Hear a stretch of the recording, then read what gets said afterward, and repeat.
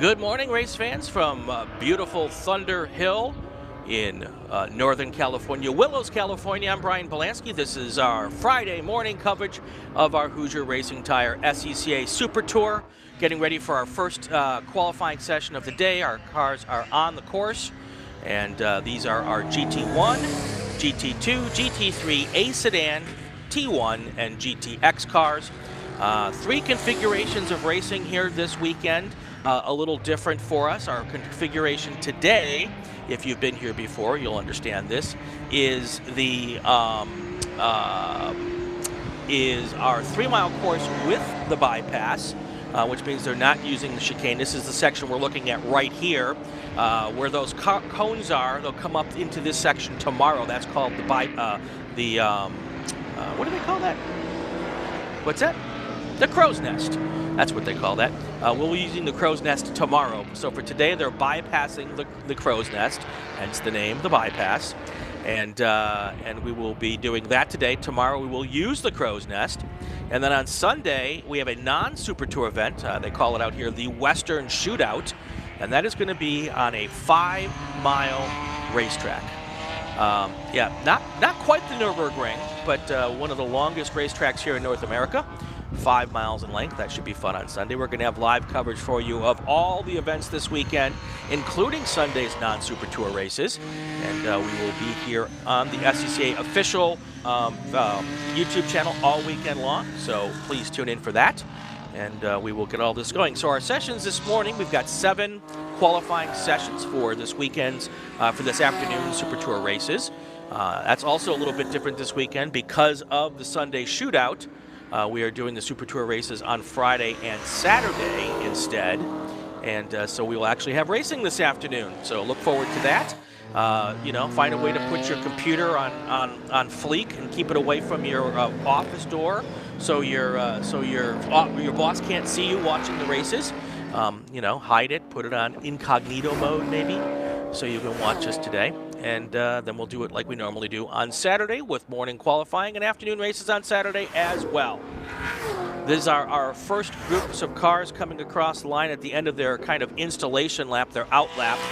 So our times don't mean a whole lot this morning, at least on this first lap. We'll get one more lap in the books, then we'll start talking about our qualifying times with a 20-minute qualifying session here today. Coming up next on our qualifying session as well is Spec Miatas. We'll have that up next. RJL Motorsports asking in the chat, will Sunday's races be broadcast too? Yes, we will be doing the races on Sunday as well. And those races on Sunday begin at 1 o'clock Pacific time approximately. So you'll be able to tune in for that as well. Getting our first laps in the books.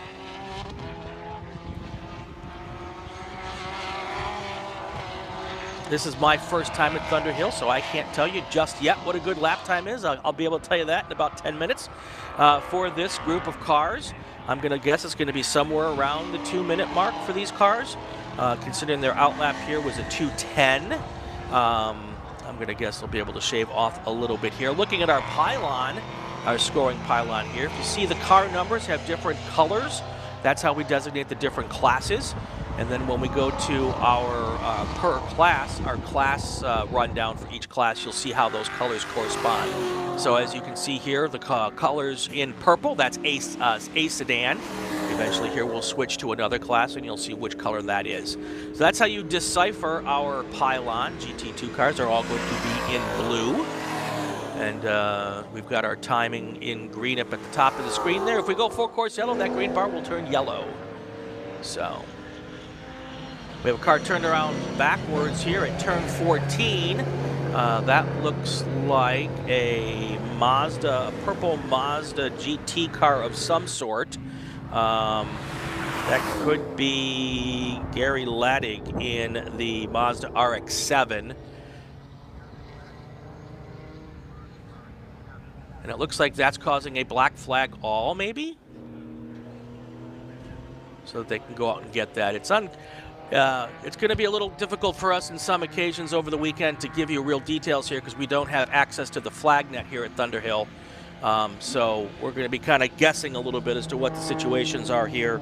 But my suspicion is that black flag is to be able to allow the emergency crews to come out here and get that car out of that really unsafe position there at turn 14.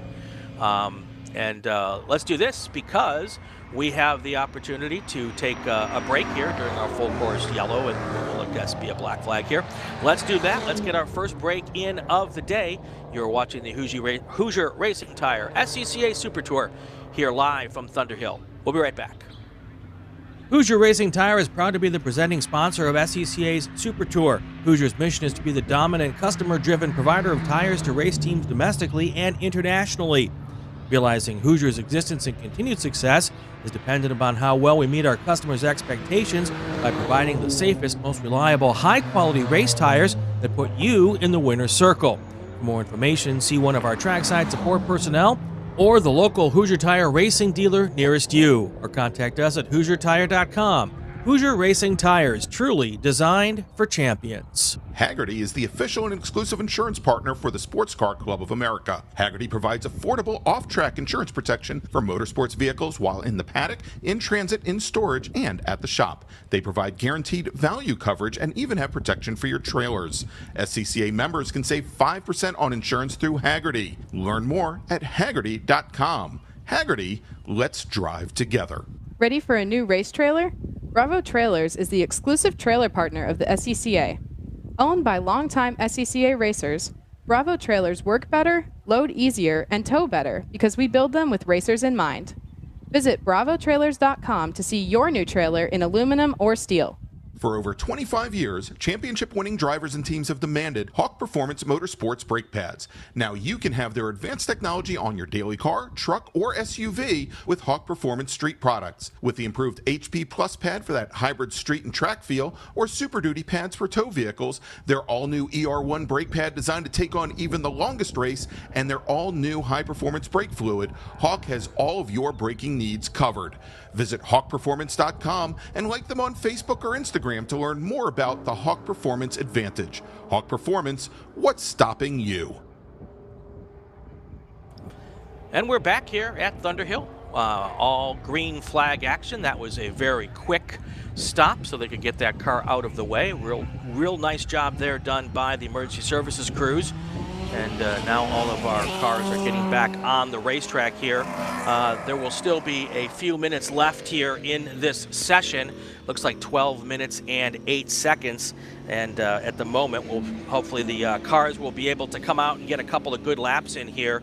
As I suspected earlier, it looks like the fast lap here is going to be under 2 minutes for cars here in this class. These are our fastest sedan and sports car run group here with the GT cars in it, and we will continue to follow this. Early on, our fast car is Tristan Littlehale, and his fast lap was a 1:50. It also looks like just now Tony Colicchio knocked off a lap of 1:49.7, so that's now our fast lap. That's a GT2 BMW M3. Joining me now on the broadcast is our guy who normally is our executive producer. Well, he's still our executive producer, but Brendan Kazmarek is here, and he is chatting with us here as well. And you have a lot of experience here at Thunderhill because you've done the 25 here a couple times from a broadcast standpoint. And so it's your first time back, and I can tell you are giddy with excitement. It's good to be back, Brian. Yeah. Coming up to the broadcast booth here is like putting on an old jacket. Everything just feels familiar and cozy and warm, and nice to have the views again from Thunderhill Raceway Park. I think it's a hugely underrated circuit here. Yeah, we're kind of out in the boonies on California 162, just outside of Willows.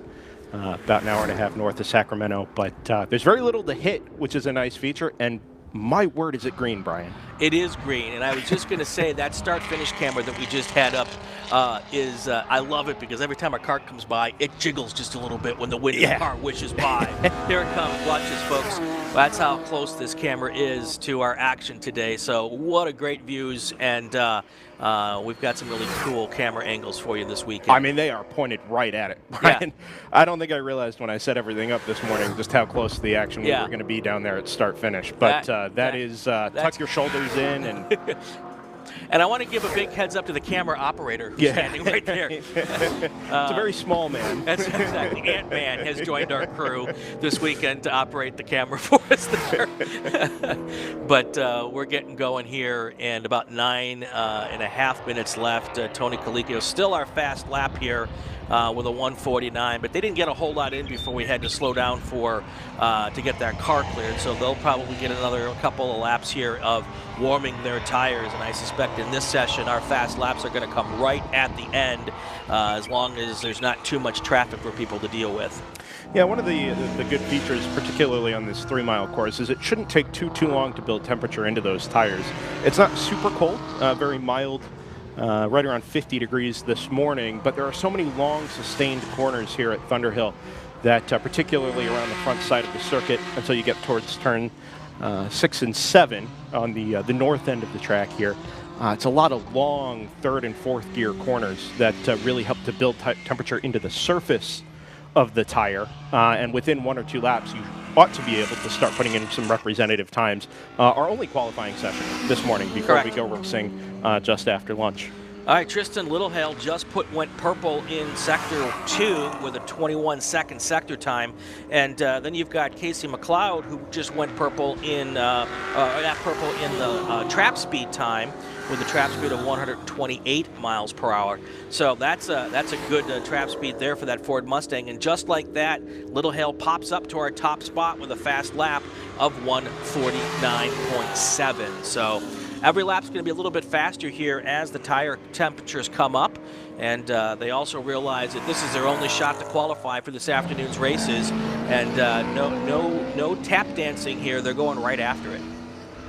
Yeah, they're going to have to, Brian, and particularly with this group. It's a multi-class group, 6 classes inside of our first run group here, and a big discrepancy in speed. With these long corners, the GT1 cars, GT2 cars, really able to keep the speed up. Maybe some of the American sedan cars, you might see a little bit slower corner speed. Longer braking zones are going to ratchet the lap times up. And I think that means you're going to want to put in a proper representative lap time this morning so you're not getting caught back in slower class traffic. Right, and you know, there's nothing that says that 2 more laps from now or 1 more lap from now we're not going to go full course yellow and end the whole session altogether. So you got to get it done here. If you're looking at our pylon, you see that a name in purple means that car just turned its fast lap in its class. And then when we're doing the overall, you'll see the names in purple as well. And you can see Tristan Littlehale there is our overall and class leader in GT2 at the moment. And we are watching that closely. That bumped Tony Colicchio down to 3rd. Clark Nunez is now in, Tony Colicchio was down to 2nd. Clark Nunez into 3rd. Sean Wheeler 4th. Ken Peterson in 5th. That's pretty fast for an A sedan car, I got to tell you. That Ford Mustang was put in a really nice time now. It's dropped down a spot, but still, to be running a time commensurate with a GTX car and a GT3 car, that's pretty impressive. Yeah, absolutely, absolutely. It's a fairly good-sized group here this weekend as well. We saw out at Hallett last time out 2 weeks ago, a huge big bore run group. Yep. That was, I think, one of the biggest of the weekend, something like 30 cars. We're not quite there this weekend, but these cars really suit this Thunderhill Raceway Park circuit very, very well, in particular this 3-mile layout. Very flowing, very fast, a lot of high-speed corners, short braking zones that suit these ground-pounding, high-horsepower and torque cars really, really well. Yeah, we had Jim Davenport on our preview show on Inside the SCCA, and he referred to the course as flowy. I think that's true, Brian. We'll see. I think the opposite of that on Sunday. The 3-mile portion is exactly flowing. It's very natural. It matches the elevations here at Thunderhill Raceway, which we see on some of these cameras really, really well. And then when we add the West Circuit into the mix, then it gets very technical around the back. A lot of corners that just kind of weave into each other. Some of them with direction and purpose, some of them are just corners and a challenge to navigate. And then you spit back out onto the turn 10 back straight, and you're back on the old 3-mile flowing layout. So Sure. Sunday's going to present a unique challenge, I think, for these drivers. But for today and tomorrow, Super Tour points races that are runoffs qualifying, of course. Yep. I think it's we're in for a treat on this layout specifically. Absolutely, and Tony Colicchio just pulled out his chorus of "I can do anything, you can do better." He is now back into the top spot, knocking Tristan Littlehill down to second place. Colicchio just knocked off a 148.087 lap, and Littlehill tried to respond to that, but was still 0.3 slower with a 148.4. So. Looks like those are going to be your two top dogs here in this run group, at least for this morning. Sean Wheeler is the third place car, but he's still 4 seconds off the pace from the top two. So unless he pulls something out of the bag here in these last couple of laps, it looks like it is a two-man race for the pole position here for this afternoon's race. Down inside of 4 minutes to go here, Brian. I assume we are headed towards some grid announcements for Group 2 whenever you're ready to do that. Just give us a second here.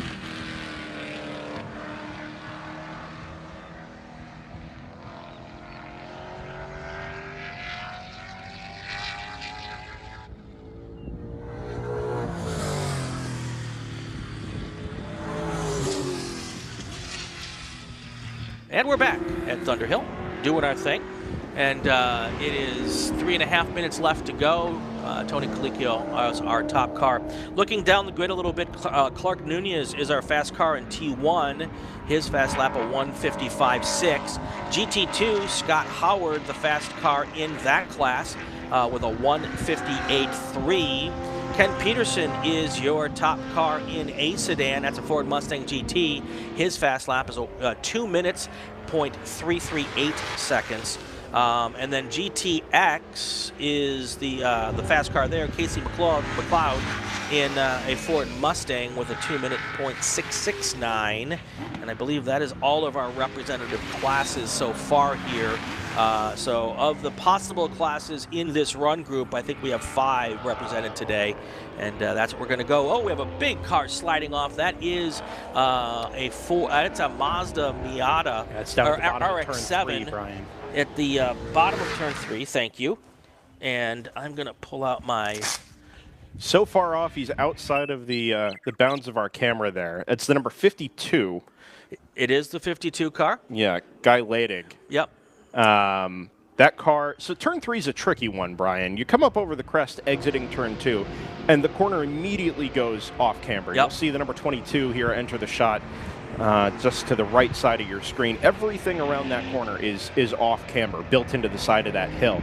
And it's really, really easy because you're trying to open up the radius of the corner to enter driver's left and then to never make it back to the apex. Right. You enter with a little bit too much speed and it immediately sends you off to that grass. And as you well know here, Brian, as a California resident, the California resident, it is moist off track. Well, not only that, I mean, we had a little rain yesterday, and, you know, it was a little dewy this morning, so it'll take some time, and we're not going to get a ton of temperature this weekend, so I don't know how much it's going to dry out.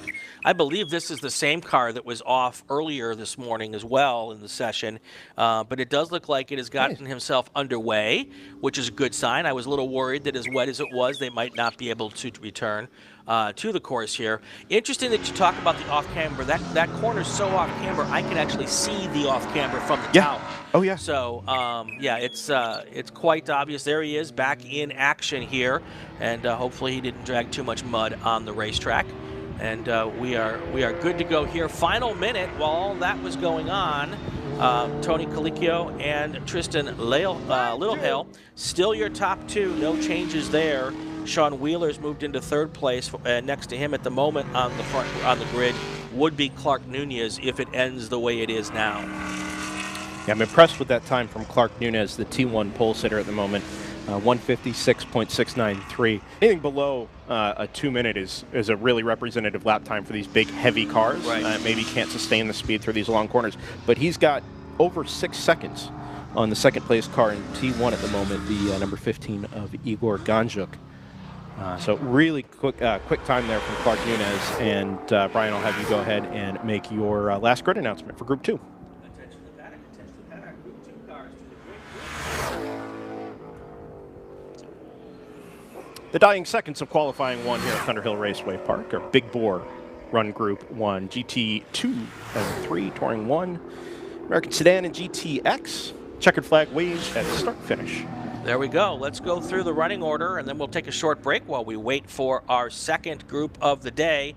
Looking at our A sedan, your fast car there, Ken Peterson. Then you've got Roger Eagleton and Michael Lowe. Lynn Griffiths will be the 4th fastest car in A sedan. GT2, also your pole sitter, Tony Colicchio, followed by Tristan Littlehale, Sean Wheeler, Scott Howard, and Danny Moffatti. In GT3, we've got Larry Hansen and Gary Laddig. Those are your top 2 cars in GT3. Then you go down to GTX, the only car there, Casey MacLeod in the Ford Mustang. And then in T1, your fast car, Clark Nunez, followed by Igor Grandizik and Don Van Nortwick. So that's how our running order will be if this stands. Of course, these are provisional results. They won't go official for another hour or so. But if it all stands, it'll be Tony Colicchio and Tristan Littlehale on your front row. All right, let's take a break. When we come back, we'll have our Group 2 races, our Group 2 qualifying session. You are watching live coverage from Thunderhill Raceway Park of the Hoosier Racing Tire SCCA Super Tour. We'll be right back.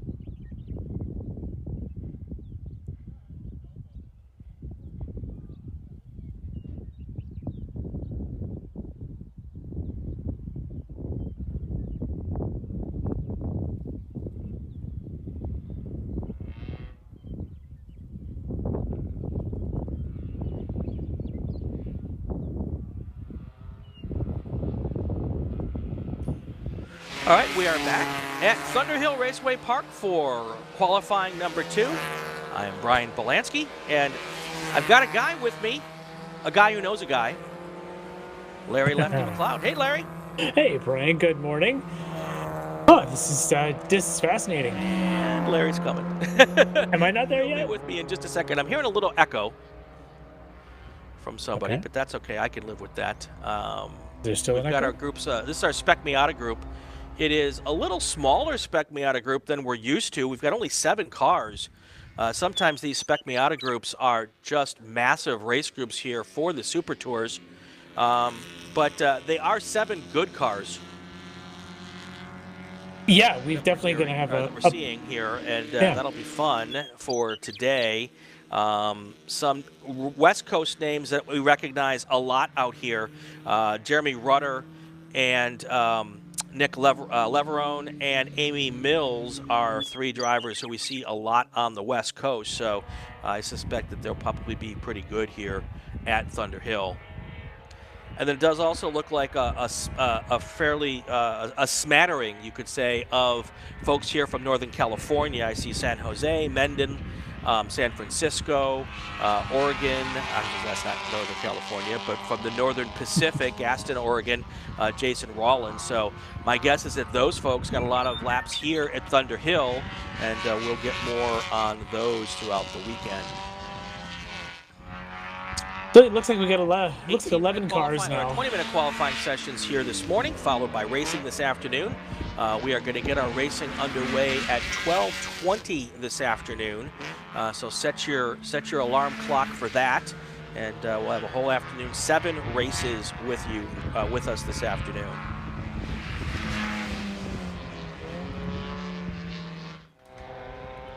Right, any chance you can hear me now? Here we go, moving right along here. Eric Fulkerson was our, well, we're getting our first out lap, which really doesn't count here at, as far as timing-wise, we don't really care much about the out lap. So the 2-minute and 18-second out lap is something that we're not going to have to worry about here. Looking at the times from our earlier session, I'm going to guess our fast lap here for our Spec Miata cars is going to be south of 2 minutes and 10 seconds, somewhere between 2:05 and 2:10 is my suspicion here. We'll keep watching on that. My first time here at Thunderhill, so I don't have a lot of background here to count on as far as you know, local knowledge here. So we're going to learn a little together here, folks, as we get our fast times in. Larry is, I think, connected with us now. Let's see if he can. I am here. There he is. Hey, now we can communicate. I can hear you perfectly. Awesome. Yeah, so I'm super excited to be along here for this ride this weekend. Special things here on Friday, leading to special things all weekend. But for Friday, I get to live the dream of experiencing Thunderhill. Yeah, so have you ever been out here, Larry? I have not the Thunderhill. Well, take a look at that picture with the beautiful rolling hills in the background and all of the greenery.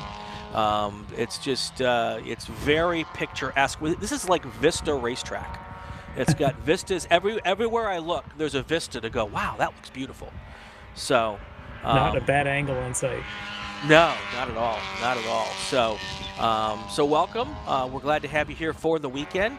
And we're in the middle of our Spec Miata group, as I'm sure you have figured out. Yep. This is our second qualifying session of the day.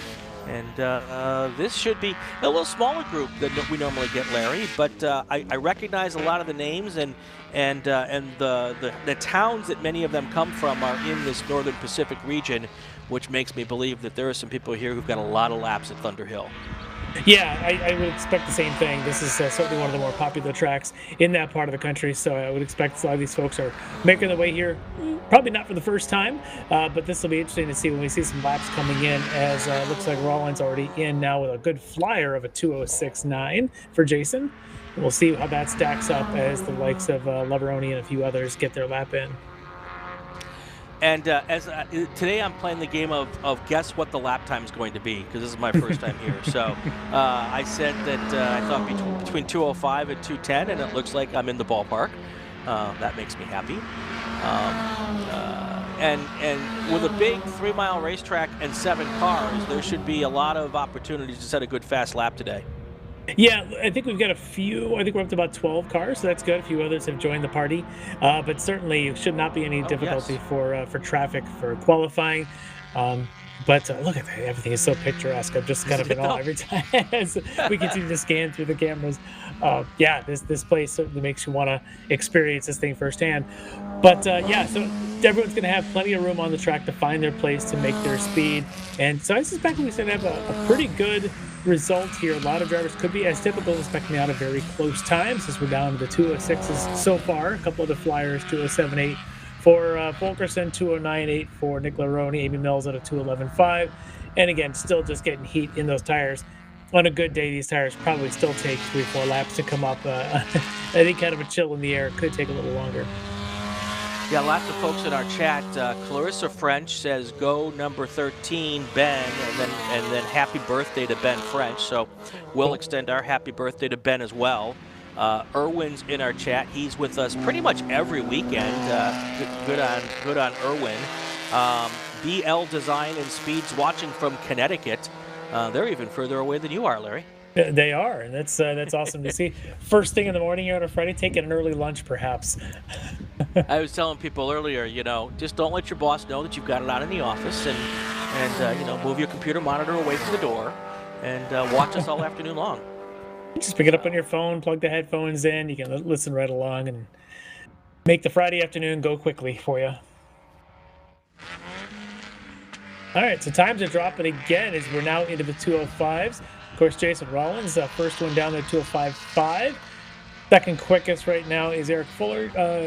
Fulkerson with that 205.7, and still waiting for a few others to get their first laps in. I see Celebrity Ben French, happy birthday, now up to 10th quickest, as he's probably still waiting to get some warm tires there.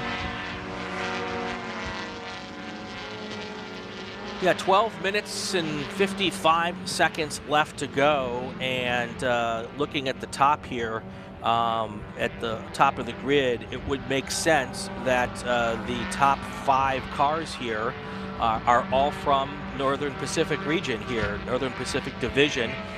Jason Rollins from Gaston, Oregon, Eric Fulkerson from Walnut Creek, California, Nick Laveroni from Mendon, and then Matthew Wyatt from San Francisco. So this is one of those situations where this is, I think, the first Super Tour at Thunderhill, and in this particular case, local knowledge is going to be really important, Lefty. Oh yeah, for sure. A track that looks like, at this point, you look at the layout and go, okay, it doesn't look too complicated, but I'm watching these camera angles go, not only is it beautiful scenery, there's a whole lot of camera change just corner to corner. Watch this, there goes some smoke in the background as somebody was locking it up as they're coming through. But I believe it's turn 4 there, it's exit of 3. So yeah, it looks like there's a whole lot of that subtleties around this place that you really have to get some experience to master. So those that have been here before are going to be at a pretty significant advantage than those who are maybe on their first or second trip down here. But boy, look at the drop-offs there coming out through 8 into 9. It's just gorgeous stuff. Yeah, there is some significant elevation change here. Some racetracks have a lot, some racetracks have a little. This looks like it's almost Road America-esque when it comes. This hill right here, although they're going in the other direction, looks a little bit like the run up to turn 6 at Road America. Yeah, lots and lots of elevation change. And when we get to Sunday's course, I guess the west course here is even more mountainous. I think we're going to have to run the Billy Goat class here on Sunday, because there's a lot of hills on the backside of this racetrack. Yeah, and if folks are going to run that on Sunday but maybe don't experience that, that's going to be a completely different learning experience for them to have run maybe Friday and Saturday here on the main 3-mile loop, and then have to jump off to grab another 2 miles for that epic run we're going to see on Sunday. It's going to be pretty wild, and maybe level the playing field, perhaps even, unless you've got experience here, in which case it's massive advantages come Sunday. But we still get through Friday. We got qualifying, we got races, we got a lot going on. Absolutely, absolutely. Jason Rollins still our top dog here. 105.5 or 205.5 is the fast time for him right now. Eric Frokelson is 1.137 seconds back. So that battle for the pole is on here as we get into our final 10 minutes of the session here. So let's do this, Larry. Let's take a break, and then when we come back, we will get you to the end of this session. We are at the at Thunderhill Raceway Park. This is the Hoosier Racing Tire SCCA Super Tour. We will be right back. Tire Rack was established over 40 years ago by an SCCA member with a passion to find the right tires, wheels, brakes, and suspension products for racers and enthusiasts both on the street and on the track. As official tire retailer of Sports Car Club of America since 1995 and sponsor of the Runoffs Pole Award, along with the National Solo Program, Time Trials Nationals and National Tour, and Track Night in America, Tire Rack is proud to support the SCCA and its members as they go have fun with cars. Mazza Vineyards is the exclusive sparkling wine for podium celebrations at the Hoosier Racing Tire SCCA Super Tour, SCCA Runoffs, and Tire Rack SCCA Pro Solo. Celebrate your race weekend with Mazza Vineyards and learn more at enjoymazza.com. Summit Racing Equipment, the official high-performance source and proud sponsor of the SCCA road racing program, is celebrating its 55th anniversary as the world's speed shop. Hagerty is the official and exclusive insurance partner for the Sports Car Club of America. Hagerty provides affordable off-track insurance protection for motorsports vehicles while in the paddock, in transit, in storage, and at the shop. They provide guaranteed value coverage and even have protection for your trailers. SCCA members can save 5% on insurance through Hagerty. Learn more at Hagerty.com. Hagerty, let's drive together. Hoosier Racing Tire is proud to be the presenting sponsor of SCCA's Super Tour. Hoosier's mission is to be the dominant, customer-driven provider of tires to race teams domestically and internationally. Realizing Hoosier's existence and continued success is dependent upon how well we meet our customers' expectations by providing the safest, most reliable, high-quality race tires that put you in the winner's circle. For more information, see one of our trackside support personnel or the local Hoosier Tire racing dealer nearest you, or contact us at HoosierTire.com. Hoosier Racing Tires, truly designed for champions. Welcome to the 2023 Hoosier Racing Tire SCCA Super Tour, where we bring together top SCCA road racers from around the country to compete in the premier amateur road racing series. The Hoosier Super Tour visits some of the greatest racetracks in North America, showcasing our 27 car classes and packing a ton of wheel-to-wheel racing action into every event. And you can now enjoy live streaming coverage of Hoosier Super Tour events on site or from the comfort of your own home. For those details and a whole lot more, go to scca.com/live. 7 minutes and 30 seconds left here in this qualifying session, Lefty, and it is fast and furious action right now. Yeah, it really is. Rollins continues to be leading this, but it's starting to get a little bit tighter now with Fulkerson still there, just a tenth behind him. Leveroni now into the 206s. Wyatt's, Rudder, and Mills all sitting there clustered around the 208, 209. And Whitfield, Greg starting to get in the game here at 213. So it's starting to pack up a little bit with our 12 drivers out there. I'm even seeing multiple cars in a single shot. So they have found each other out there. As we got a couple there rounding turn 14 and 15, heading back down the front straight. And the conditions here are actually almost ideal. It's 50 degrees outside. There's no sun. Maybe slightly cold, but the engines love the cool temperatures.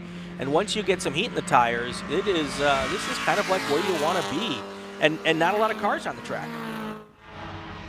Yeah, and that definitely helps you a lot here in this qualifying session, enough where you could do a couple laps. You could, if you wanted to do a bit of a cool down and keep going, you don't really have to worry too much about traffic, although here is the shot. Right now we've got 3 cars, kind of nose and tail, but they might be trying to maybe even find a buddy to do a little bit of drafting around here, especially down these longer straightaways. Yeah, and in the chat, Kirk W205 is an excellent time here. These guys are moving. I would tend to agree with you here. So, and this is a class, as we've seen time and time again, that really benefits from the draft too. So you're right. If they're working together on these straights, that might be a chance to try to bump up the timing here and get a good team effort for some fast laps.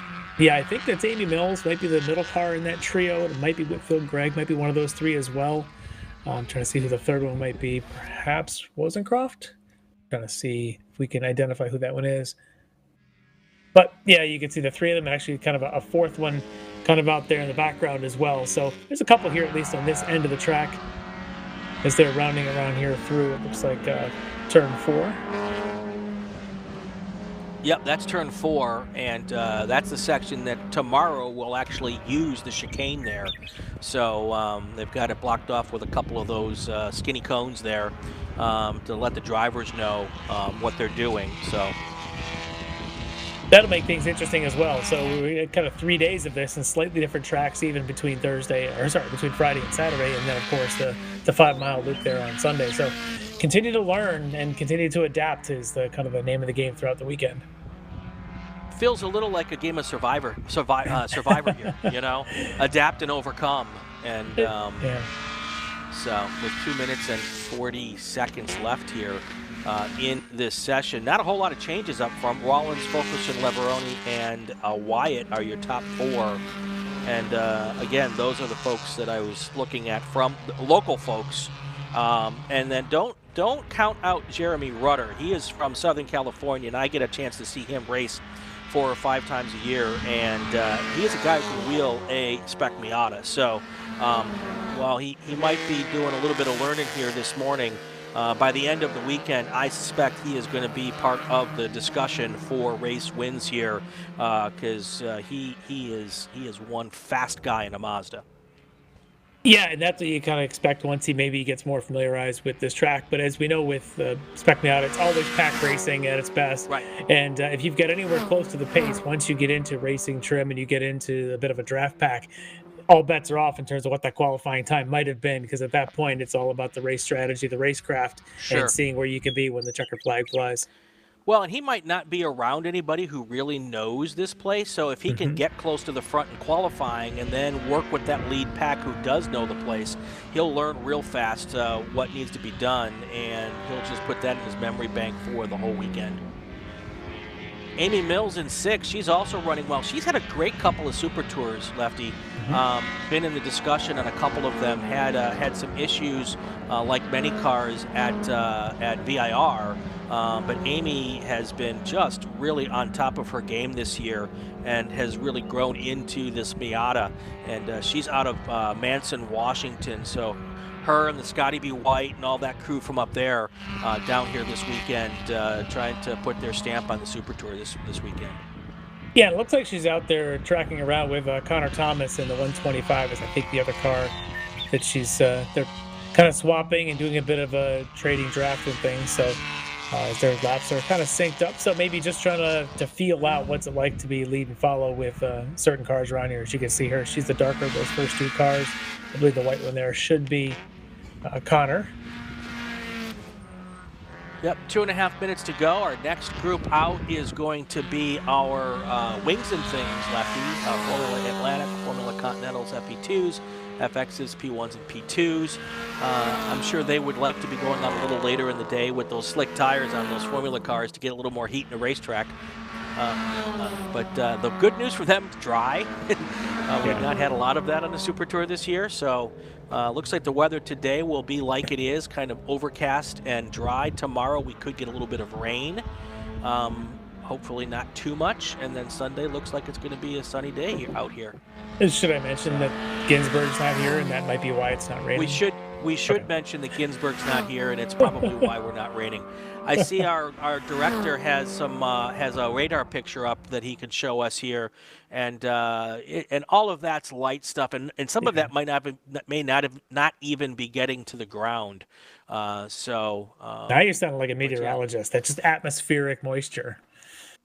Exactly. I did take a meteorology class, and I've watched 1,000 weather forecasts being a TV news producer. So I'm not a meteorologist, but I'm playing one on television, or at least on a live stream.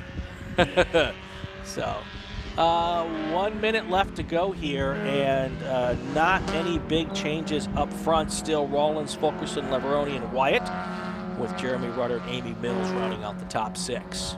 Yeah, Wyatt Rutter seem to be actually putting down their quickest times now in the session, so still Right. pushing, still learning the course out there. So they're now both into the 208s, a little bit behind where the front three, Rollins, Fulkerson, and Leveroni are, but they're certainly starting to pick up the pace, as well as Amy Mills just dropped her quickest time at a 209.1. So we're starting to see, again, here late in the session, managing the tire heat a bit, as well as learning the track all around and putting that all together here at this first qualifying session.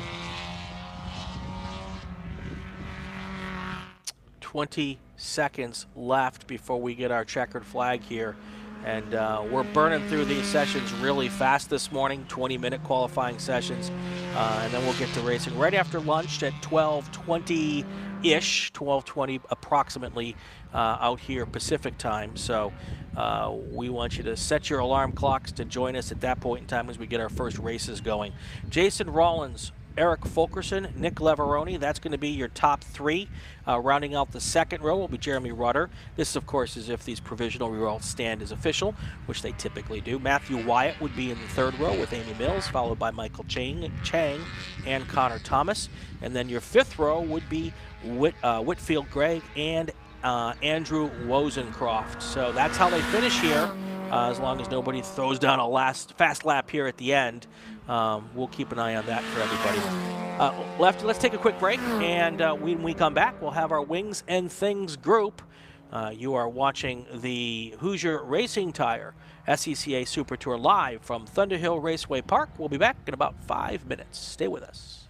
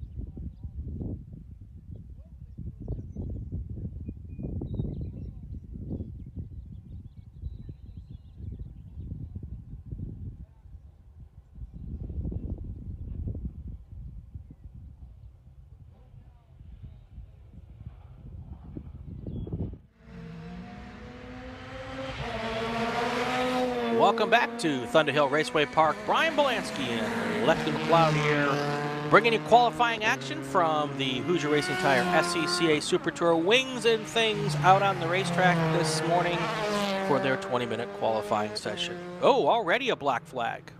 Oh, that was quick. That didn't take long. I wonder why. I'm not sure. I don't see anything but a bird anywhere on the track. Not quite sure what the situation is there, but yeah, There's lots the of birds. Lots of birds. We don't have access to the flag net this weekend, so we are flying a little in the dark this morning for that. And so our access to some information that you would normally get on the Super Tour broadcast is a little limited, but we'll do the best we can regardless. So, yeah, that's an unusual way to get a session started. It is, and I'm actually kind of looking forward to this session because I know that the West Coast got a big contingent of prototype drivers. Obviously, Tim Day, Jim Davenport, some of those guys are just the fastest anywhere in the country.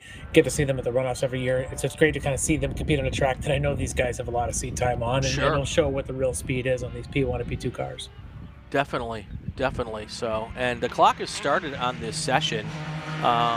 And since we've got the moment, let's do it right now. Let's take our first break, and this is our only break in this session. We'll get it out of the way, and when we come back, we'll do some more qualifying here. We're watching the Hoosier Racing Tire SCCA Super Tour from Thunderhill. We'll be right back. For more than 100 years, Sunoco, SCCA's official fuel partner since 2001, has been fueling victories both on and off the track, which is why Sunoco has trusted the fuel over 50 series of racing, driving, and winning, including the SCCA National Championship runoffs, SCCA Pro Racing, Trans Am, NHRA, and NASCAR. To find race gas near you, visit SunocoRaceFuels.com or call Sunoco at 800-RACE-GAS. Ready for a new race trailer? Bravo Trailers is the exclusive trailer partner of the SCCA. Owned by longtime SCCA racers, Bravo Trailers work better, load easier, and tow better because we build them with racers in mind. Visit bravotrailers.com to see your new trailer in aluminum or steel. For over 25 years, championship-winning drivers and teams have demanded Hawk Performance Motorsports brake pads. Now you can have their advanced technology on your daily car, truck, or SUV with Hawk Performance Street products. With the improved HP Plus pad for that hybrid street and track feel, or Super Duty pads for tow vehicles, their all-new ER1 brake pad designed to take on even the longest race, and their all-new high-performance brake fluid, Hawk has all of your braking needs covered. Visit hawkperformance.com and like them on Facebook or Instagram to learn more about the Hawk Performance Advantage. Hawk Performance, what's stopping you? Get more bang for your buck at summitracing.com. Choose from millions of in-stock parts from over 1,500 name brands, parts for racing, street performance, trucks, plus tools, accessories, and more. All right, welcome back to Thunderhill. Still unclear what the black flag is for, but I will tell you, Larry, you can't see it because I don't have a camera to show it to you on, but there is an impressive gaggle of cars queued up here at the start-finish line waiting to go on the racetrack. I don't have enough fingers and toes, Larry, but this is going to be fun when it gets going here. We got a lot going on, so should be good. We could see there on the camera shot there from a track vehicle making its rounds. So you're still not quite sure. We'll just kind of follow him around. That's the only thing on track, it seems, right now. Yeah, but as you mentioned, everyone else looks like they're in pit lane kind of waiting for the release there. And they're going up. There's a truck up over the top of the hill off the course, but there should be no reason to be up there. There's some wildlife that's made their way out there. He's speculating. I have no idea. It's around turn 3 and 4, isn't it? Is that where you're? Oh, yep. You know what? That's exactly what has happened. I'll be honest with you. We have a puppy dog that apparently has decided that it doesn't want to be with its owner on our side of the fence. So I think they're trying to wrangle the dog. Yeah. And actually, we can see it on our camera here. It's right in front of my window here, and with my little set of binoculars here, my sighting scope, I can see the whole thing going down, but I'm sure that the track folks are not real happy that that person is there. No, but I'm glad that the flaggers saw it and called this in and got this held up, because obviously you don't want the dog making their way anywhere near high-speed race cars. So it's a good call there, unfortunately. Is that a goose in the foreground? I don't know what that is. God, that looks like a big old Canadian honking goose there. They are all over the place in my part of the country here in Michigan, and not a friend of mine, so they can go ahead and wander under the track all they want. Just don't damage any race cars. Yep. So it does look like the dog has come closer to its owner, and hopefully they'll lift it over the other side of the fence. And if we're lucky, that owner has a leash for the owner. Anyway, we're waiting patiently, probably not as patiently as our drivers on pit lane. And I'm hoping that because this is really not a problem for the drivers, that maybe we can get a little bit more time on the clock for these guys. But now they're having a discussion. But anyway, we're just waiting here, and that's what I'm suspecting is the reason for our black flag here. And we'll hopefully get this thing going as fast as possible. Let me take an opportunity here while we're waiting here to call our next group to the grid. Stand by.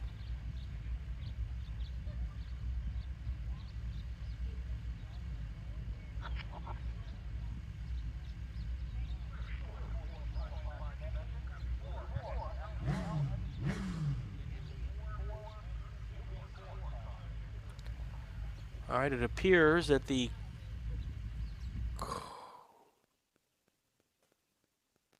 we're still in a holding mode there. The dog is on the right side of the fence, or the correct side of the fence.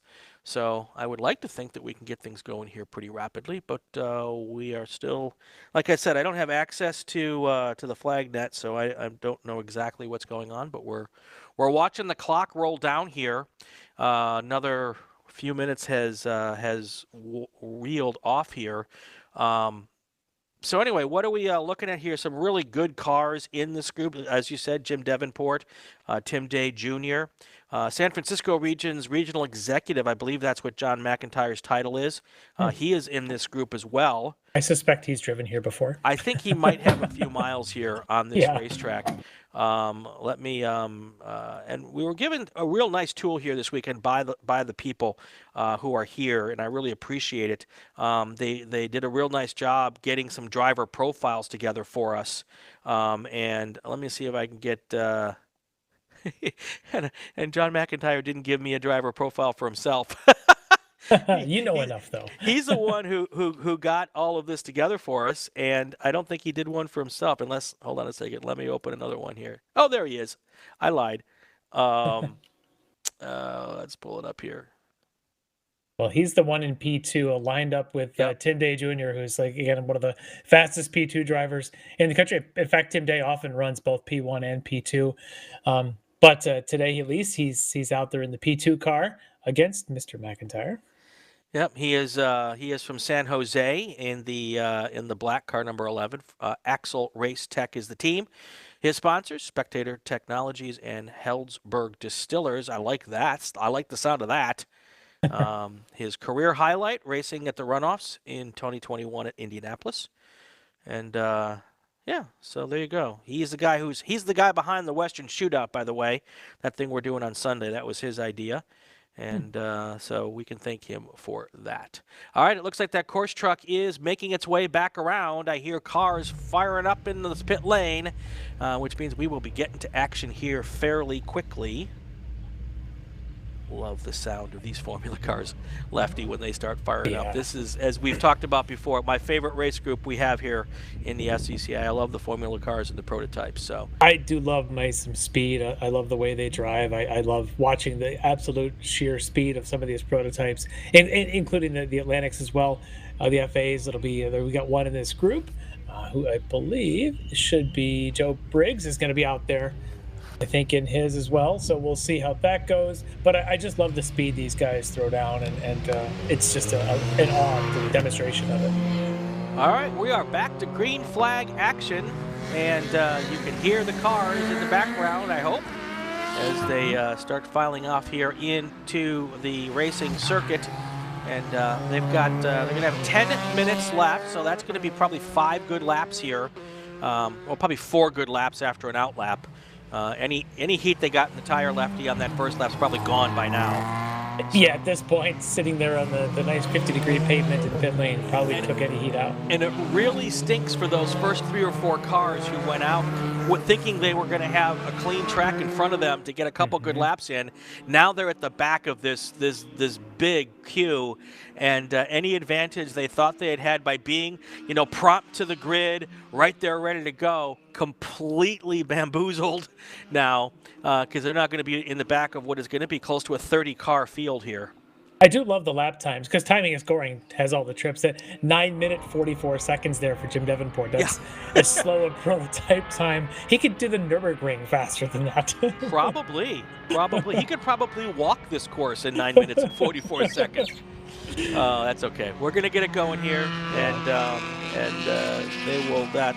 And these cars should get up to speed pretty quick with these slick tires. They should get the heat in them pretty fast, and we'll watch all this thing happen. So, and he was one of those first few cars outside. Now he has the advantage of a clean racetrack in front of him, and with only 8 minutes left, he might not have to deal with any back markers at this point. He can just go and try to get it on.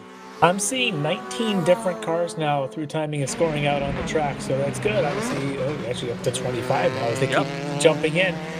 So obviously we've talked about P1, P2, and FA. We've also got FC out there in this group, and FE2. And it looks like we've got a pretty healthy group of each of those. I know FC is pretty popular on the West Coast. When I was out for the runoffs at Sonoma back in 18, massive FC class that was there that weekend. And it seems to be well represented here today, too. Ryan Martin in the chat, give him some extra time. I don't disagree, but I don't make the decisions, Ryan. We'll see if they add any time here. Elijah Dobkins, wait till Portland next week. Thousands of geese in Portland. I'm not quite sure that's a positive. But anyway, John McIntyre goes right to the top here now after this first. And this is an out lap, so the next one will be even faster. But he clicked off a 1:56. Time to play guess the lap time. I'm going to guess we're going to get down really close to the 1:45s here with this group once they get going here. Yeah, I think you may be right. Once they start getting that rock spinning, so to speak, is to get down into at least into the high 40s, 48, 49, if not down into those mid ones. This is it's going to be quick, and I think as we talked about, Tim Day Jr. is going to be one to watch there in P2. Over at P1, though, you've got, obviously we talked about Jim Davenport. You've got Chip Romer, who I believe might have been on pole for the runoffs in P1 last year in VIR, and I think he won the Atlantic race, or he won P1. One of those two he actually ended up winning last year. I'll have to check my record. So he is certainly one of the other ones to watch here in this group with Davenport. Then you've also got in that group Chris Van and John Manfroy. So again, healthy prototypes, 4 P1s, 5 P2s, and a gaggle of, I guess, 10 FCs, 6 in FE2 today, and 2 FAs. So it's a lot of wings, lots of things. Well, and Chip Romer is currently your points leader in the Super Tour. He's got 146 points so far. He's done all of the Super Tours except for Road Atlanta and Hallett. And then Jim Davenport, he is in 3rd place in Super Tour points right now in 96th with 96 points. So whose lap time were you guessing? I don't know. Why am I close? Ooh, Davenport said only a 140 something. That's silly. He just did a 135. Well, see, that's why I don't have that local knowledge. There's a couple of 145s though. I see a couple 145s there. Wow, 135. That is hauling the mail, folks. It is. Yeah. And he didn't waste any time because he didn't have any time to waste with this compressed session here. Yeah. It is go time right from the start with 5 minutes to go. That's going to be, what, 3 laps, you think? Yeah, probably at most. The other thing to consider here with these prototypes is, especially when you talk about P1, P2, is they all run different tires, and some tires fire up a lot earlier than others. It's very likely Davenport's on a set that gets them going quickly. I don't recall exactly which tire manufacturer he tends to work with. It might be Goodyear, but I don't want to outspeak there. But whatever it is, it's fired up early and quickly here in this session, where Romer in the other P1 and Manfroy and Van might be a little slower to get their tires up. They might eventually find that pace, though. Right, and they might be on tires that are planning to race this afternoon when the temperatures are going to be a little bit different. So, they might be giving up a little bit here in qualifying this morning to have a tire ready for this afternoon. So, Davenport just went faster with a 134. I said 135, right? I didn't say 135. I think that's what you said. You must have misheard me, Lefty. Big traffic jam here coming up through turn 4 here. We got 4 cars, and when they came through turn 3, they were all close together here, and but they sorted themselves out pretty nicely here.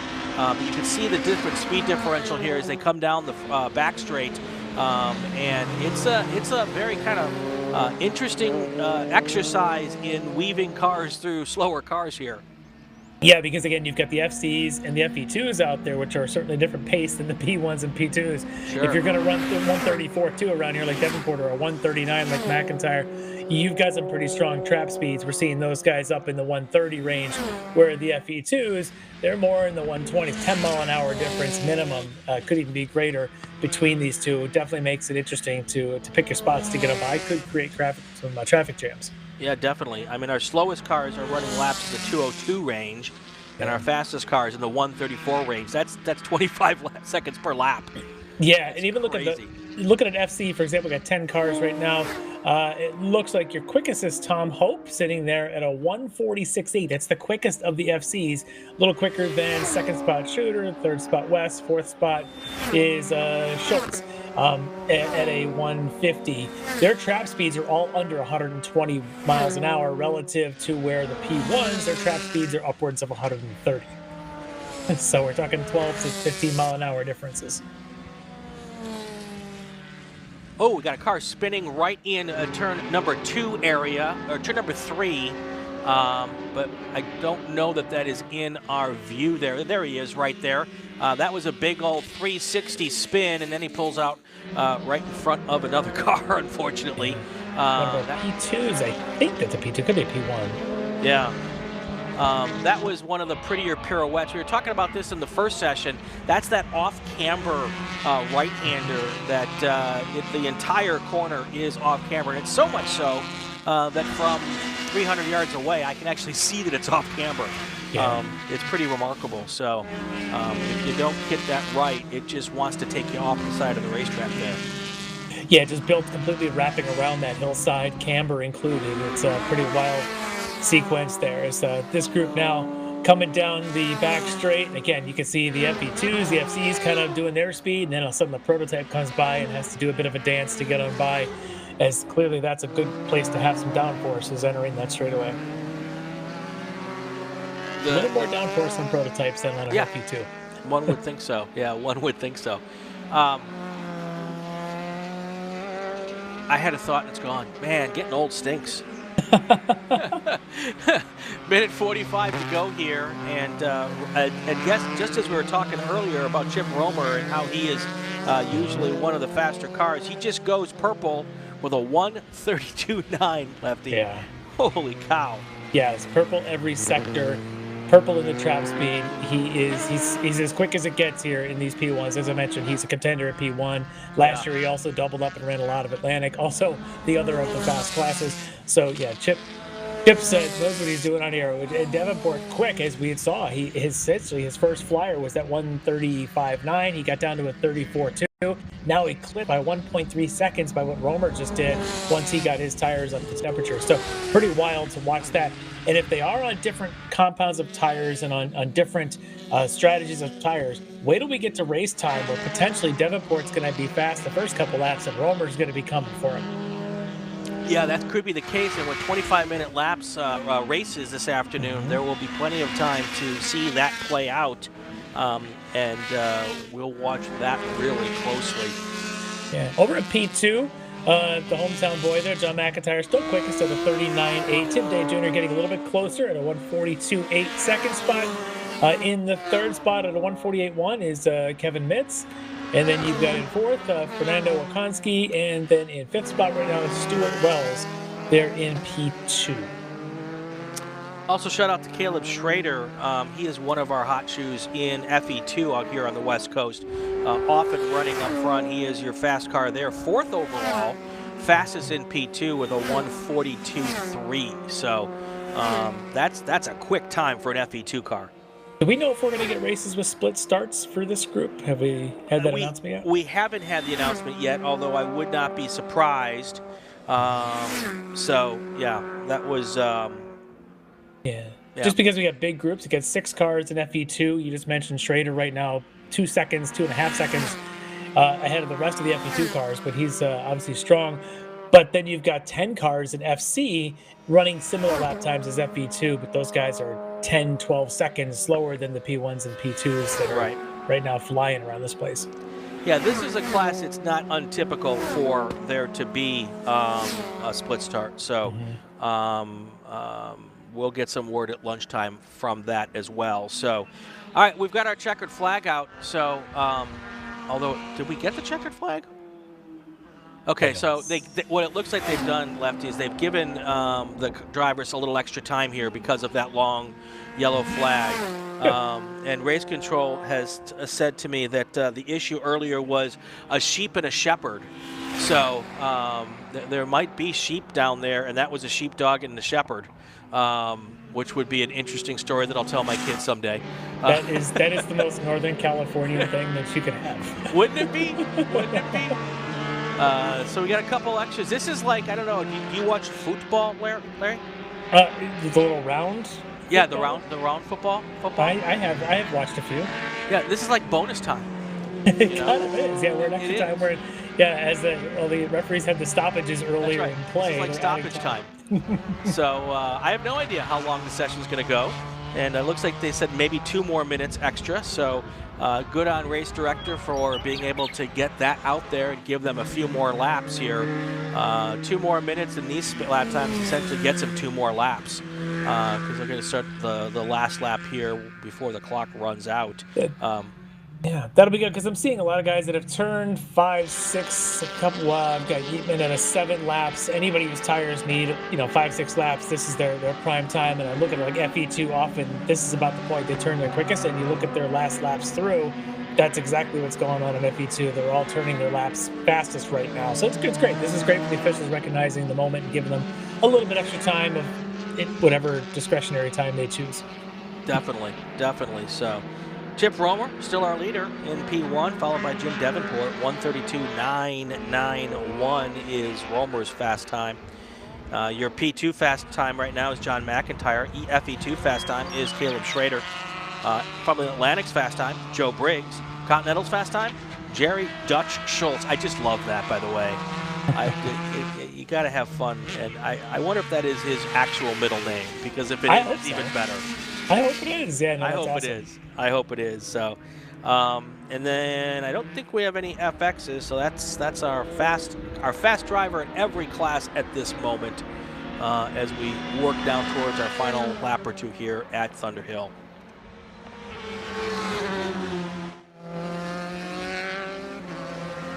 Pretty tight lap times in FC. Dutch Schultz there with about 1.5 seconds in the field, but then you've got in the second spot Tom Hope. 3rd, Peter West. 4th, Troy Shooter. And then they're all kind of bunched up there, similar lap times in FC, and it's always good watching that kind of racing because those guys are essentially FFs with a little bit more power and a couple things that look like wings, and they race very well because they're not massive amounts of downforce, just a little bit to pick up the speed on them. But having 10 of them out there in an FC group, this is a really good showing. It is, and Peter West is a really big sponsor and proponent of the open wheel classes out here on the West Coast. He is in charge of the West Coast Pacific Formula 2000 Challenge, and this is one of the cars this weekend.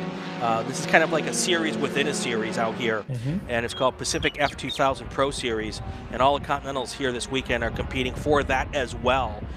So pretty cool for that. And he's in that teal and orange number 21 car. He's one of those folks who works really hard to promote his class, and we need a lot more of that in the club. So. Oh, absolutely. You hear about those things, and you you can track it, like it's predictable. You watch the participation numbers come up, and you watch the numbers build towards runoffs and everywhere else. Even if it just starts regionally or coastally, as this case may be. So it's great to see. You see the numbers. We got 10 FCs out here for this event. Awesome to see. And I suspect they're all on a spec tire if they're running that series. I know in the past, in the past that West Coast group did, as well as the Pro 2000s often have a spec tire. So, yeah, great to see, which means that this is this level of competition. It's really great stuff. Right, and Peter hails from Malibu. It says he's been racing for 52 years, Lefty. I'm 53 years old. I'm not quite sure what that says, other than longevity is good if you race a Formula car. He was born with a steering wheel in his hand. Absolutely, absolutely. His favorite race team is driver is Graham Hill. So, all right. Good choice. I think it's a fantastic choice. Still waiting on the checkered flag, so they've really extended this session out here. They might be trying to give. As we speak, we get our checkered flag. So it's almost like you were the one telling the starter to go ahead and wave that flag. I guarantee you, I do not have that power. So let's go through our fast cars here. Oh. There's a car off somewhere. I see it now. A little glare in my window. So that is, looks like it's going up towards turn 4. We had a car off there. Oh, there it is. I see it there, off to the left. I don't know what it is. It looks like a prototype car, maybe. It does look like maybe a P2. Yeah. The stores, possibly. Well, we'll see if we can grab a number here if they get it going. Let's run through our top cars in each class here before we take a short break here. Formula Atlantic, you've got Joe Briggs and Greg Labate. Those are your top 2 there. Then you go on to FC and Dutch Schultz, followed by Troy Shooter. Oh, another car I hear who's really big out here. Tom Hope, also very fast out on the West Coast. So if I were to pick a couple of cars out of this group to be fast, those would be some of the cars I would absolutely pick. Your FE2, Caleb Schrader, Blake Pigeon, and Noah Hambaye. Also, the cars that we talk about every weekend out here on the West Coast. P1, Chip Romer, obviously he's got the cred to be up front with Jim Davenport and John Manfroy. And then looking at P2, you've got John McIntyre, followed by Tim Day Jr. and Kevin Mintz. So, all right, that's how it stands right now. Those, of course, provisional times. If they stand, that's what they're going to happen. That's how they'll start with our Group 4 race, Group 3 race, which is scheduled to roll off this afternoon at approximately 1:40 Pacific time. Lefty, let's take a break, and when we come back, we've got our STL, STU, T2, 3, and 4 group. That's next. Stay with us. You're watching the Hoosier Racing Tire SCCA Super Tour live from Thunderhill Raceway Park. We'll be right back.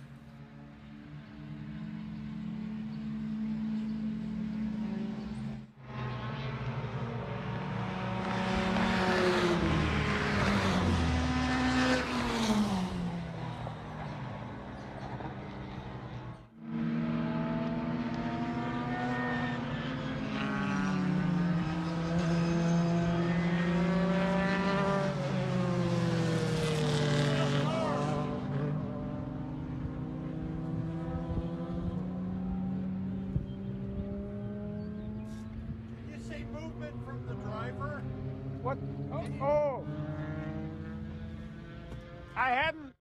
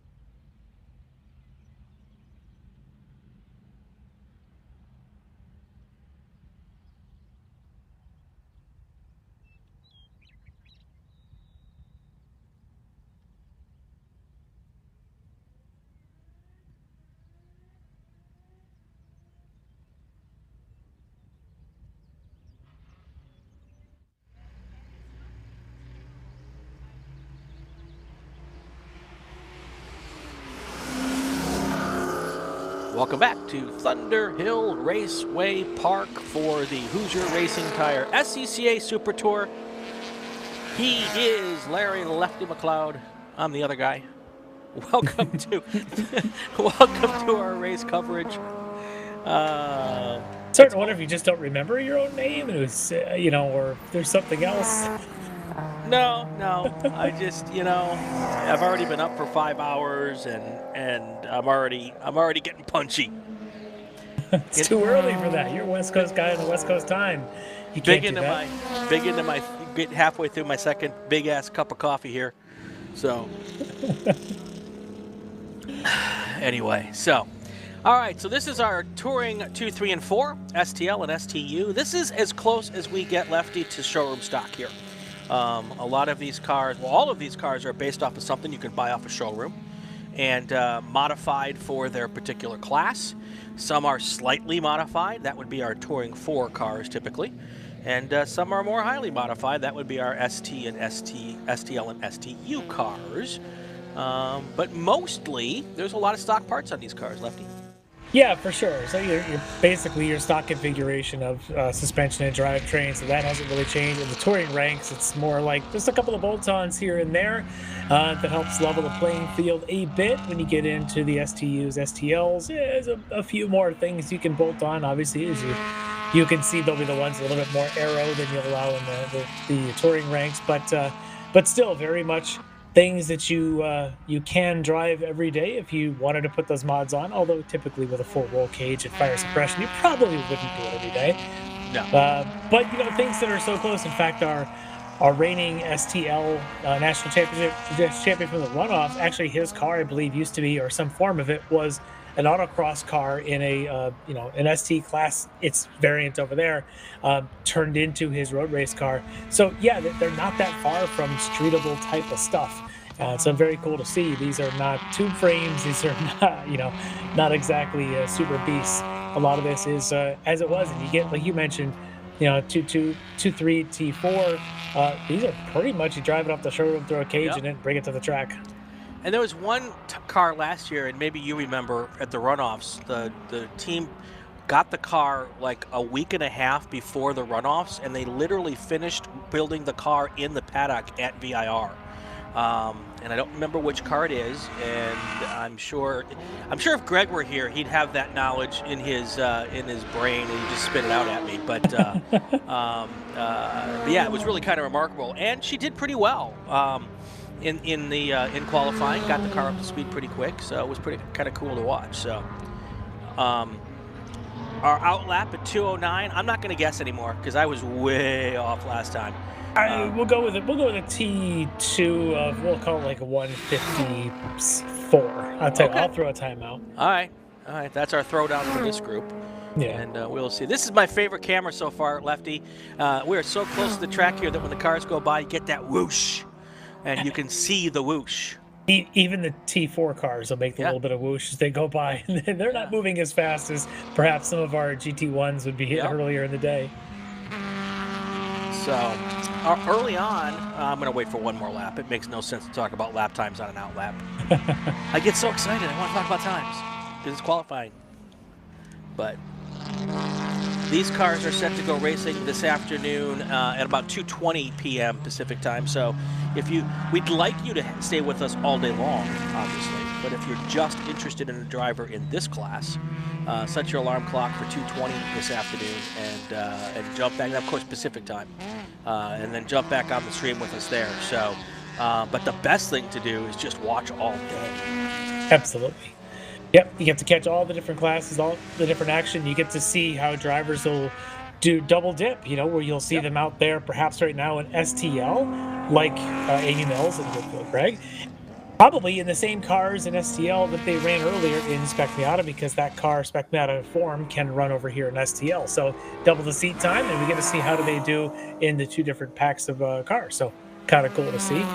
It is, and that used to be, and it is still the case in a lot of instances, but more and more now, Lefty, people are bringing cars. They might all be Mazda MX-5s, but they're building cars specific to each class, and that used to be the exception. Yeah. Now it's becoming more and more the norm, and which is kind of cool to see. But and the Mazda is one of the more popular platforms to do that in, because it fits in so many different places. Yeah. But they do it. Some folks do them in other classes as well. So, but Chris Hart already jumped to the top with a 158.9 in a T3 car. I don't suspect that's going to be our pole sitter here. I think one of the T2 cars is probably going to jump up there pretty quick. If Scotty B. White has anything to say about it, he'll be up there as well. He's got a T4 car, and it's a Mustang. That must be a 6-cylinder Mustang? I believe it is, yeah. Is that my guess? Is that why it's in T4? Yep, that would just be the V6, and the that makes V8 sense. to be a little bit higher in the ranks. Sure. So, but anyway, a 158 and a T3 Nissan is still pretty darn fast. Yeah. So That is definitely getting with the program, which tells you that there's pace out there for everybody. I suspect that Sean Lovett, who is that T3 car doing at 158. We've got a car off real quick, Lefty, in turn 2. It's now getting back on the racetrack. That's a real popular spot for cars to go off. I think that's the 3rd or 4th car. Good news, though, Larry, is with all of that pitch coming off the hill there, it does look like that the water drains really well there, and it's not too wet to not be able to get back on the racetrack when you go off there. And there's like a country mile to slide before you hit anything. I think it's like almost, it looks like 3 or 4 football fields before you get to the windmills out here. And yes, there's actually windmills out here, which is pretty cool too. Yeah, you got to go through a few sheep farms before you get all the way out that far. And we do know now that we have sheep farms. Very close to the track. We learned that today, but anyway. All right, so yes, I was mentioning T3 current quickest is Sean Lovett with that 58.2. But quickest in this session now belongs to STU. Nathan Pope sitting on top in his STU Prelude with a 157.3. So we're getting on with the program. The rest of STU, Ryan Hazelton with a 159.0. Mark Hoover with a 159.8. So we got a couple times now sub 2 minutes in STU. Elijah Dobkins is saying that Scotty's Mustang might be a 4-cylinder. I'll check that. I'll stop by his pit this weekend and get some more info on that car. Nicole Cooper doesn't look like typical California. Actually, Nicole, Northern California is just like this. Maybe a little greener than normal because we've gotten some rain, but this is what NorCal it looks like. So, yeah, good stuff. That's a farmland. Yes. A pretty big group in here. I think we've got about 20 cars out on track for this session with those 5 different classes. Yep. And Nathan Pope, as you said, popped to the top of the leaderboard here with Sean Lovett and Chris Hart in 2nd and 3rd. And then you've got 2 more STU. Well, no, just as I said that, Ryan Hazelton pops into 3rd place in an STU car. That's a Honda S2000. And for all of us Honda heads out there. Chris Hart now down to 4th. And then Mark Hoover is your 5th place car at the moment in a Mazda MX-5 car. And you look like you are a pretty good prognosticator there, Mr. Lefty. 157.3 is our fast lap at the moment. We're getting close. Somebody's gonna make an honest announcer out of me here one of these days. So, we see. So, there's a car smoking. It looks like coming through turn 2. Well, I'll see if I can catch him coming at me right here and see what I can find.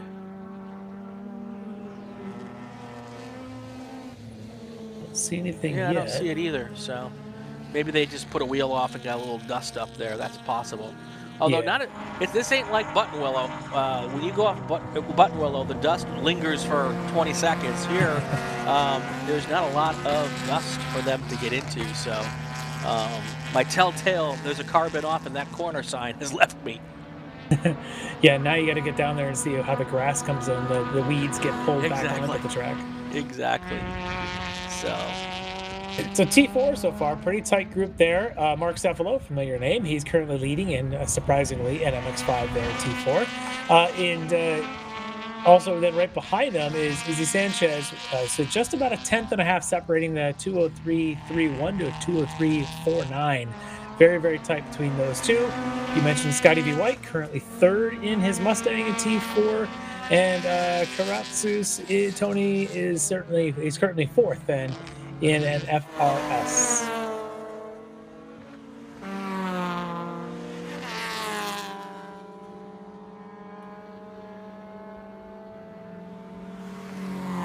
Yeah, our producer was saying that it's still smoking, and I have no reason to not believe him. I saw it myself. But maybe it's possible it's only smoking in left-hand turns, because where I was seeing he was coming through in right-hand turns. Yeah. So maybe there's a little tire rub going on there. That might make a little bit of sense. Could be a tire rub, or sometimes like an oil collector or something like that will kind of spill over and give you a little bit of smoke only in certain directions, but it depends on how much smoke that is. And well, I'd be more apt to believe that if it were a British car. But that's my Lucas dig of the day here.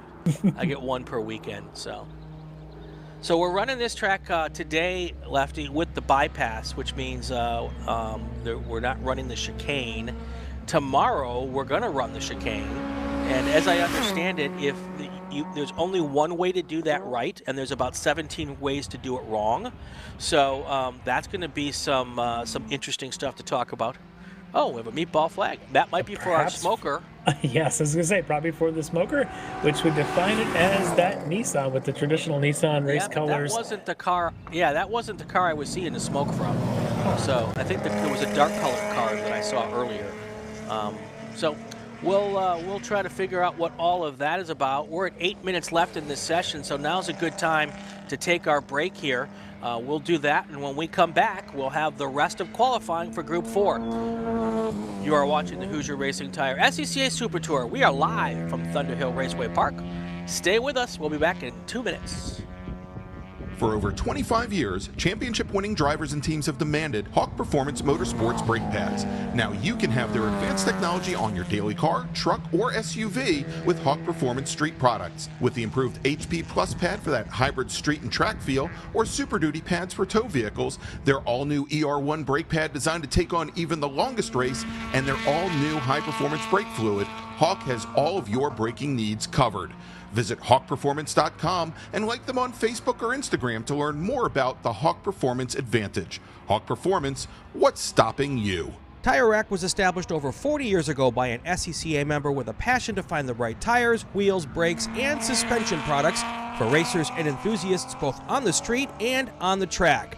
As official tire retailer of Sports Car Club of America since 1995 and sponsor of the Runoffs Pole Award, along with the National Solo Program, Time Trials Nationals and National Tour, and Track Night in America, Tire Rack is proud to support the SCCA and its members as they go have fun with cars. For more than 100 years, Sunoco, SCCA's official fuel partner since 2001, has been fueling victories both on and off the track, which is why Sunoco has trusted to fuel over 50 series of racing, driving, and winning, including the SCCA National Championship runoffs, SCCA Pro Racing, Trans Am, NHRA, and NASCAR. To find race gas near you, visit SunocoRaceFuels.com or call Sunoco at 800-RACE-GAS.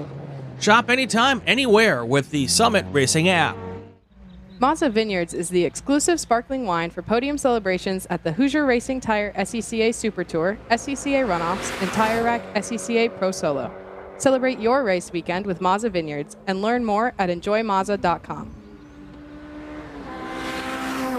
And we're back at Thunderhill Raceway Park. At the top of the leaderboard, absolutely nothing has changed except our race leader has gone a little faster than he had before, our qualifying leader. Nathan Pope with a 1:57.3 went purple last time by, and that's a good time here. You are right on, Lefty. Your prognostication skills, you were the Swami, and now I can see that Nissan that they called in on the purple on the meatball flag.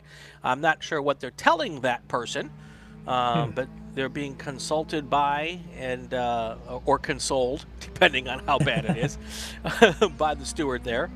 And we'll see if they get back out in the action if it was something easy to take care of. So All right, so keep our eye on that. Who else is out there still circulating? Looks like over in STL, the top time has been taken by Tim Auger right now at a 2:02.5, about 0.8 quicker than Ryan Gutierrez currently in second in that field, and Amy Mills currently third at a 2:03.4. So tight battle there in STL here for top position. They're currently 10th, 12th, and 13th on the overall field grid in this group. 4.5 to go here. Our next race group is Spec Racer Ford. That's going to be fun to watch today as well on this track. So that's going to be up next. So don't go away if you're interested in Spec Racer Ford. Yeah, Spec Ford on a track like this has just got to be spectacular. It was so much fun watching that race at Hallett a couple weeks back. They tend to race well everywhere, but I'm sure this flowing layout here is just going to be about built for those guys.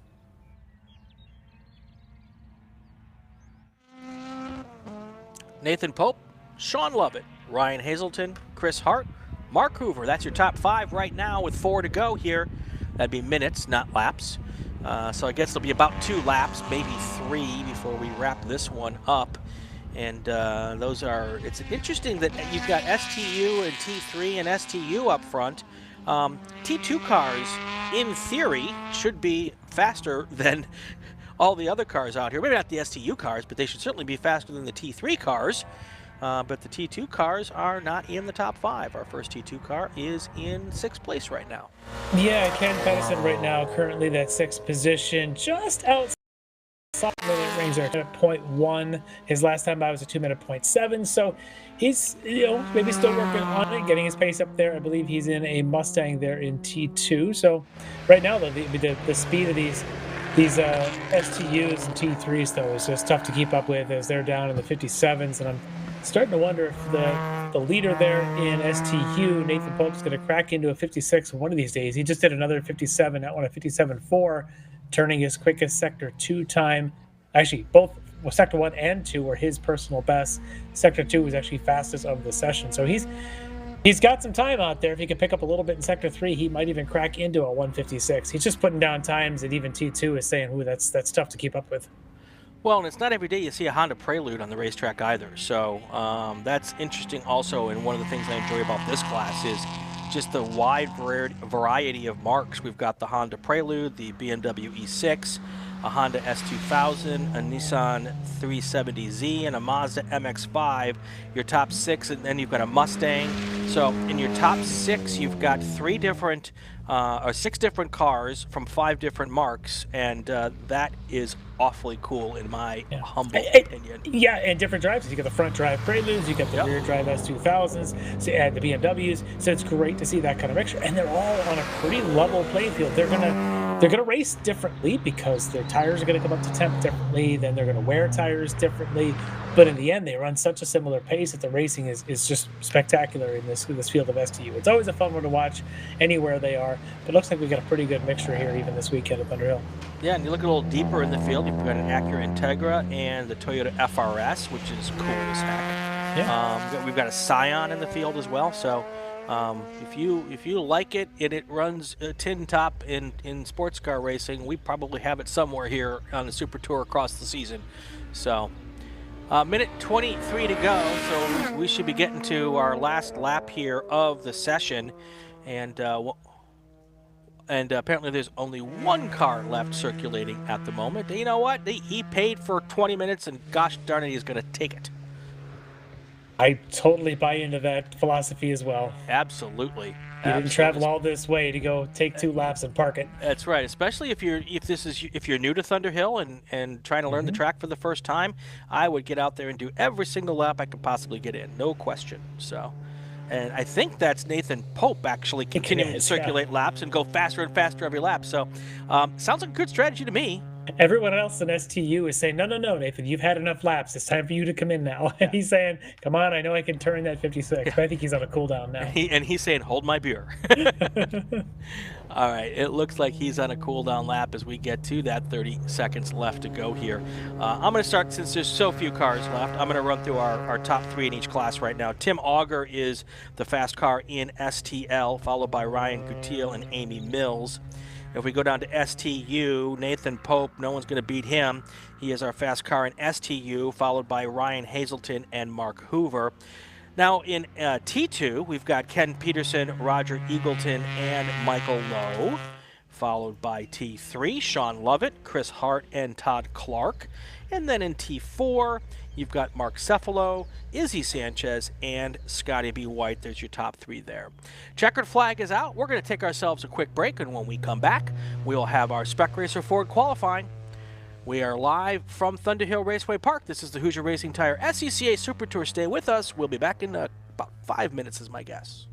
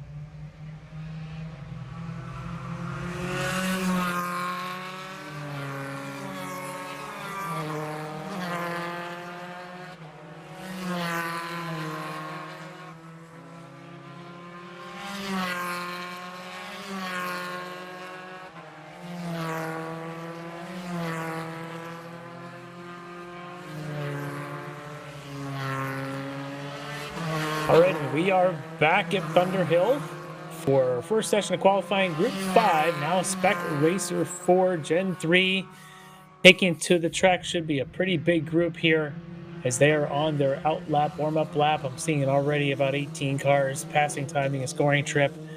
And Spec 4 is always a great group. Pretty much anywhere we go, lots of cars, lots of great competition. We had some great races so far. All of the Super Tours this year, I don't expect anything different here at Thunderhill this weekend. The 20 minutes of qualifying for these cars. 20 cars on track so far, and some pretty big names I see already out there. John Black included. I see some others. Caleb Schrader's out there. Some other recognizable names. We'll get to those as the timing starts to sort itself out, but as they complete their warm-up laps, we'll see who decides to buddy up and run Thunderhill paired up for maybe a bit of a draft advantage.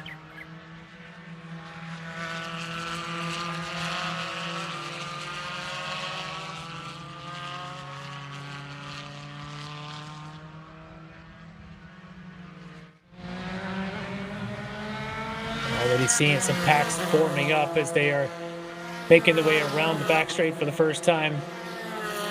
And we'll watch them as at least a couple of groups there, groups of 2, sometimes groups of 3. They'll work together, do a little bit of leapfrog game, and try to get the optimal qualifying run here. Should be probably about 3-4 laps in before we start to see what those times settle in at. I don't know, Brian. What do you think? Maybe right around 2 minutes a lap. Let me look to see here. 150s something? Yeah, I think probably high 150s would be my guess here. You know, and these are cars that benefit from the draft, so we'll see if any of them hook up together, and that would be a way to click off a couple of quick times possibly. You know, and with as many cars as we have here, you know, there's going to be some traffic, but there should be opportunities. I guess if we have 24, there should be some opportunities to get some clean racing too. So, yeah, big track. I think this track is one of the more ideal ones for any kind of racing, but certainly for the way Spec Fords tend to work together. But in a qualifying session, even on the outlap, you can see some of them buddied up. We see this a lot of times in some of the longer straightaway tracks like Road America and whatnot. Right. We're even seeing it here. It looked like the first pack to take the green as a flying lap was a pack of 3 already going together. They'll probably do some leapfrogging around here. Lots of packs of 2. Buddies work really well in this place because one car can sort of be a bit of a tow. The cars behind, you can absorb a bit of mistakes. Maybe you can bump, draft, and push. And then you'll watch them. They'll leapfrog lap to lap and give each other a bit of that advantage of that tow as they work through the session. Wait. There's no bump drafting in racing. What is this bump drafting you speak of, Larry? I do not know what you mean. I don't know what you're talking about. All I know is some of these cars in particular, that radiator inlet on the front of that car comes back a little bit misshapen at the end of a session. I don't know how it got that way, but it does. I refer to it as 2 cars having relations. I'm glad that you kind of just left that there. John Joku is our fast car at the moment, but that was the outlap. And there I go right there, trying to talk about outlaps again.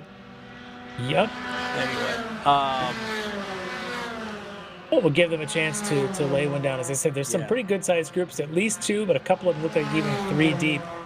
As you see them down there coming around the back straight on us there, it's a train. So they haven't even quite spaced themselves out yet. You know, they're going to work their way around and figure out where their spot is to lay those laps down, because traffic could be a bit of an issue if they're not being careful with each other. His first lap is in as a flyer.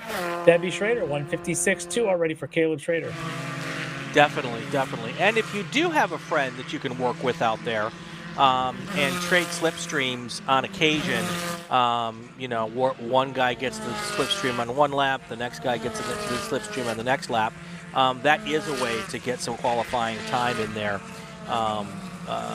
These cars work really together in packs of 3 or 4. That's typically what we see during a race. But when that's happening, it's not about making fast times. It's about getting away from the cars behind you. Yeah. Normally in the race, that's what it'll be. They'll kind of pair up to help each other pull away and run some strategy there. But here in qualifying, you've got to lay down the quickest lap. It's, you know, I've seen both strategies work. I think it depends on the teammates or buddies that pair up. sometimes you'll get the advantage of that draft, and if you're the second car, you can make a minor mistake in the draft to pull you back in. You can kind of absorb that. But at the same time, sometimes in a pack, it's more difficult to hit your marks, to hit that exact braking turn in point comfortably because your visibility is obstructed a little bit, the arrow's a little bit different around the car, buffeting the thing. So sometimes I've seen cars run extremely quick pole qualifying times without draft, only because they can hit those corner entries and get those great corner exits. They may not be getting an extra 3 miles an hour on the straightaway, but they're making it up through the corner and the corner exit. Yeah, no question at all. And also with these chillier temperatures, you know, not packing up like that. Also, it helps get the heat in the tires faster because you're not getting that break in the wind from the other cars. So you're putting more on the front of the car, which heats those front tires up a little bit quicker as well. So there you go. Caleb Schrader goes down to 154.6. That is the purple lap at the moment. Joe Koo, I hope I'm pronouncing that right. He's out of Walnut Creek, California. He's now in second place. Bill Booth in third, and Federico Mosconi is in fourth at this time. Just checking some of the comments there on the YouTube chat. Andrew Wozacraft, who was out there in the Spec Miata group a little bit earlier, says, man, the bypass is crazy. I think he's talking about that bypass there between 4 and 5 that we're not using the chicane today. So he's enjoying this layout for sure. Yeah, no question at all. And your fast car in this group from Tigard, Oregon is Caleb Schrader. He was on the podium at the June Sprints in 22. And he swept the last Super Tour at Buttonwillow, both in the Spec Racer Ford and FE2 classes, won both of those. And I suspect he's got a future in this sport, Lefty. He's 19 years old. So yeah, the youth movement jumping into a class like the Spec Ford group is great to see. There's a couple of them that have been running out. There's always some veterans as well, because sometimes you get into this class, it's tough to get out. The competition's great, camaraderie is great. So seeing Caleb Schrader out there mixing it up is awesome. But one of the more veterans in this field is John Black. I was kind of keeping an eye on him as he's now gone P2 in the session so far.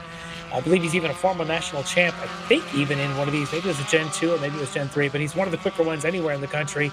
Still 1.3 seconds a lap slower than Schrader so far, but he's continuing to build the momentum and build the heat. I think he's got one less lap on his tires than Caleb does. So we're going to keep our eyes on those two as John continues to go quicker in the first sector. You mentioned Joe Cow currently in third, and then Hayden Fisher currently fourth, Tom Burt fifth, Bill Booth sixth in this session. And then Federico Mosconi currently seventh. Everybody there inside of the 158 mark, 157 or faster with Schrader in the 154s. Yeah, Kayla, Kristen Tabor, go Henry Tabor in the chat. That's the 05 car. Adam Crossfire is here from the UK, says this is a cool racetrack. Guess what, Adam? I agree. Elijah's rooting for all the Oregon drivers. I have a feeling he's from Oregon, by the way. You think? I'm just throwing that out there. He could be. Just throwing that out there. So, 11 minutes to go here in this session. Let's do our break here, and then we'll bring you the rest of qualifying all the way to the checkered flag. We'll do that right now. This is the Hoosier Racing Tire SCCA Super Tour. We are live at Thunderhill Raceway Park. We'll be right back. Hoosier Racing Tire is proud to be the presenting sponsor of SCCA's Super Tour. Hoosier's mission is to be the dominant, customer-driven provider of tires to race teams domestically and internationally. Realizing Hoosier's existence and continued success is dependent upon how well we meet our customers' expectations by providing the safest, most reliable, high-quality race tires that put you in the winner's circle. For more information, see one of our trackside support personnel or the local Hoosier Tire racing dealer nearest you, or contact us at HoosierTire.com. Hoosier Racing Tires, truly designed for champions. Mazza Vineyards is the exclusive sparkling wine for podium celebrations at the Hoosier Racing Tire SCCA Super Tour, SCCA Runoffs, and Tire Rack SCCA Pro Solo. Celebrate your race weekend with Mazza Vineyards and learn more at enjoymazza.com. Tire Rack was established over 40 years ago by an SCCA member with a passion to find the right tires, wheels, brakes, and suspension products for racers and enthusiasts both on the street and on the track. is official tire retailer of Sports Car Club of America since 1995 and sponsor of the Runoffs Pole Award, along with the National Solo Program, Time Trials Nationals and National Tour, and Track Night in America. Tire is proud to support the SCCA and its members as they go have fun with cars.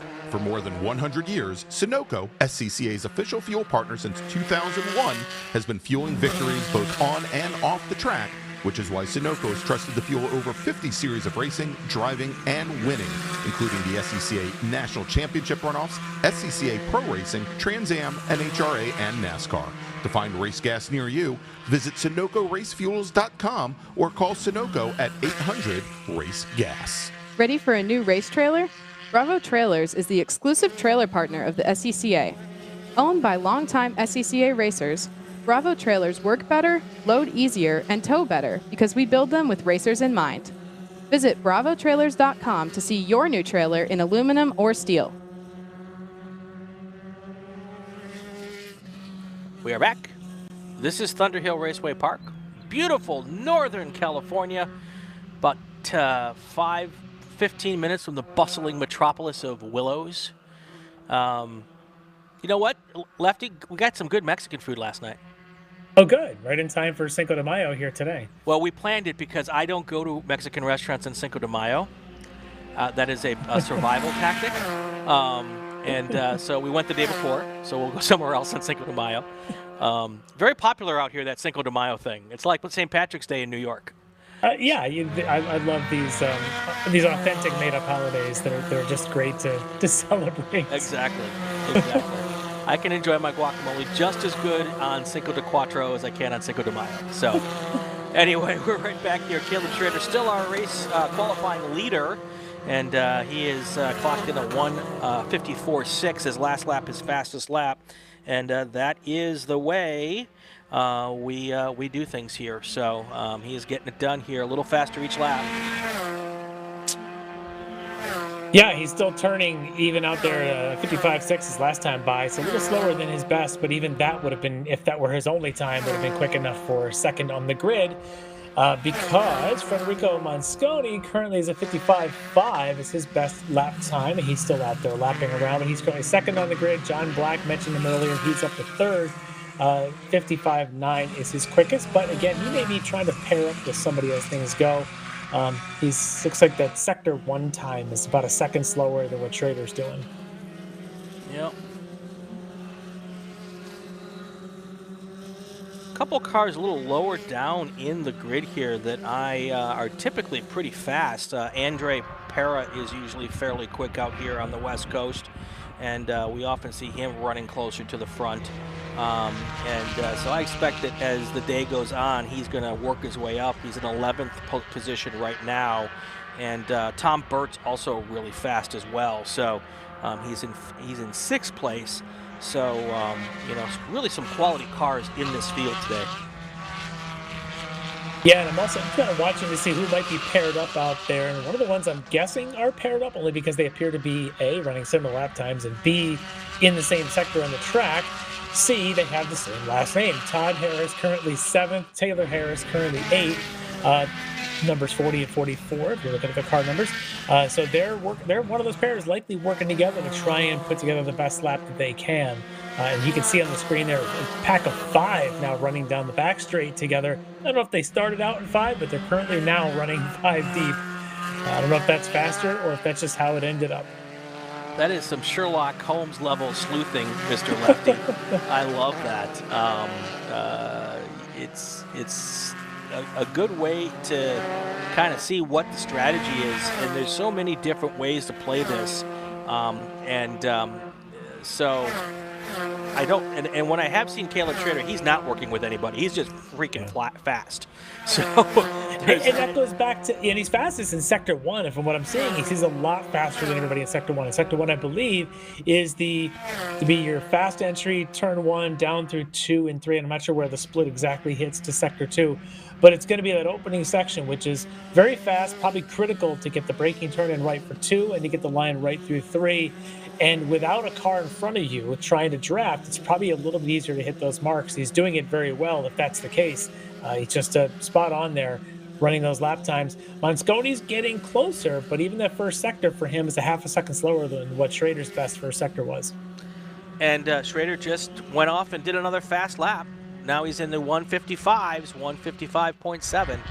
So last lap, fast lap here with 4 minutes and 30 seconds to go. Not much movement in the order, at least. Everyone's still maybe out there kind of repeating laps. You could have some folks here still learning this track. You know, we saw some other groups where we kind of expected some of them are a little bit more hometown, and they're as close as your hometown can get to Thunderhill. And some of these may come from a little further distance. They're still kind of getting up to speed with this place. So it'll be interesting to see. Oh, there's a car smoking heavily down through turn 10 heading towards 11-12. That's a lot of smoke. And is that Caleb Schrader? I don't know. It's possible. It's a car that appears to be through Sector 2, which his was. I just didn't catch a number, though. Yeah, I think his car is blue over gray. That's the only reason I'm saying that. I could be completely 100% wrong, too. So, well, we might get a good look at it as he's coming down. Really good luck here. Yeah. As the birds that sit in those tires probably are watching. No, that's the 149. That's Mosconi. That's your second. Mosconi. Yeah, that's exactly right. So, that looked like white smoke. So maybe a radiator.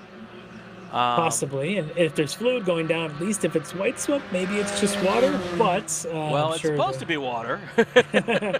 Assuming it is only that and not potentially mixed with any oil if it's something else. But I'm sure they're keeping an eye on it. That could slow a session down quickly if there's any fluids going down. Yeah, definitely. So,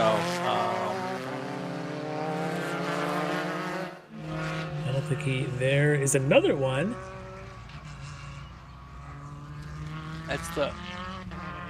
What's that number?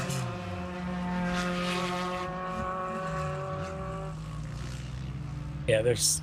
Yeah, might be some fluids down. It sounds. It's possible that was a rapid, unscheduled disassembly for the for the Mosconi car. I've been wanting to use that. And if you're playing bingo at home, exactly. I've been wanting to use that line since the SpaceX rocket blew up. It's so apropos. We've got 2 minutes left, so the good news is if they have put down some fluids, they've done it at the end of the session here. So most of the cars have had a chance to get some really good lap times in, and we can get the session wrapped up. And if they do have to go out and get some, nice big puff of tire smoke there going into turn 10. And yeah, it does appear that there might be some fluid on the track because that's, you don't usually see a lot of tire smoke from these cars. So. Yeah, that might be what they're calling. I think we just, a little whisper in our ear said it looks like there may be some fluids down, as that is checker to the session. So they're going to checker the session early to get out there with whatever cleanup they need to do. And that's good news that we can do that here. And the good news is that all of the drivers. There is a slide. That was a pretty little pirouette. I believe the Russian judge will give you a 5.7 on that one. We'll see. Hopefully that car can get going. But so yeah, the good news is everybody got some good laps in before that happened, and by ending it a little bit early, we should try to be able to stay on schedule here. Our top 5 here in this session, provisionally, Caleb Schrader, Federico Mosconi, who may or may not be out here for our race. John Black is in 3rd. Joe Coe is in 4th. And then Hayden Fisher is your 5th place car. Let's go through the top 10. Todd Harris, Tom Burt, Taylor Harris, Bill Booth, and Daryl Anderson. That's your top 10. We should start them that way. Of course, these are provisional times, but we'll keep an eye on that, and we will be back in just a few minutes. We're going to take a break. When we come back, we'll have our B-Spec, E-Production, F-Production, H-Production, and GT lights. If you want to tune back in just for this race this afternoon, this race will be going off at approximately 3 o'clock this afternoon Pacific time. So tune in for that, or stay with us for the whole race. That would be good too. We'll be back in a few minutes. This is the Hoosier Racing Tire SCCA Super Tour live from Thunderhill Raceway Park. Stay with us.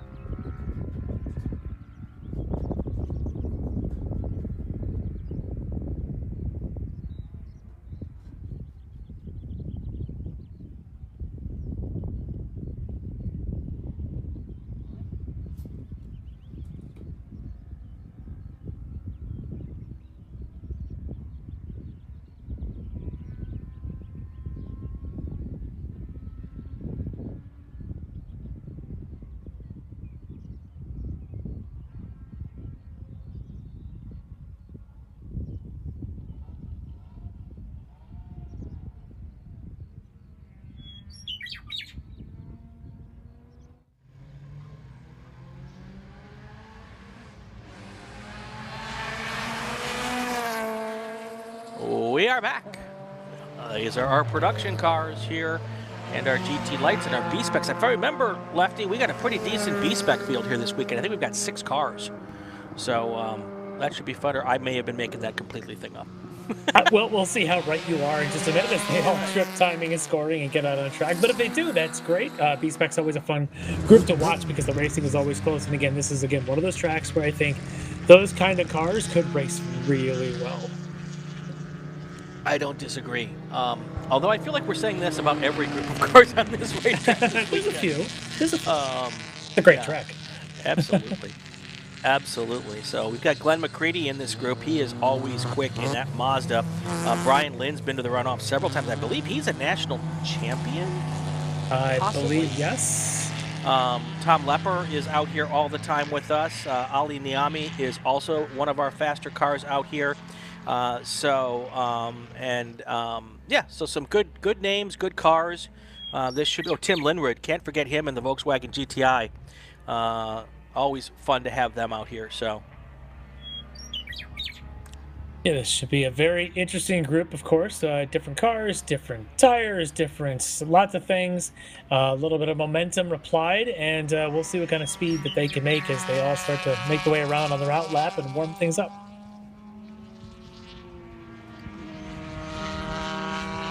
20-minute qualifying sessions lead us to 25-minute races this afternoon. All of our racing gets underway around 12:20 p.m. Pacific time, approximately. And we start off our day with our GT cars, and then we end our day with our Formula 6, Formula F, and Formula Vs. And Lefty, we got a ton of Formula Vs here this weekend. So that's going to be fun to watch as well. Oh, yeah. Yeah, who doesn't like Vs? And yep. Little air-cooled V-dubs just roaring around this place. That's always a good time. Good group here on the West Coast. But we got our small boys here to finish up first, and they still have to start. So they're all basically still doing an out lap, and yep. That first rolling flyer is still yet to come. I'm trying hard because I usually start talking about times right now, and I know I shouldn't. Don't say the word out lap. If you do, it becomes the center square on the bingo board. There you go. And here we go with our cars coming through this start-finish cam for the first time here on a hot lap, which is different than an out lap. And there is that Volkswagen GTI. I got a lot of greasy fingers and broken skin on my knuckles for working on Volkswagens, Larry. Yeah, they tend to do that. Yeah. Well, that was back in the day when nobody had metric tools. So you were trying to work on Volkswagens with SAE tools, and they just didn't fit. I had more scraped up knuckles from working on those cars. So I'm like, maybe I should go buy some metric stuff. Yeah, no, my favorite is when the car has a mixture of them. Perhaps the chassis all has metric, but the engine's still like the older gen still has all SAE, and you're trying to figure out which one it is. Yep, been there, done that. Have the T-shirt. Yep, pretty much all that 70s and 80s stuff. By the time you get to the 90s, most of that was going away. Yeah. But in this field, we have a whole lot of 50s, 60s, 70s, and 80s cars out there on the track right now. Sounds like a adult AC station. The best of the 50s, 60s, 70s, and 80s. And even some 90s, I see we've got an MX-5 out there. I think I saw a BMW out there. We definitely have some, and even a Boxster. So we've definitely got some cars built post-80s. It's a good mixture. Yeah, absolutely. Absolutely. So this car, this class for decades was basically open cockpit, used to be soft top British cars, a couple of Italian cars in this class.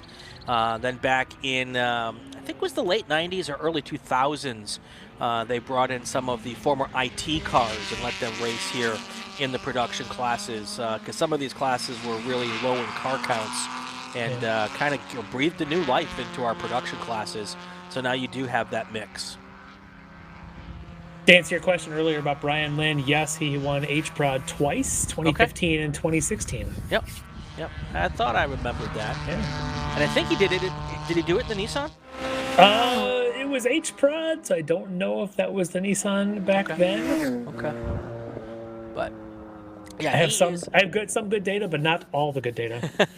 He's from Hermosa Beach, so he's a SoCal guy. He's with us out at Buttonwillow all the time, so not surprising to me in the least. Not because he's a SoCal guy, but because I know how fast that car is, that he is up front. No SoCal bias here from the booth, just SoCal knowledge. So the fast lap so far, 158.2. That's Glenn McCready in that Mazda MX-5. He is from Redwood City, California. Then we talked about Brian Lynn. He is in second place right now, and the first place car in GTL. And then you've got Kurt Fritchie and Albert Correa. Those are your second and third place car in E-Production. And we hear there's a car off in turn 3 possibly. The 000 car of Lee Fleming, I'm being told. That's right, our you crack can see production him. team. Yep, there he's moving. You can see him just off to the right of the shot there, track left, and you can see the good waving yellow there at the station. And that is one of our MX-5 cars. No, it's an MG Midget. So that's one of the old school production cars that I was talking about earlier that was the staple for these classes for a long, long time. Yeah, it's great. H-Prod's a great. I've had a chance to call the runoffs championships for H-Prod now a couple years in a row, and I love the mixture and the blend. You got everything from the modern Volkswagen Golfs, this Honda CRXs, and then you've got still the Spridgets and the older things thrown into the Triumphs, and I just love that blend and how they all make speed completely different. Watching folks like in these LBCs, little British cars, up against some of the Volkswagens, and it just looks like, one looks like a little wagon you'd pull your kids with, and the other looks like a full-size modern car. But at the end of the day, the lap times are similar. They often race really well together, and it's a lot of fun to watch. Great group. And with you talked earlier about the Formula Continental group and how there's been a good influx of people really pushing for local series and local points championships and creating a buzz around them. H-Prod's got the same thing right now with the National H-Prod Series that's going on, and it's been great to see that participation. They have special H-Prod events happening around the country. Really been a growing class, which you think here's a class of 60-year-old race cars, but the class is growing. Absolutely, and a big thank you to the 3 Jasons who are responsible for that H-Prod effort. And I can only remember the last name of one of them, so I'm not going to say any of them. But there's 3 guys named Jason, not related, other than they're all H-Production drivers. If you want to know more, there's a podcast interview with them from a couple months back. There absolutely is, on some Inside the SCCA thing. Yes. You can find that on all of your podcast channels. And I liked how you called the Honda CRX a modern car. That thing hasn't been made since 1994. And I'm a Honda guy, so my dad raced an ITB CRX, and I raced a Honda Civic, so I love those cars. And don't be surprised, Lefty, if you see a Bielanski racing an H-Production Honda Civic down the road sometime. Oh, that would be awesome. That really would be. Just throwing that out there as a possibility. Yeah, I owned a 91 CRX SI for a little while. And that little tin can was some of the most fun you could ever have, just driving on the street. A buddy of mine had a car that had failed on him, and I had an extra car I could loan him, and I loaned him my CRX for a weekend while he got his errands done, and he gave it back reluctantly. He handed me the keys. This is not a car guy at all. Had a Mazda 3 that was a 5-speed that he knew how to drive a stick and all, but he gave it back. He said, car has no air conditioning, the radio is junk, the tailgate leaks, it rattles all over the place, but it's fantastic. I'm like, give me the keys, just give me the keys, because that's what a lot of the cars Step are away like. from the car, people. Yeah, love it. Love it. So seeing him here in H-Prod, you got a lot of the earlier gen CRXs, that 84, 87 range that are out here, as well as the old Sprites, Triumphs. You got the Golf Rabbits from the early 80s, mid 80s thrown around here as well, and it makes for a really good mix in H-Prod. 10 minutes to go in the session. Your leader is your fast car at the moment is Glenn McCready with a 157.7, followed by Kurt Fritchie and Sean Lovett. So this would be the perfect time to take a break. We will get this break in and then take you all the way to the checkered flag. This is the Hoosier Racing Tire SCCA Super Tour, live from Thunderhill Raceway Park. We'll be back in just a few minutes. Hagerty is the official and exclusive insurance partner for the Sports Car Club of America. Hagerty provides affordable off-track insurance protection for motorsports vehicles while in the paddock, in transit, in storage, and at the shop. They provide guaranteed value coverage and even have protection for your trailers. SCCA members can save 5% on insurance through Hagerty. Learn more at Hagerty.com. Hagerty, let's drive together. Tire Rack was established over 40 years ago by an SCCA member with a passion to find the right tires, wheels, brakes, and suspension products for racers and enthusiasts both on the street and on the track. As official tire retailer of Sports Car Club of America since 1995 and sponsor of the Runoffs Pole Award, along with the National Solo Program, Time Trials Nationals and National Tour, and Track Night in America, Tire Rack is proud to support the SCCA and its members as they go have fun with cars. For over 25 years, championship-winning drivers and teams have demanded Hawk Performance Motorsports brake pads. Now you can have their advanced technology on your daily car, truck, or SUV with Hawk Performance Street products. With the improved HP Plus pad for that hybrid street and track feel, or Super Duty pads for tow vehicles, their all-new ER1 brake pad designed to take on even the longest race, and their all-new high-performance brake fluid, Hawk has all of your braking needs covered. Visit hawkperformance.com and like them on Facebook or Instagram to learn more about the Hawk Performance Advantage. Hawk Performance, what's stopping you? Winning takes work. Getting parts is easy. SummitRacing.com. For more than 100 years, Sunoco, SCCA's official fuel partner since 2001, has been fueling victories both on and off the track, which is why Sunoco has trusted to fuel over 50 series of racing, driving, and winning, including the SCCA National Championship runoffs, SCCA Pro Racing, Trans Am, NHRA, and NASCAR. To find race gas near you, visit SunocoRaceFuels.com or call Sunoco at 800-RACE-GAS. And we are back. E production, F production, H production, GT lights, B-Spec. Those are the cars we're looking at right now. Our fastest car so far in this qualifying session, Glenn McCready. He is from Redwood City, California, in a Mazda MX-5 Cup car, or Mazda MX-5, probably not a Cup car, with a 157.7. There's so many iterations of the Mazda this and the Mazda that, Lefty. And I do this all the time. I get them confused. So, but I guarantee you that's not a Cup car. No, it should not be one running in E-Prod. But he is quick. But it looks like he only turned 3 laps. May have pulled it right on back in and said that's good enough. And at 57.7, that right now is good enough, as he's 5.5 seconds faster than anybody else out on track. And maybe he decided to leave more track room for everyone else. Well, that's awful nice of him. Yeah. But the rest of EP still out there turning around. Kurt Fritsch is out there 203.7. Last time by 203.5 is his quickest.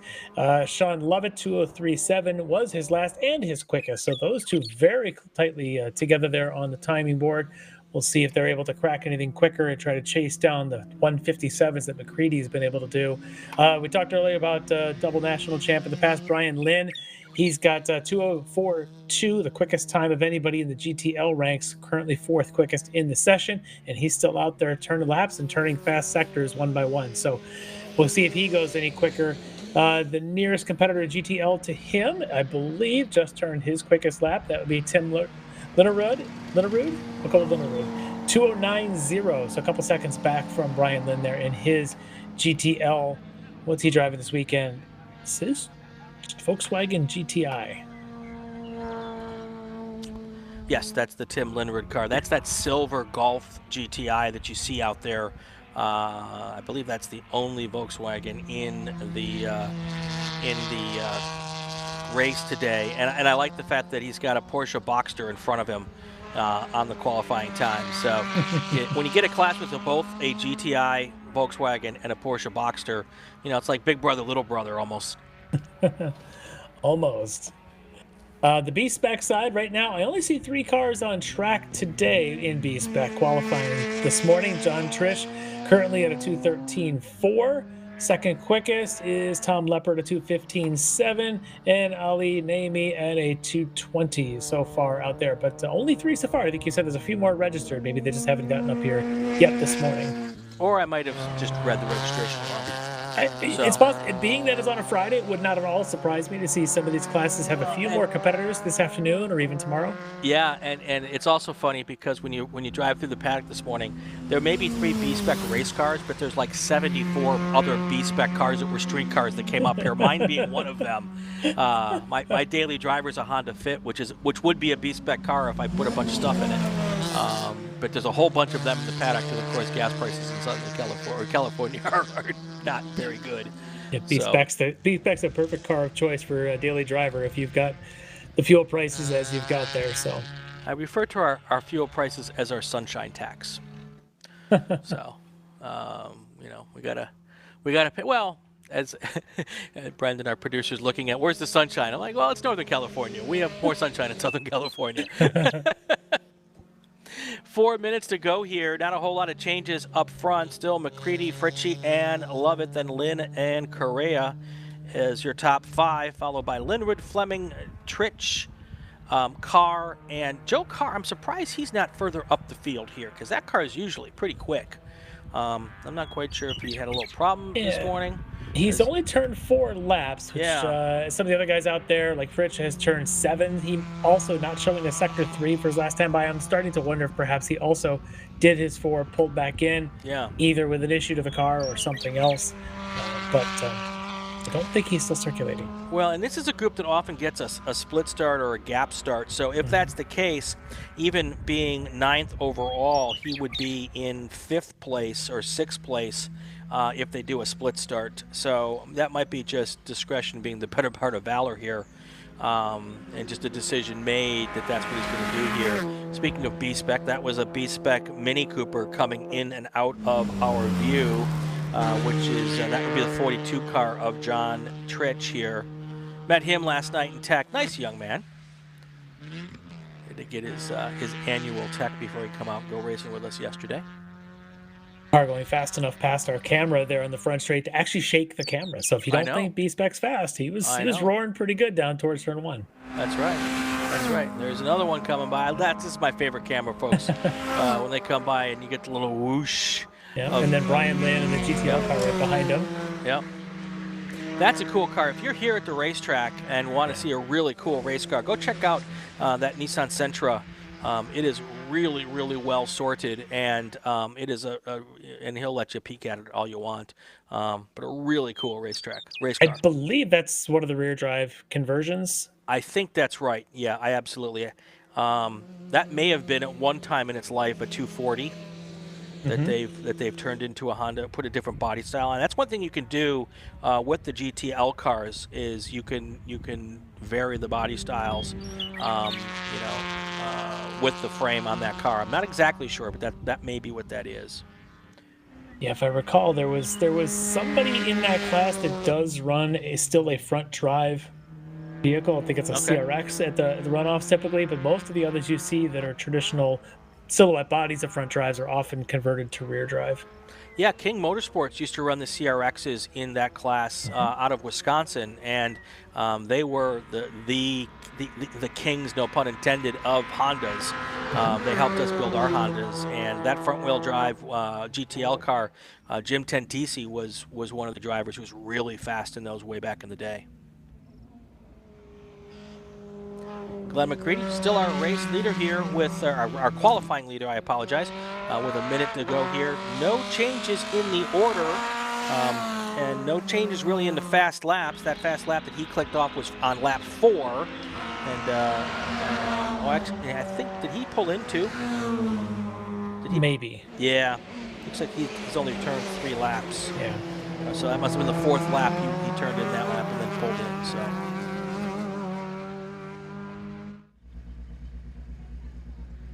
Yep, not many out on track still, but still a couple of them out there trying to master the track. You know, those young drivers that need all the extra seat time to build their experience, like Brian Land, you know, because if he doesn't have enough laps, he's still out there turning laps in his Nissan. So this race will go off this afternoon at approximately 3:40 p.m. Pacific time. So if you're interested in just this group, set your alarm clock, 3:40 p.m. and tune back in for all of the live coverage. Lefty and I will have the call for you today. We'll also have the call for you tomorrow, and we'll be doing the Western Shootout on Sunday on a 5-mile racetrack. I'm tired just thinking about that, Larry. That's going to be awesome. I'm a big fan of long racetracks. You know, as a sim racer, some of my favorite tracks, obviously the Nordschleife at the Nürburgring and its 13 miles of glory, Spa and its current multiple miles configuration. But I really want the old Spa and its 8 miles. But I love long tracks, even the old Hockenheim with its multiple miles through the woods. So I'm looking forward to a 5-mile track. I don't know how we're going to get all the cameras around this 5-mile loop, but I'm sure our guys will find places to put our cameras for Sunday's event. It's going to be pretty cool. It will be. All right, we've got our checkered flag out on this group. Here are your top 3 in each class before we take a break. In B-Spec, you've got John Trich, Thomas Lepper, and Ali Naami. In E-Production, you've got Glenn McCready, Kurt Fritchie, and Sean Lovett. Then we go down to GTL, the 2 cars there, Brian Lynn and Tim Linrod. And our final class is A-Production, one lonely H-Production car, the MG Midget of Lee Fleming. That's how it stands here, the provisional qualifying results for Group 6. When we come back, our final qualifying session of the day, F6, FF, and FV. We'll do that next. Stay with us. You're watching the Hoosier Racing Tire SCCA Super Tour live from Thunderhill Raceway Park. Don't go away.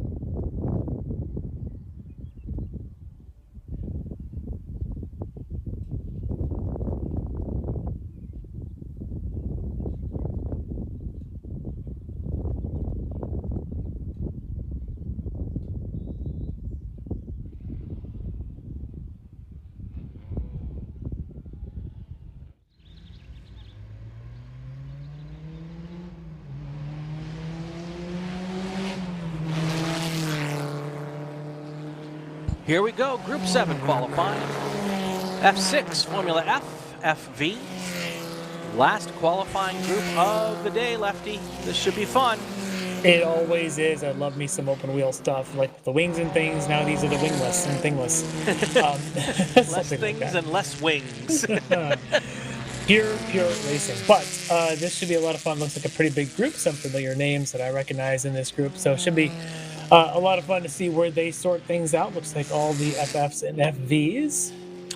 Yeah, a decent FV contingent here in NorCal. We don't have that in SoCal. And we usually get 2 cars, 2 Formula Vs in our races down south. A lot more up here, and they are always fun when you get a group together. And so I'm looking forward to that a lot. In the FF group, a lot of folks I'm used to seeing. Denny Renfro will likely run up front today, as well as Charles Horn. He is always quick here. And then a couple of names I don't recognize. So I'll be interested to see how that works out here. Yeah, and anybody that's got some good track knowledge, I think is going to, as we've seen already, going to be quick in these sessions here on day one. They might know a little bit of these undulations and things a little better than perhaps some of their competitors. So we'll see who those are as they start to roll times in. Yeah, definitely. And we'll want to remind folks that after this session, we take a short break, about an hour break for lunch. And then when we come back, we go racing for 7 consecutive races back to back, 25 minutes each, starting with our first group of the day, GT cars. And that should start up right around 12:20 this afternoon Pacific time. So come back for that as well. 3:20 for those on the right coast as opposed to the left coast. That's right. And 7:20 for those of our folks watching in Europe. Oh, we've got a few. And we do have a few. I don't say that flippantly. Yeah. I believe that Erwin is over there somewhere. He's in the chat. And it's really kind of cool to say. I see Walid Belkala talking about a circuit in Sweden. So either they are over there or have been over there. But thanks to everybody. Thanks for everybody for tuning in today and jumping in the chat. Even the little tiny Formula cars move that camera, Lefty. They do. They're punching little holes in the air. And that's right. And you'll see some of them using that to their advantage, punching holes. If it's enough to move a car, it's enough to slow one down. So they're going to be following each other to try and get a little bit of advantage in the draft. That's right. We've got the Formula F cars. We call them that now because, unlike in the past when we called them Formula Fords, there's now, big smoke coming out of that car. It's a V. It is a V, but usually there's a puff of smoke from a V, not a stream of smoke. And there's a car driving off. Taking the bit of the hot. There's some water around the edge of the track. There's some water. We have splashdown. I can tell you, when you're doing that in a Formula car, there's a good chance your driver's suit just got wet. Yep, very much. Those floors are not very always likely. fully sealed. Yeah, that was enough water to come up through the cockpit, too. Yes. So. But yeah, you were talking about the old days of the just the Ford, the old Kent motor 1600s carbureted in the back of these, and some of these might still be. And then, of course, they said, hey, we need to kind of modernize things. Here's a great package. It's the fuel-injected Honda Fit motor. So you better make sure that your car still has an engine in it that you drove to the track today, because that's a pretty good candidate. That's true. For one of these cars. I'm going to have to lock the hood down just in case. And it wasn't just because they wanted to modernize the class, which obviously is nice to do. There's just so hard getting parts for those Kent motors. And a lot of times when a class like this gets this kind of modern rejuvenation, the reason is a practicality situation. Like we were talking about with the production cars. So, there's just, and to cast new parts for an old motor is not an inexpensive proposition. No. So, they came up with the idea to put the fit in. It fits, no pun intended.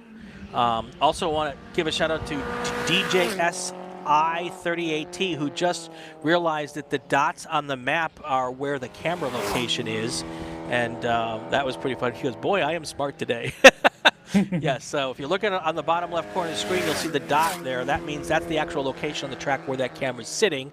And when we switch to the next camera, you will see the dot. See, oh wow, look at that. Our director, Zach, on top of it like always. Top-notch guy back there pressing all the buttons. So you saw the dot move there, and so that's what that's all about. Yeah, one of the things they tried to make pretty good parity, and I think it works pretty well between the Fit Motor FFs and the Fords. The advantage of the Fit Motors is that fuel injection. It's just so consistent. It's always on. The carbs of the Kent motors, if you're willing to, just take a little bit of tweaking and time to continue to tune. But as far as raw speed goes, there's not a huge difference. I hear one can have a little better top end, one's a little more torquey, but they're pretty darn close. It just, you see a lot of people flocking over to the Fit just because of the convenience of the tuning and the maintenance on them, as well as the availability of parts. But you talk about the how the modernization really comes out of the necessity for keeping the class going because parts and availability. It's the same thing is happening in the Formula Vs that are out there with their conversion to disc brakes from drums. Just getting that much harder to find those older parts. Well, when I raced Formula V, I could not stand the drum brakes. They had to be adjusted after every session, and you got real good at it fast. But if I were to get back into a V, the first thing I would do would be to convert the disc brakes. And going back to the Fit motor in Formula F, the other thing is you put one of those Fit motors in, and it's going to last you for 2 or 3 seasons. Yeah. They're just, unless obviously you spin the motor or you missed a shift or something, but they just go and go and go and go. Yeah, and that helps a lot too when you're on a budget. Not that the highest level FF racing is really at a budget. There's some really strong, national programs at Pro Series in FF that are very strong. But here at the club level, you throw it, you pick one of these up, the Fit motor in it, you're probably going to be pretty good for a while. It was really interesting to see when we were looking at that camera shot at, I think, what camera was that? I have a little glare on my screen. I think it's the turn 10 camera. Where they were cutting the apex there. Some cars were like, can we do this? Other cars, yeah, there it is right there. Turn 12, 13. Some cars cut that apex there where you see the curbing. Other cars go around it the other way. I think there might be some drivers new to this track who are like, can I do this? Is that something? Oh, we have a car. That's the 44 car. Robbins. Okay. Aaron Robbins, yep. Taking a little timeout there. And I don't want to know how that car got there without knocking over any of those cones. It's impressive. You notice that? I did. And as an autocrosser, if you can get by without hitting cones, it's a good thing. So I love it. He managed to spin right between them. That was crazy lucky. So coming up on 12 minutes to go, let's do this. Let's take a break, and then we will take you all the way to the checkered flag here, and then we'll take our lunch break. But let's do this right now. We'll stop down, and when we come back, boy, I just used a radio term. We're going to stop down. When we come back, we'll get you to the checkered flag. You are watching the Hoosier Racing Tire SCCA Super Tour. We are live from Thunderhill Raceway Park. Ready for a new race trailer? Bravo Trailers is the exclusive trailer partner of the SCCA. Owned by longtime SCCA racers, Bravo Trailers work better, load easier, and tow better because we build them with racers in mind. Visit bravotrailers.com to see your new trailer in aluminum or steel. For over 25 years, championship-winning drivers and teams have demanded Hawk Performance Motorsports brake pads. Now you can have their advanced technology on your daily car, truck, or SUV with Hawk Performance Street products. With the improved HP Plus pad for that hybrid street and track feel, or Super Duty pads for tow vehicles, their all-new ER1 brake pad designed to take on even the longest race, and their all-new high-performance brake fluid, Hawk has all of your braking needs covered. Visit hawkperformance.com and like them on Facebook or Instagram to learn more about the Hawk Performance Advantage. Hawk Performance, what's stopping you? Hoosier Racing Tire is proud to be the presenting sponsor of SCCA's Super Tour. Hoosier's mission is to be the dominant, customer-driven provider of tires to race teams domestically and internationally. Realizing Hoosier's existence and continued success is dependent upon how well we meet our customers' expectations by providing the safest, most reliable, high-quality race tires that put you in the winner's circle. For more information, see one of our trackside support personnel or the local Hoosier Tire racing dealer nearest you, or contact us at HoosierTire.com. Hoosier Racing Tires, truly designed for champions. Mazda Vineyards is the exclusive sparkling wine for podium celebrations at the Hoosier Racing Tire SCCA Super Tour, SCCA Runoffs, and Tire Rack SCCA Pro Solo. Celebrate your race weekend with Mazda Vineyards and learn more at enjoymazda.com. Summit Racing is proud to support SCCA racers through the Road Racing Contingency Program. Run the required decals to be eligible for contingency payouts.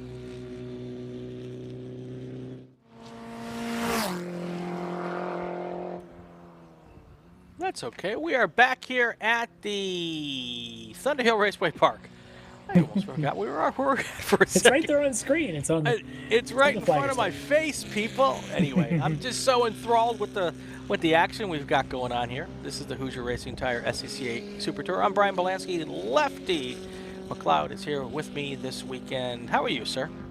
I'm doing very well. I'm just enjoying some of our open wheel fun that we've got up there right now, and just watching Denny Renfro go out there and just clip fast lap after fast lap. 55.6 his last time by, almost 4 seconds quicker than anyone else in the session. He's flying.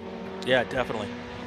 Steve Meyer, second place in FF, then David Jalen and Keith Hall going down to our Formula Vs. Blake Tatum is your fast car right now.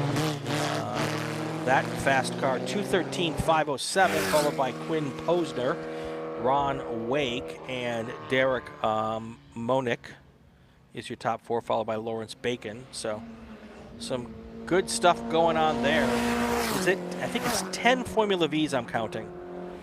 A great group, and honestly some pretty tight qualifying there as well. Tatum right now at the top at 212, but then from Posner's 214 to the other Posner at the 217 covers 6 drivers in that group. So as you'd expect, it's going to be some tight racing we get here this afternoon or this evening or tonight if you're on the East Coast. Yes, depending on where you're at. Your times may vary. Your results may vary. So, all right. 8 minutes to go, and I'm really looking forward to this Formula V race tomorrow.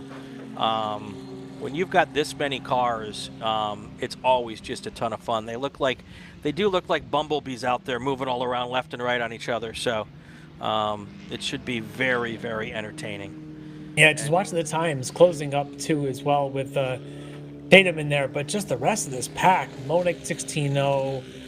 Ron Wake at a 16.1, Lawrence Bacon at a 17.1, Baldessari 17.7, Robert Posner 17.9. These guys are all like on the same second, and that just makes for great racing, especially in the V's when they'll just be a packed this afternoon. Yes, absolutely. Absolutely. Their race is set to go off this afternoon at 4:20 p.m. Pacific time. So if you want to just watch that race, just tune in right around there. It might be slightly later, but I'm pretty certain it won't be earlier than that because our schedules typically push in the other direction. But so that's your tune-in time for the Formula V, Formula F, and there's no Formula 6s here this weekend. So, and they'll probably split this field up with Formula F's up front and then Formula V starting in a pack slightly further back. So. This is one of those that typically has that happen. So I'll get some information during lunch, Lefty, and we'll be able to fill everybody in about that throughout the afternoon. So yeah, I would probably guess the same. Likely we'll get this group a split start. Honestly, they're almost split anyway, as the entire FF field is several seconds ahead of the entire FD field. So even if it's not official, they're essentially going to be a split start. They'll split quickly. The speed traps on these is significantly different even between them, as you're likely I'm seeing now top speed trap for an FF is 111 miles an hour. Top in the trap for a V might be around less than, probably in the 90s. I see, I think Quinn Posner's got a 94 mile an hour. So it's a 15 mile an hour difference that will certainly play itself out regardless of how the start wants to be.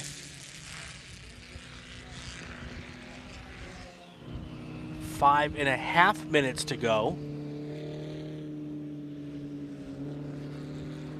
Not a whole lot of changes in the running order so far, and kind of looks like the pecking order has sorted itself out here, and we're starting to get some cars I see pulling off the track onto pit lane as well. So a couple have done that, while the ones that stay out are actually still turning their best times. So maybe just kind of honing in on, they got close before, had a couple of good sectors, maybe just finally putting the finishing touches on that last sector that maybe they were working on. I've seen that from Quinn Posner, and let's see who else in the V's here. Derek Mona kind of did the same thing, and then over in the FFs, you've got Keith Hall still out there turning laps, putting down some of the quicker ones, but Michael Bernstein and Rich Heibels also just putting in their quickest times of the session, though Rich looks like he's backing off on this lap.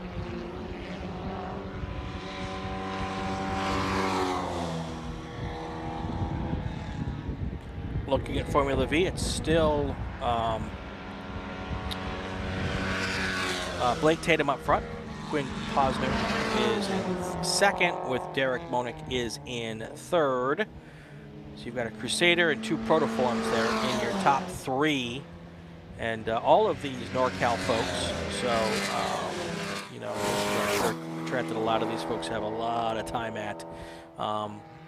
This is one of those races where we didn't get a lot of cars from other parts of the country making it all the way out here to the West Coast for this event. I know on the East Coast, the races out there, we get a lot more folks who travel from event to event to event. A little harder to get over the Rocky Mountains to get here. You know, their loss. It's a spectacular venue for sure. Absolutely true.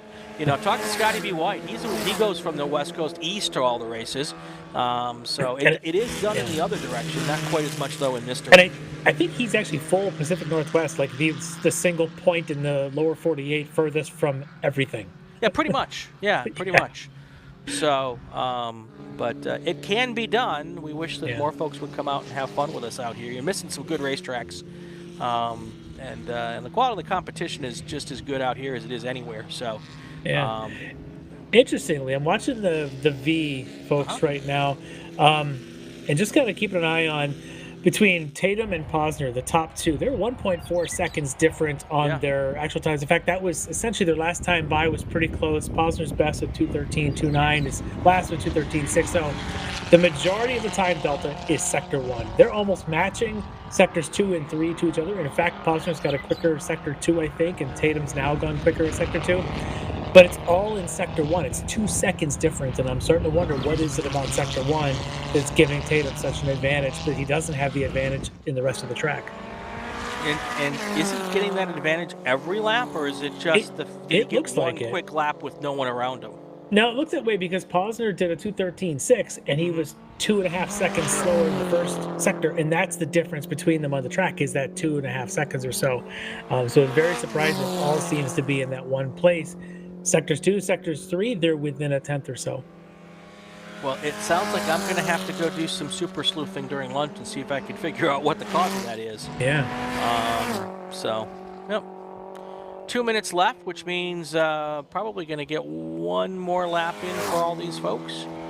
And before we head off, if I've mentioned this before, I'll mention it again. This race will come off at 4:20 this afternoon Pacific time. And after this race, we're going to take an hour break for lunch so our workers can come in off the corners and take a load off, get some food, and rest for just a little bit before we come back at 12:20 p.m. Pacific time for 7 consecutive races for the Hoosier Racing Tire SCCA Super Tour. Kenny Renfro, top of the leaderboard so far, still going quicker out there. 1:55.1 now his quickest time. Looks, though, like the second quickest out there, Charles Horn, is getting with the program pretty quickly. He's out there a personal best Sector 1 and Sector 2s, which are closing in on the range that Renfro's in. Now, Renfro just went a second and a half difference between his best first sector to Horn's best first sector. So there's a lot of delta there. But I know their second sectors are just a couple tenths apart. I don't think third sectors are. So again, we're seeing that delta, majority of it being in Sector 1, but what it tells me is Charles Horn is building that pace. Maybe there's a comfort factor, something about turn 1, turn 2 that really have to get comfortable because they're very high-speed corners that those with experience here are able to nail it. Those that don't maybe have to build towards it. Sure. Yeah, we'll just, I'll ask some questions because it appears that has been the case in several of our races or our qualifying sessions today as well. So maybe that is the key to a good lap here, is getting that first 2 turns And that turn 2 is a big sweeper too. So I think it's one of those where you probably have to carry as much speed through 1 before you slow down for 2. And maybe that's just that's where everyone's getting caught out just a tiny bit. So yeah, a couple of tough corners on this track. And looking at Renfro again, now quickest, a 54.3. Almost 3 seconds clear of Horn, who just turned his quickest lap of the session at a 57.2. So Renfro again continuing to just pull away and showing that he's got probably has some pretty good experience around this place, I suspect.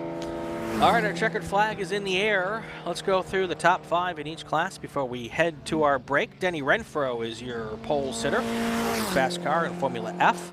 Charles Horn would be second. Steve Meyer third, followed by David Jalen and Richard Heibels. And then in Formula V, you've got Blake Tatum will be your pole sitter in that group, followed by Quinn Posner, Tony Baldassare, Derek Monick, and Ron Wake. So that's your top 5 in Formula F. All right, Larry, any thoughts before we take our lunch break? I think it's going to be another great afternoon of racing on a beautiful racetrack, and it can get started with some big horsepower and big bore here in about an hour. Should be a good time. Absolutely. That's going to do it for us until about 12:20 Pacific time. We'll be back with our whole racing card here for the rest of the afternoon. You're watching the Hoosier Racing Tire SCCA Super Tour from Thunderhill Raceway Park. Stay with us. We'll be back around 12:20.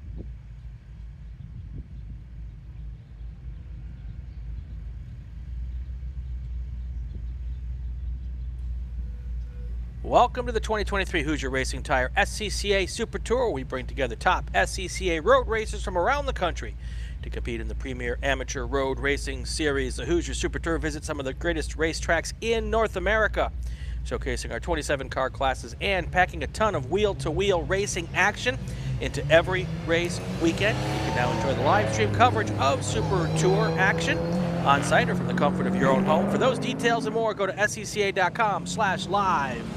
Brian Bielanski, Larry Lefty MacLeod is here with us, MacLeod, and we are getting ready to go racing, Larry. We are definitely getting ready to go racing, and what a way to start the racing than with the biggest of the motors, the baddest of the cars out there with the GT1s, GT2s, GT3s, A-sedans, and T1s. It should be good. We've got our qualifying session ready to go here, and I am going to give us the qualifying order, if I can pull it up here quickly, and I apologize. I should have had this up a long time ago. Hold on a second. Keep talking, Larry. Well, the big bores are the biggest bores. I think we got a good group of GT2s out here this weekend. A couple of T1s thrown in there and a couple of A-sedans. I think they've got some pretty good pace out of these cars. It's going to be a lot of fun to see how they manage their tires, manage their cars over the course of this 25-minute race. All right, I'm ready now. Here is our qualifying order. Your pole sitter, Tom Colicchio, in the 79 car. On the outside of row number 1 is Tristan Littlehale. Then you've got Sean Wheeler and Clark Nunez in row 2. Row 3, Scott Howard and Casey MacLeod. Row 4, Larry Hansen and Ken Peterson. Row 5, Roger Eagleton and Guy Laddick. Row 6 is going to be Igor Ganzik and Danny Malfatti. In row 7, you've got Brian McMillan and Don Van Nortwick. Row 8, Michael Lowe and Lynn Griffiths. And bringing up the last row in an unusual position, Scotty B. White. He will be trying to push his way up through the field to get to the front here pretty quickly. He is our final starter here in this race group. Our plan today, Larry, is 25-minute races here. And we're getting ready to get underway in just a few seconds here. Yeah, and this will be an interesting start to see who's got the tires that like first lap and like cold and like to get off going quickly, and who's got the tires that take a few laps. Always one of the things you see, certainly in the GT categories. In the A sedans, a lot of times it's going to be just about managing the course of this this lap, and throughout the 25 minutes, do you have enough pace in the tires at the end to hang on to those spots? We've got a couple of drivers there that qualified close in A sedan between Peterson and Eagleton. That'll be a fun race to watch, of course. The front of the whole field with the front row of GT2 to Colicchio and Little Hale being just a couple tenths apart. So we got some pretty good battles shaping up here in this race. Exactly, and being that this is one of our groups that don't have a single spec tire in it, we've got different tire manufacturers, different compounds, so depending on what people choose, we'll determine which tires do what quickly. And we're at 60 degrees right now at the moment. There's nothing falling out of the sky, which is good. I think we're going to keep it that way for the rest of the afternoon. And so overcast skies, good temperatures, and that means we've got a chance to have some really fast racing here. Yeah. All right, here comes our cars here down the back straight. Once they come out here, they're going to make a hard right turn and then another little less hard right turn before they come on the front straight. And then we will have some 17 cars barreling down towards the first corner on this first lap. Never been here for a race yet, Lefty, so I'm learning a whole lot of stuff here, how these cars are going to react going into this super fast turn 1 here. It's going to be fast. We'll see if they get sorted out before or during turn 1. Hopefully by the time they get into 2, it's back to close to single file, but they're getting ready to roar down this massive front straight. And here they come down towards the starter. The starter likes what he sees. The green flag is out. And here they go towards turn 1 for the first time. Watch the camera jiggle, folks. I love that camera. All those cars now trying to make it through that sweeper left-hand turn. Look at how fast is one car drifting off the course to the right. Will it stay out of the traffic's way as it tries to get back on? It looks like everybody avoids that car, and it is back on the racetrack. That was a big moment for Scotty B. White as he came through at the end of that field with a big old car standing in front of him trying to get it back on the racetrack. But no issues. Everyone's going and continuing on. Yep, looks like he was able to get back on the track out of that little bit of a damp off-track grass area, but we are back to racing here, and looks like everyone's kind of sorting things out here. We'll see how they do into single file form as they're making their way down through turn 3. Yep, heading through turn 3. We'll pick them up here now as they head into 6 and 7 off in the distance, and then right up to us at 8 and 9. And already the battle at the front, those two BMWs, I'm thinking, yep, as they are still nose to tail as they started this race, should be Colicchio and Little Hale running nose to tail, kind of pulling away from the field already. That's their hope, is that they can get away from those two Chevy-powered cars, the Camaro and the Corvette, and then more American muscle with another Mustang and then another Camaro. So you've got a couple of BMWs up front, then you've got Chevy, Ford, and then all the way back in 8th place is Larry Hansen in the Nissan 350Z. You see him coming down through that kink onto this back straight here. Just to hear those motors roar. It is, and it's really interesting. There's so many different types of corners on this racetrack that, you know, you can set your car up for some to work well, but it's really hard to set your car up for all of them to work well. Here the cars come across the line for the first time. Your race leader is Tony Colicchio, followed by Little Hale, and then Scott Sean Wheeler, Clark Nunez. Scott Howard is next, followed by Ken Peterson. Then you've got Larry Eagleston, and whatever car that was that backfired just gave me a small heart attack. Wow, that was a big old backfire right at the start-finish line. We're right above start-finish practically here. And they let off to go into turn 1. I was like, where'd that come from?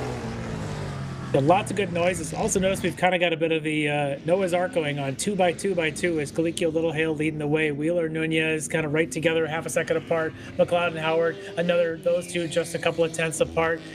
Peterson, Eagleson, everybody seems to be paired up with somebody. They all have a little bit of a buddy.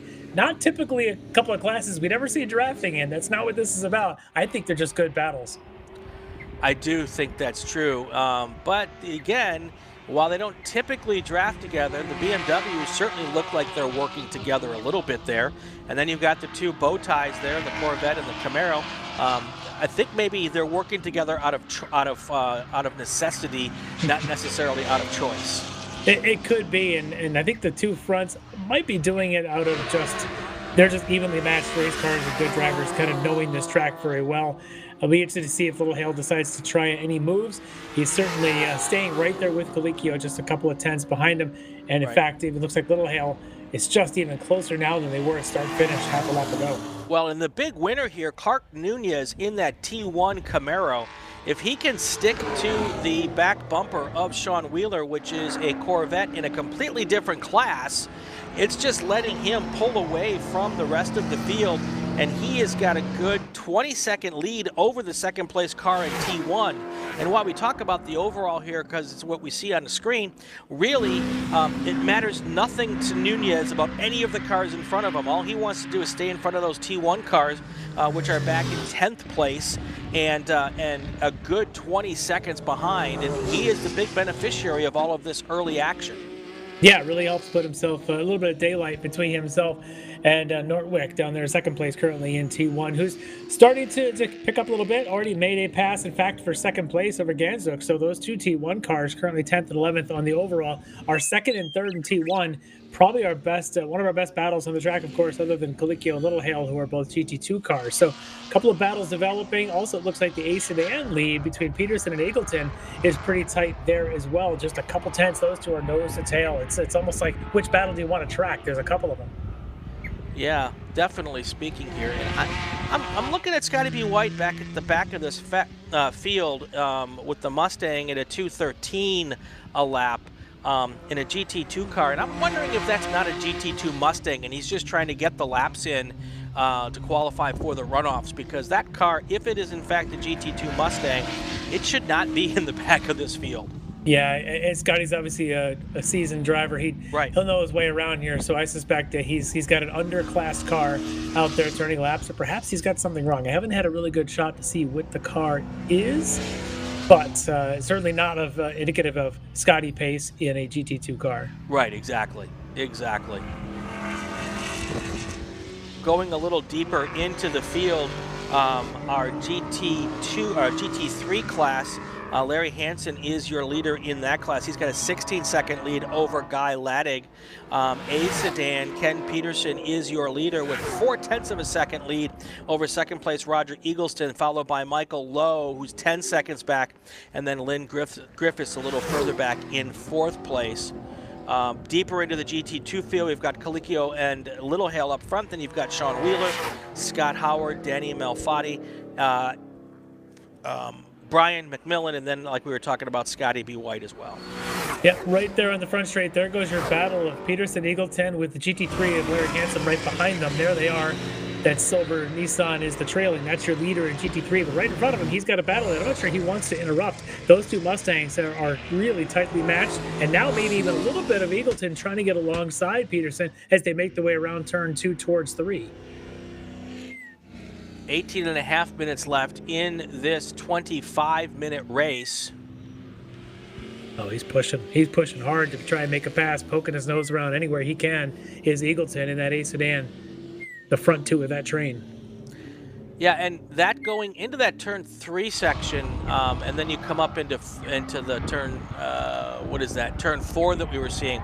That's kind of where you get your first real passing zone here. And you can get around them if your car's working really, really well.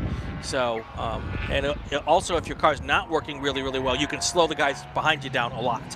Yeah, for sure.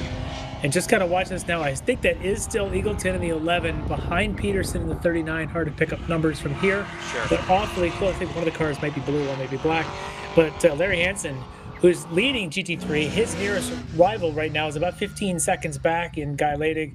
So he's not too worried about the GT3 lead, but he's just got a great spectator view right now of what's in front of him. Of course, behind him, he's got the T1 second place car, Nortwick, that might want to keep rolling along because the second place T1 is only a couple seconds back in Ganzuk. So, some people are motivated to make passes and others are just happy to be spectating. Exactly.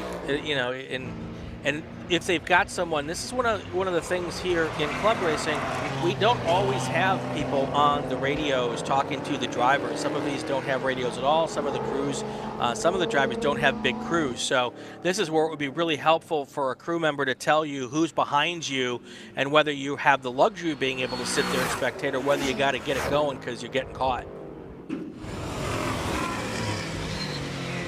Yeah, same order for the A sedan lead. That is our best battle with these 4 of these cars, 3 different classes covering them.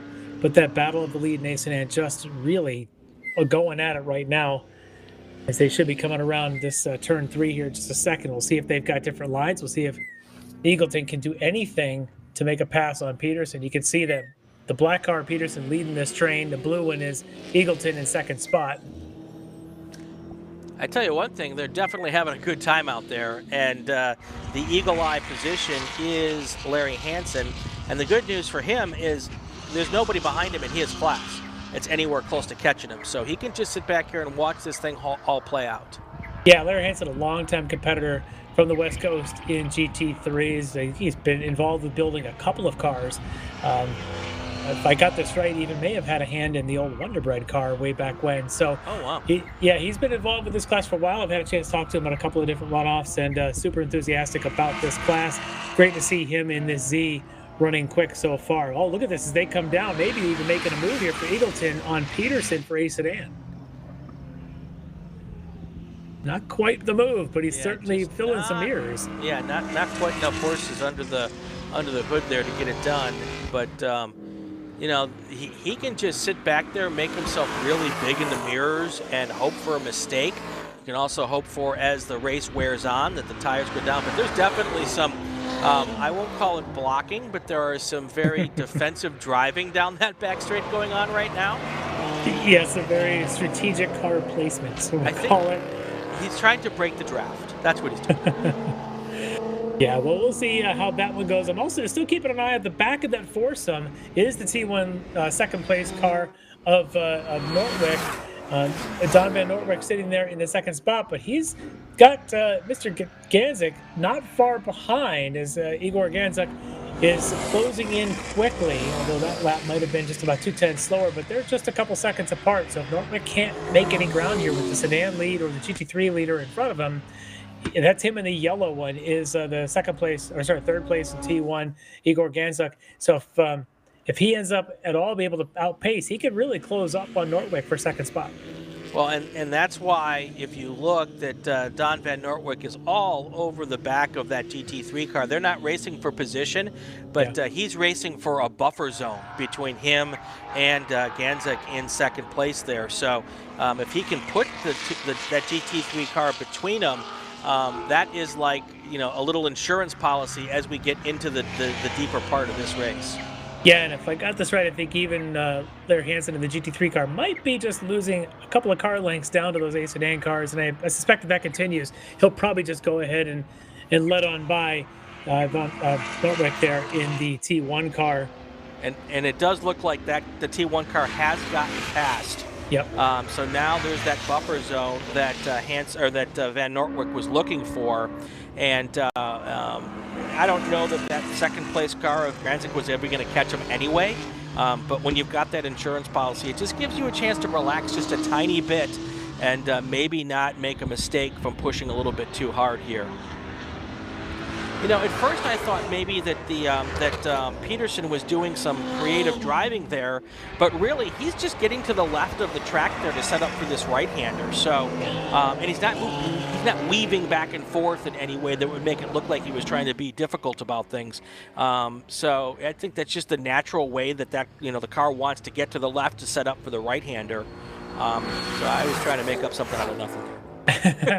Well, it's interesting. He may just be very comfortable with Eagleton behind him. Sure. Perhaps they've raced, done this quite a while. They know each other's tendencies, and maybe he's confident in his corner exits that he doesn't think that Eagleton can get a run and Roger's just going to have to sit back a little bit while Ken continues to lead this way. At some point here, you got to figure that Roger Eagleton's going to try a move somewhere. He's got to find an advantage to maybe try to make a pass. You're not going to see 25 minutes, and maybe it's around turn 3. Look at that, nice and tight and tidy for Eagleton, the second car in the sequence. Peterson got a little bit wide on that off camber. How many times can you get away with that before you give up a spot? Well, and you can go and think about the idea of, I'm just going to hang tight here, and with 2 or 3 laps to go, we're going to go after them. And there's some good logic in that strategy as well. At the halfway point here, we're going to take a break, and when we come back, we'll hopefully take you all the way to the checkered flag with green flag action. You are watching the Hoosier Racing Tire SCCA Super Tour live from Thunderhill Raceway Park. Stay with us. We'll be back in just a minute. Hoosier Racing Tire is proud to be the presenting sponsor of SCCA's Super Tour. Hoosier's mission is to be the dominant, customer-driven provider of tires to race teams domestically and internationally. Realizing Hoosier's existence and continued success is dependent upon how well we meet our customers' expectations by providing the safest, most reliable, high-quality race tires that put you in the winner's circle. For more information, see one of our trackside support personnel or the local Hoosier Tire racing dealer nearest you, or contact us at HoosierTire.com. Hoosier Racing Tires, truly designed for champions. Hagerty is the official and exclusive insurance partner for the Sports Car Club of America. Hagerty provides affordable off-track insurance protection for motorsports vehicles while in the paddock, in transit, in storage, and at the shop. They provide guaranteed value coverage and even have protection for your trailers. SCCA members can save 5% on insurance through Hagerty. Learn more at Hagerty.com. Hagerty, let's drive together. Ready for a new race trailer? Bravo Trailers is the exclusive trailer partner of the SCCA. Owned by longtime SCCA racers, Bravo Trailers work better, load easier, and tow better because we build them with racers in mind. Visit bravotrailers.com to see your new trailer in aluminum or steel.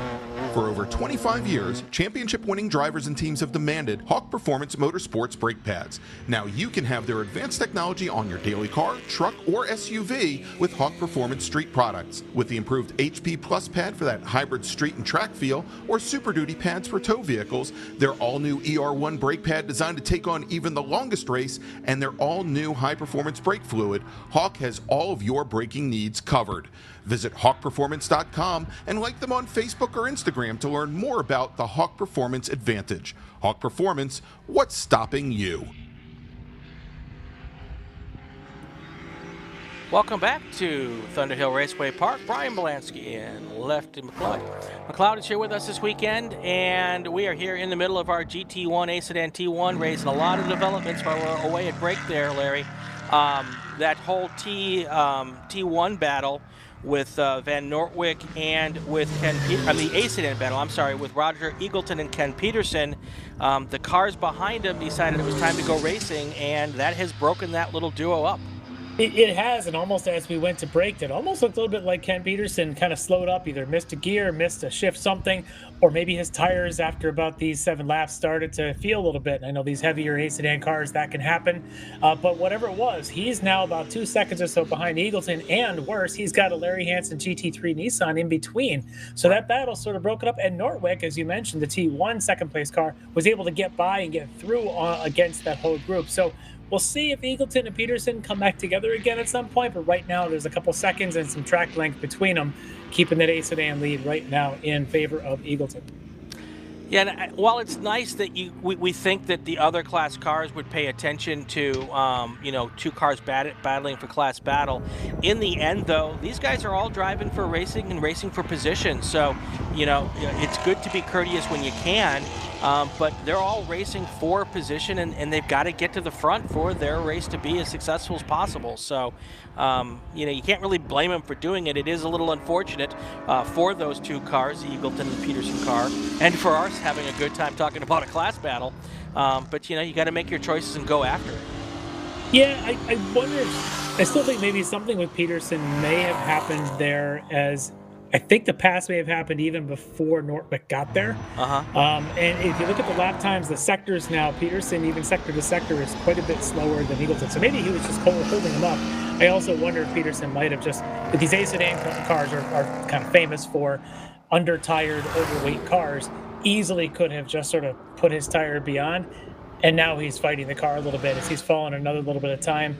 He's now about a second and a half back from Eagleton. There may still be time. Maybe he's going to take a couple laps to cool the tires a little bit. Maybe it'll come back to him. But right now, Eagleton's got a pretty good advantage that he's going to continue to work. Yeah, if you might have seen there just for a second, that was Sean Wheeler off in the Corvette around turn 3 at the exit of turn 3. One of those lazy going off that off-camera corner like we have seen a bunch of times today, but he was able to collect it and get back going again. So. Well, out at the front of this field, we still have our GT2 battle. Of course, Wheeler's part of that GT2 front 3 in this group, but it's Colicchio and Littlehale right now that continue to do what they've done since the green flag dropped, and that is they're 4/10 apart, essentially trading fastest laps between the two of them. It's an unbelievable battle now on its 9th lap at this. Those two BMWs are just continuing to kind of bloodbath it out, still with a lot of time to go, about 6 minutes or so. I would not put Littlehale out of this yet, even though he hasn't had the nose ahead of Colicchio yet. It's not over. All right, while we've got about 6 minutes left, let's take a look at what we've got going on here. In a sedan, Roger Eagleston's your leader, followed by Ken Peterson and Mike Lowe. GT2, Tony Colicchio up front with a half-second lead over Tristan Littlehale. That is getting tighter as well. Sean Wheeler is in third. And then GT3, Larry Hansen is your leader, followed by Guy Leddick. In GTX, your lone car there is Casey MacLeod. And then finally, T1, you've got Clark Nunez, and then Don Van Nortwick and Igor Granzuk. That's your T1. Yeah. If we can catch the leaders there in GT2, the overall leaders of the race, I'm just watching them even sector by sector, continuing to set fastest lap of the race between those two BMWs. It's really been quite the battle all along the way, and I really think this one's going to come down to the last lap between those two. I agree with you, absolutely. And that's the, that is. Ooh, look at that traffic jam And the there. traffic. Woo! I'm going to see if our leaders in those BMWs are in it. I think they are. Yes, It just does going look like around that. Lading. Lading's in that blue RX-7. The red and then the white BMWs are Colicchio and Littlehale. Ooh, that could make things interesting. Well, and that's a perfect example of the leader hit that traffic at a perfect time, and Tristan Littlehale did not. That's a good. Look at the big lead. What? That's, Does he have a run going into the final corner? Nice track placement, nice car placement for Colicchio, blocking Littlehale from getting a move down the inside. Crafty. yeah, absolutely. Absolutely. Here they come to the line. Let's look at what the separation is now between Colicchio and Littlehale. 0.1 of a second. Can we get that a little closer, Larry? Maybe a little bit. Scotty White had a good view of that, and I think that is, by the way, Scotty White's T4 car that he's got out here in this group. Some comments in the chat. It looks like he's got his Viper registered for Portland next week, so running the T4 car here in GT2. But he had a great view of the two BMWs basically bumping down the front straight. There's no bumping, of course, but may as well have been, as you couldn't have put a piece of paper between them as they come around. That's them coming around turn 3, heading towards 4. And people were talking about having that T4 car in GT2 to get points. It's points. It's also number of races finished. Yeah. So while the points are important, also is you have to be a finisher in a certain number of races, and to be a finisher, regardless of your finishing position, if you get past halfway, you're considered a finisher, and that's the two combinations of things you need to qualify for the runoffs. Yep, we will definitely see Scotty B. White at the runoffs again. With his Viper, I'm sure, in GT2 as well as his T4 and maybe even something else. He does tend to run a couple of classes. I would just wonder, with this battle going on up front with Colicchio Littlehale, what would it be like if Scotty had the Viper in this battle right now? I'm a big fan of that Viper, that V10 car. And I would love to hear it coming down this main straightaway because it would be loud and proud. Well, right now, the two leaders in GT2 have got a bit of a run trying to get around one of the other cars. That might be our T1 second place at Nortwick now that they're getting through. I can't tell. It's one of those Mustangs. Yeah, Nortwick does a nice job of staying out of the way. If that's Nortwick, does a really nice job of staying out of the way there and letting the leaders through with 2 minutes and 50 seconds left. It will be white flag next time by, I'm pretty sure. with the speed that these guys are going. They'll get this lap in, so it looks like we're on our second to last lap in this race, and this battle at the front is still really, really fun to watch. Yeah, I just think that Tristan Littlehale's got to have collected enough data to know where his opportunities are. We saw him at least poking around a little bit at the back, coming down the back straight. We'll see him using the other lap cars as picks. I just don't think he has any more lap cars in front of him right now, because at this point they've already lapped everyone through 7th in the field. The next one up's pretty far. That's going to be MacLeod there currently in the GTS car. I don't think he's close enough to make a difference. So right now, Tristan Littlehale's going to have to do it all on his own. And he's going to maybe, hopefully, has a spot he thinks he can. I agree, and it looks like just watching those cars go through turn 2 the last time, it looks like the 79 car, the leader, gets through that section just a lot faster. Opens up a 4 or 5 car length lead, and then it takes Littlehale the rest of the lap to catch back up by the front straight. They cross the start-finish line pretty much side by side, and then the next lap, Colicchio pulls away again. So as you can see, Littlehale here is closing in, closing in, closing in. The question is, can he close in enough so that when he gets to the start-finish line, he can be just the teeny nose ahead, and that's, I'm sure, what he's hoping for, but we'll see if that plays out. Yeah, because I'm not sure there's enough draft here on this back straight to be able to pull up alongside and outbrake him. Yeah. If he can, that's a great place to do it for a last lap dash. But you can see it's still a couple of car lengths from Colicchio as they're coming around possibly to start their white flag. Do we see it? Do we see it? And it should be in the air. There it is. Let's see what they are at the line here. And the distance between the two cars at the line is going to be 0.4 of a second. So that is not as close as I'm sure Tristan Littlehale would like to be. He's been closer, yeah. Yeah, absolutely. And now we're going to see them come through turn 2. See how he's pulling away just a little bit there at turn 2? He gets a crisper turn in. The car takes a better set early. It looked like Littlehale kind of sets up a bit wider, and it just drifts him offline just a hair, enough to lose a car length or two. And on this lap, in this race, every car length is huge. Well, especially now as we on that final lap, car lengths are difficult to overcome in one lap. So we will watch this for the last 6 corners here, last 8 corners here, and see where this ends up in the end. There they are, just coming into our view there, off in the distance. Yeah, he's got a pretty good run. I think he's a bit closer now than he was to start-finish a half a lap ago. I don't know if it's enough. He's going to poke out. He pulls out to think about making a move there, but it's not have enough to get there. But now he can tuck in underneath. Colicchio goes a little bit wide, but not wide enough to make a difference. But it does give Littlehale hope to maybe throw a little Hail Mary here right at the end and get by. Here they are going through turn 10, still about a car length between the two, a little less maybe. Next, we see them coming here through 12 and 13, and big on the, we have a black car that's in the way there, but they get around him without any problems. Nice job having that car move over. Wasn't I don't think he's got it good enough. Snuck up on me there. Yeah, I don't think this run's good enough for Littlehale. I agree. Not quite enough this time. There was a moment in that lap where maybe he could have done something, but good track position there for Colicchio might have saved his race. I don't know if this run for Littlehale is going to be enough to the checker. I don't know either, but the checkered flag is in hand, and it is not enough. Littlehale's going to come in second. Your race winner is going to be Tony Colicchio in the BMW M3 from Campbell, California. He takes our checkered flag here in race number 1. Oh, great way to start off this afternoon. Today's actual races. Colicchio Littlehale put on quite a demonstration with a couple other great classes there behind, with Nunez running very quick in that T1 car. All right, let's go through our top 3 in each class here before we take a short break before our next race. Our race winner, overall and class winner in GT2, Tony Colicchio, followed by Tristan Littlehale and Sean Wheeler. In GT3, we've got Guy Laddig and Larry Hansen. Then we've got A Sedan. Your race winner is Roger Eagleton, and then Ken Peterson and Michael Lowe. And there's a big enough gap there where there's not going to be an issue with that one. Now we go down to GTX.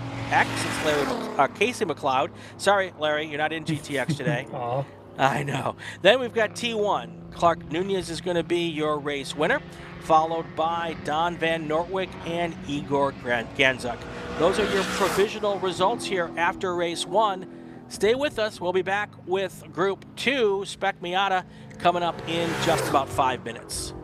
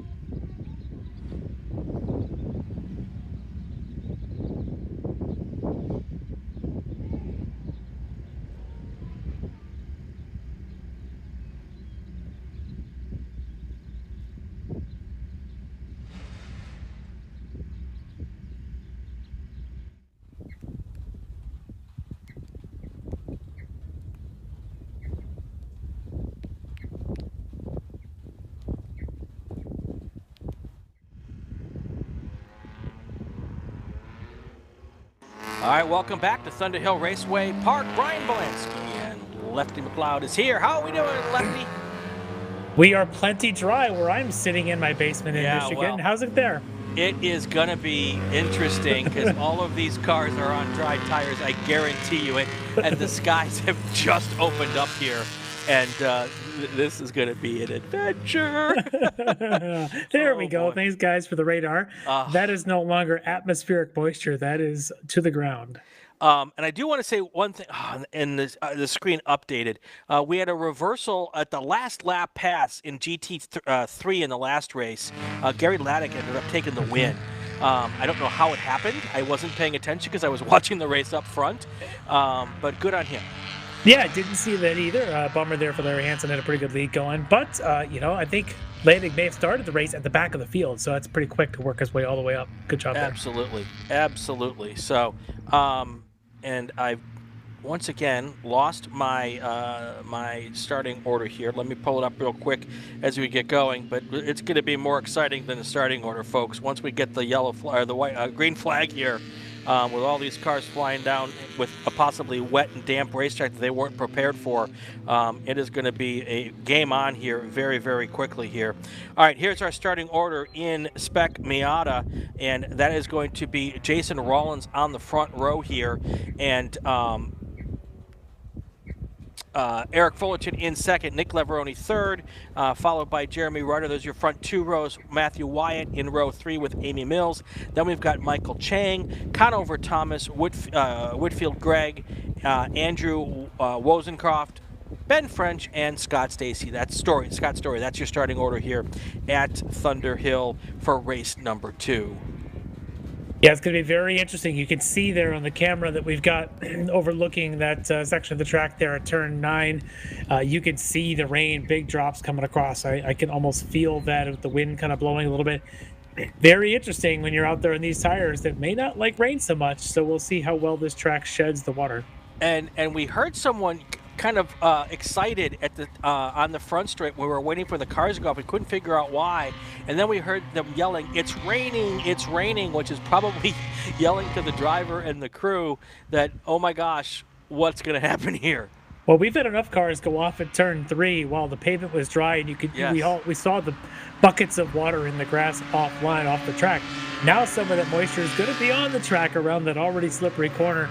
Let's see who's going to be conservative early in the race and who's going to be the aggressor, who maybe has track knowledge of where you want to be around here if the rain line really is a popular place. Well, and the good news is that it just started raining, so it will take a little bit of time for the track to completely rain out here, and hopefully they can get the first couple of laps in here kind of safely before it really gets wet. And then they have to make some decisions. And at this point, unless you've got a crew here who can do a quick tire change, which we don't do a lot of here in club racing, you might just be stuck on the tires you're on here. And I guarantee you the Group 3 teams right now are all scrambling for the wet weather tires. Yeah. As you said, if there's no standing water, probably not worthwhile doing much on a tire change unless the compound really needs to change to have something softer. But at this point, it's caution, it's track knowledge that pays off, and maybe that rain line to stay off of any of that oil and rubber that might be down on typical inside dry lines. You might want to stay off of that here early in the stages especially. I will say, though, if I'm in the back of that field and I can do a quick rain tire change right now, I might duck in just because with 25 minutes, I might be able to get caught back up here. All right, we're waiting here for a green flag, and that is now out. This is going to be real exciting to see how these cars handle turn 1. It is absolutely pouring out here on the front straight right now. You can see the windshield wipers on. Here comes those cars for the first time in these dampish conditions. Here they come. come. Are there going to be any issues? Look at these cars. One car goes a little bit wide all the way off the racetrack on the right. Thankfully, you can drive from here to Sacramento out there and not hit anything.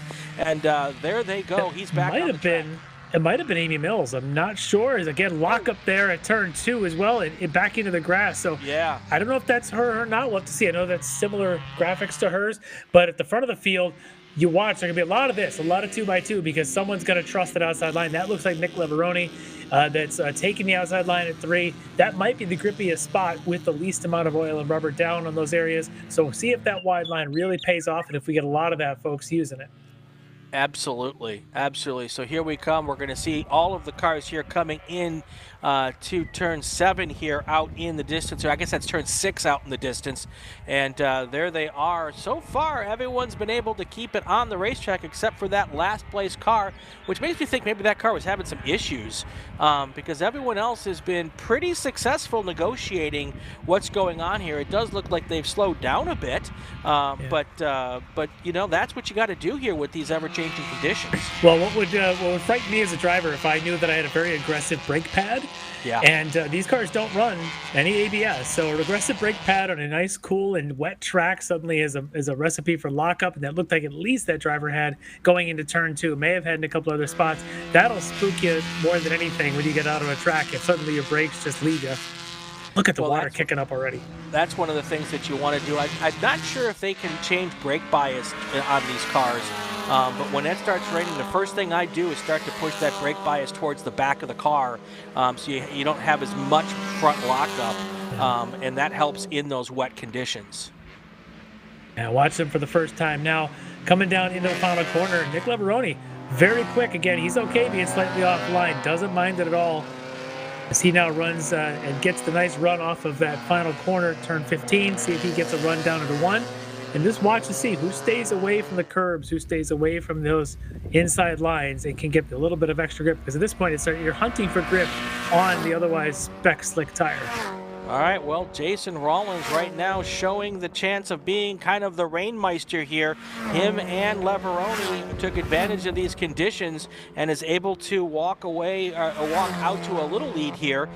It seems closer or further than it was with Rollins and then Leveroni, followed by Fulkerson and Jeremy Rutter. And I'm pretty sure that was Amy Mills that may have had the issues early on, and she's dropped back to 10th. I think she started this race, was it 5th or 6th place there? Right. I think it was the 3rd row. So that's her there in the position further back. So we'll see if she can make her way through. But at the front, though, Rollins may now have a couple of car lengths ahead of Leveroni as they went around turn 3 last time. And it does kind of look, if I'm looking around here, it does look like we're kind of under one dark cloud. And once this moves through, it shouldn't rain very long. The only question is how long will this one dark cloud sit over the top of us? Because I'm looking and I don't see a ton of wind right now either. So, you know, this could stick around for a little bit. But once this cloud moves out, it does not look like we've got rain all afternoon by any stretch. Well, that'd be good for everyone else. The folks here in MacLeod are saying, oh, I guess we have to deal with it. And right now they are. Certainly, Jason Rollins doing a great job of dealing with it so far here with that lead. You can see right there those first 2 cars that just went through. Probably about 5 car lengths he's now pulled ahead of Leveroni. Jason, I suspect, may also have some local track knowledge and knows where to go when these rain skies start to open up here in Northern California. Leveroni, just quick, pretty much anywhere he goes, a former national champion. I believe it was T4 a couple years back at VIR. So he also knows how to find the speed. It is just pouring, and you're seeing lockup there by your front cars there. And it is coming down really, really hard. We're actually seeing spray. That's how quickly this track has gotten wet in this section. It is still, it's raining hard here in the front stretch too, but not quite as hard as it is right here. So. Yeah, down here on the western edge of the track seems to be a lot wetter than when we get down there at closer to turn 2. Yeah, this is a pretty wet area right now. But as you can see, now that's the direction the weather would be going. I'll see if we can, if I can point out on a camera where the weather would be coming from. You know, clouds are definitely lighter from the west, which is where the weather comes from. So, and look at the wind sock there at the top of the start stand. There's almost no wind right now. So not much at all. Well, last time by, the leaders went through. Leveroni again was probably just maybe a car length or two back from you can see him using that little bit wider rain line. Right. Now finally catching up. So whatever happened to him in the middle of the last lap that gave up some distance, he seems to have made that up. He seems to have the last sector 3 of this track down, and maybe even sector 1. See if he can close the gap through sector 2. We could have a pretty good race here on our hands between Rollins and Leveroni. No question at all. Going deeper into the field, our 5th through 10th place, we've got Scott Story. He started way at the back, so he actually knows what to do with this wet weather, followed by Matthew Wyatt, Michael Chang, Whitfield Gregg, and now Amy Mills is now up to 9th place after having a bit of an adventure on the opening lap. Yeah, and she's turning laps quicker than the 3 cars in front of her, so she's still gaining on them. We'll see if she can make up the ground back to where she started from, but it's a good recovery so far. But look at this. This is the leaders now coming around through into turn 9, and you can see Leveroni now right up under the back of Rollins, where he wasn't the last time through here. Even from this distance, you can see the spray coming off these cars. That is absolutely an advantage for Rollins up front. He's got as clear vision as you can in the wet, but he doesn't have the negative effects of spray. So I'm sure Leveroni would rather get around him quick and not so that he doesn't have to deal with the spray. Yeah, visibility is always an issue with these guys. At least these are the closed top cars, and although they are convertible, they all run the hard top. But you can imagine out there if you're in an E-Prod Miata or something like that, just nothing but your visor between you and the rain. It always makes things interesting. There we go. Here they come through 12 and 13, So and close. it is just like you could barely put a piece of paper between those 2 cars. Look at how close he is there. And notice how he's kind of just a little bit offset. That's not necessarily the fast way, but I think that he's trying to deal with the spray. Yeah, just to get visibility and pick on his braking point. But look at this. He's got a really good... I Yeah. thought he was going to trying to put his nose in there to get by, but... Well, great job there for Rollins to really be able to hit the braking points just right. And he's driving, looks like more of the traditional dry line, not having any issues with it. And it's a good sign for him. Reading in the chat, Elijah Dopkins just mentioned that Mr. Rollins is a Pacific Northwest guy, probably has run his share of races in the rain. So that could be playing to his favor right now, too.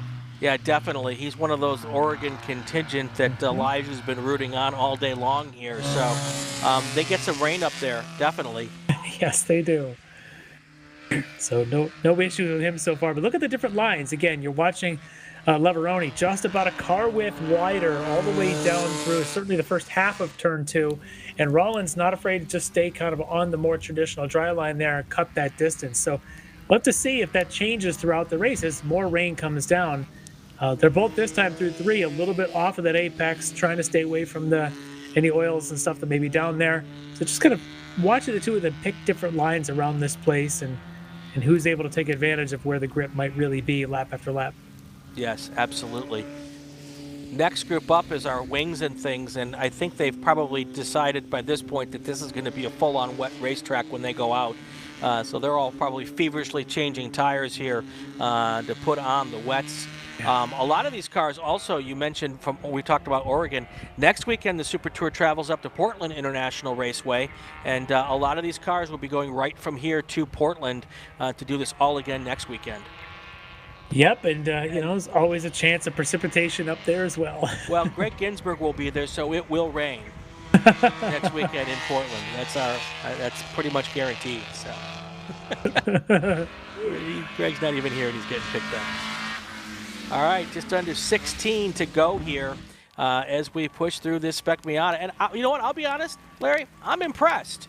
Of all of on a dry tire, these cars are out there, and all of these drivers are doing a really nice job. Yeah, I'm assuming they're all still in dry tires as that call, as the rain came pretty much about the point where they released them from the pit lane. But I'm looking at the lap times. Rollins and Leveroni are out there doing 2:31s while the rest of the field is, the next quickest was a 2:35. They're 4 seconds a lap faster than anybody, but the bulk of the field is 2:40 and up, like 10 seconds slower than Rollins and Leveroni. I think it's the comfort level these two have in these conditions, and the experience that they must have in conditions like this in these cars. I don't think they're on a better tire. I think these guys just have a lot of that old experience playing to their favor. I agree, because they're also 20 seconds slower than their qualifying times. Yeah. So and as good as they're doing, you're just doing the best they can on what is not the ultimate tire for these conditions. So No, and I think it's even conditions maybe continuing to get worse as the rain continues to come down. Look at that. You can see it there. Oh, there's a car off in the distance. Is that Leveroni? oh, right, that so- is bad news for Nick Leveroni and really good news for Jason Rollins. That was your second place car.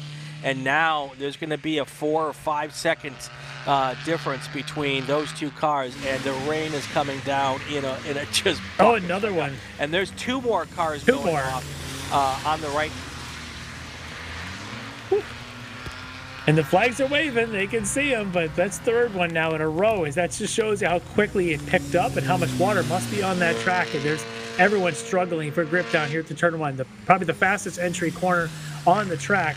Everyone just struggling from Leveroni on back. Now, Leveroni was able, we did see him to continue. Not sure what the gap was now that him with Rollins. I didn't notice if Fulkerson perhaps snuck between them. He may have, but somewhere between Rudder, Story, Wyatt, Chang, 3 or 4 out of those 5 went off down in turn 1.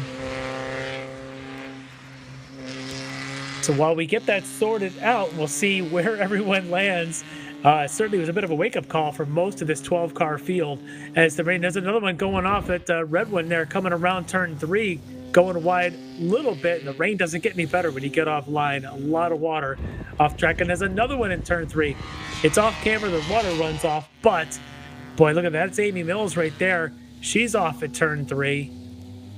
You can tell these drivers on these slicks do not like standing water. Going to Brian's point, and Brian will be back here in a second, but going to his point about stopping and putting other tires on with only 13 minutes left. I don't know that that's the advantage now, but I'll tell you, wouldn't be a terrible idea if you happen to have a set close by to slap on the car and get going again. But right now, these dries are tough.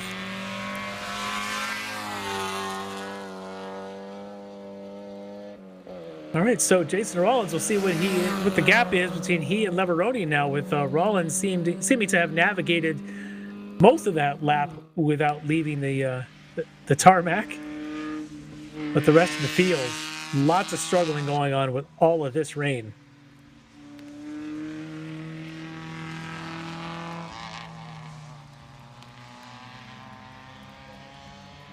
So Brian, it looks like this rain kind of hit everybody just about 3 minutes ago, including perhaps the announce booth. We took a bit of an internet hit, and my connection to the to HQ went down. I've been able to watch everything. That all stayed up, but my voice connection. I think that's the racing gods telling me that they're tired of listening to me talk. But yeah, no, it is. And it's funny. It looks like it's almost a sun shower, because if you look out in the distance there, that's the sun peeking through the clouds way out there. So, but right here over the racetrack, it is a big old gully washer here. 11 and a half minutes to go. Actually, this is a good time to get our break in here. And when we come back, we'll hopefully stay green all the way to the finish. You are watching the Hoosier Racing Tire SCCA Super Tour live from Thunderhill Raceway Park. Stay with us. We'll be right back. Tire Rack was established over 40 years ago by an SCCA member with a passion to find the right tires, wheels, brakes, and suspension products for racers and enthusiasts both on the street and on the track. As official tire retailer of Sports Car Club of America since 1995 and sponsor of the Runoffs Pole Award, along with the National Solo Program, Time Trials Nationals and National Tour, and Track Night in America, Tire Rack is proud to support the SCCA and its members as they go have fun with cars.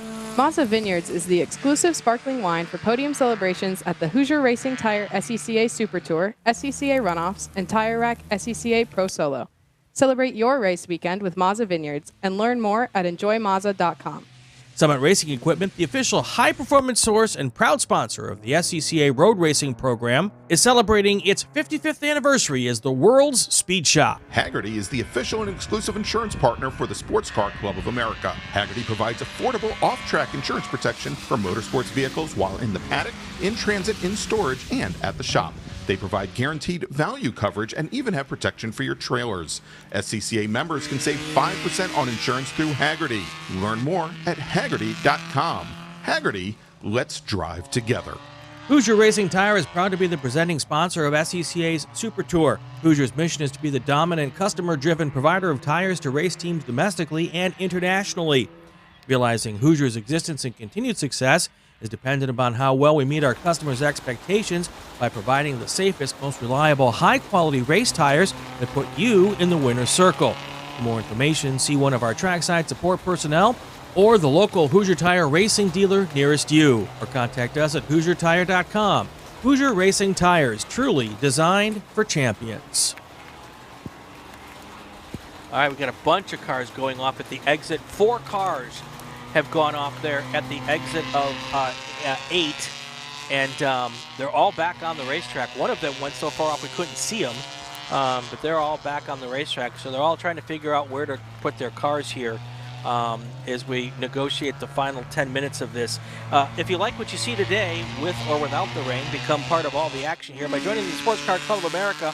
Whether you want to drive, flag, or just have fun with cars, SCCA membership opens the door to all kinds of motorsports to feed your obsession. Along with 65,000 like-minded members ready to be friends, ask someone trackside how to get involved or visit SCCA.com for more information. So remember all I said about everybody doing such a great job, Lefty? They all decided, as your mic dropped, that they all went off track, it seemed. The whole field did. I saw Amy Mills out there. I saw Fulkerson, who was running up in third for a while. He's now dropped back about 20 seconds further. Lavaroni was the first one. He dropped back a bunch of seconds, but I just saw he just turned a lap 6 seconds faster than your leader, Rollins. Lavaroni is on a mission. I wonder if we could pick them up somewhere on track because he has closed up that tremendously. He's now only 1.2 off the lead. Before we change cameras. I was just about to talk about something I was seeing on that camera that may be contributing to this. Is there's a lot of marbles on this racetrack, and if the weather's there's another 2 cars going off right there. I think that might be the leaders. Well, they were able to follow each other off. That's like having sympathy pains when your wife's pregnant. It's like, it's if okay. he's going to go off, I'm going to go off. It's the Joker lap. That's all it is. They both matched. They're good to go. And yes, that is the 2 leaders. Up against Rollins and Lavaroni. So what I was saying is there's a lot of, before the rain, there were a lot of marbles on the racetrack, and if the wet line is taking you to where the marbles are, that may be contributing to where some of this is what's going on. Yeah, once those are cleared off, it's great, but you're right. The marbles really aren't any grippier than the oily, rubbery surface on the inside. It's still all really slick. But this is fascinating now. The Lavaroni had a great lap. Rollins was not. And now all of a sudden they're back together again. They follow each other off and back on down there at turn 7 or 8, wherever that was. But they're back together again. There's 7 minutes left. We are still under green conditions. This is back to being a full-on wet dogfight. So there's the marbles I was talking about. They're obviously way offline here, but there were other parts of the racetrack where I could see them, especially you could see them coming down towards that start stand. You'll see them on the left there when we get to that camera next. But yeah, so we promised, so you can see all the marbles there on the left. That's all over the racetrack. So we promised an exciting race, folks, and we are absolutely delivering. These guys are delivering, and I love to watch this as they go down through 1 and a 2 because it's all high speed, but it's risk reward. If you look at this time, Lavaroni taking a bit of a tighter line and not risky it on the outside there because it is that risk reward. There might be grip out there, but if there's not, you're going to be out there like a John Deere tractor in the fields. As again, they're hunting for grip around turn 2, and that is a fast corner where you could use all the grip you can find. Yeah, I would say that was a fast corner. They are tiptoeing through there. It's only one fast now. Exactly. They are very dainty as they go through there. And remember earlier there was a big off by Lavaroni, and he has made up almost all that time between him and Rollins over the last 2 or 3 laps here. And as we enter into the final section of this race, this is not decided by any stretch of the imagination. Oh, I wouldn't even say your top 5 are decided, considering they're 50 seconds between the top 2 and the third. All it takes is a really bad off into a deep swamp that you can't get out of, and the race is over. So not only do these guys up in the front between Rollins and Lavaroni have to keep it on the track because of each other, they go off, they could lose podium positions and fall down the order quickly. This is incredible racing because of that risk that they're facing of getting a car stranded in the swamp. But look at them coming through where they went off last lap. Both of them a much tighter line this time. And I think that's slower. A lot slower. Well, and the good news for these 2 guys up front is that they have a 50-second lead over third place. So, other than racing each other, they can do that at, a couple seconds a lap slower and have no worry about losing the top 2 spots. I don't think Nick in the second place car here is going back to the flat out guys on the radio and saying, hey, how far back is third? Yeah. I think right now he's telling them, shut up, guys. I'm going to race Rollins. Leave me alone. Right. It's pretty much its radios off. That's all they care about right now is each other. And this is incredible stuff. 4 minutes to go, probably 2 laps with the way these guys are buzzing around here. Leveroni, plenty of time to do something. He's just got to find the grip and make the pass. And that may be the harder part, finding a place where the visibility and the grip are good enough to get around another car. Well, that's true. I mean, you get close enough to make a pass, and then you've got visibility problems. So it's like there's no good answers here. Yeah. Other than maybe just throwing it in there and, saying, Jesus, take the wheel. I'm hearing that maybe the actual falling precipitation may have slowed down, and we might just be seeing all the spray off the track, but There may not be new water, and that's a good thing for these guys. Yeah, I don't know if Zach can pull up that radar for us one more time here, but that may be the situation that we're seeing. It didn't look like it was a big cell, and it's getting brighter out here as well. So I see some drops on that camera lens there you can see. So it's still coming down, but maybe it just slowed a little bit from its peak. And you can see the lap times reflect that. These guys last time by 2:38. I think the one before this was like a 2:45 or something. So definitely the conditions have gotten better lap to lap. Their fastest lap of the race, 2:24. And I'm saying now a 2:38 is a fast one because of how slow things have gotten there. So it just changes throughout the course of what's a 25-minute race is driving like an endurance race right now. Okay, I see that radar up on the preview screen, and we're going to take a quick peek at it here, I think. And as you can see, that yellowish area is kind of where coming towards us, but it's going further north, which is really good news. And there's behind it there on the south of us, there's a little bit of a break up there. So we'll see how this works out here over the next 3 minutes. Let's run through our top 10 real fast. Jason Rollins is first, Nick Leveroni second. Then you've got Scott Story, Matthew Wyatt, Eric Fulkerson is fifth, followed by Michael Chang. Amy Mills all the way up to seventh after that first lap. Great on her. Jeremy Rutter has dropped down to eighth. You've got then Ben French and Whitfield Gregg. There's your top 10 with 2.5 minutes left. Earlier today in the chat, Andrew Wozencroft had posted, like, wow, that area where the bypass run is a whole lot of fun. I'm wondering what he thinks now after running the track in the rain. Hopefully he'll be able to get on the chat later and let us know his feedback, because that just looks like too much fun and maybe a little different as a wet bypass than the dry. And race car drivers tend to have a twisted idea of what fun is too. So he might still think this is fun. Well, yeah, I would. All right, so it looks like it's about a lap and a half to go. Based on time, Leveroni now closing in, maybe just about 2 laps there. You can see him coming down onto the back straight behind Rollins. I think he's setting up to make a run. He's shown moments of being faster, but he's being patient right now. Patience on the last lap of a race, is that possible? I think patience on the second to last. Yes, that's probably the better way to look at it. Last lap, I don't think we'll see. Look at that, he's down to about a car length, maybe 1.5 as they round the last corner onto the front straight. Should possibly see white flag this time by. That would make sense to me, and there is a big flag in the air, and I believe it's hard to see with the rain, but I believe that is the white one. So here we go, final lap. All right. What has Nick learned? Where does he trust the grip to be? We've seen him go off at turn 1, probably not where he's going to try a pass.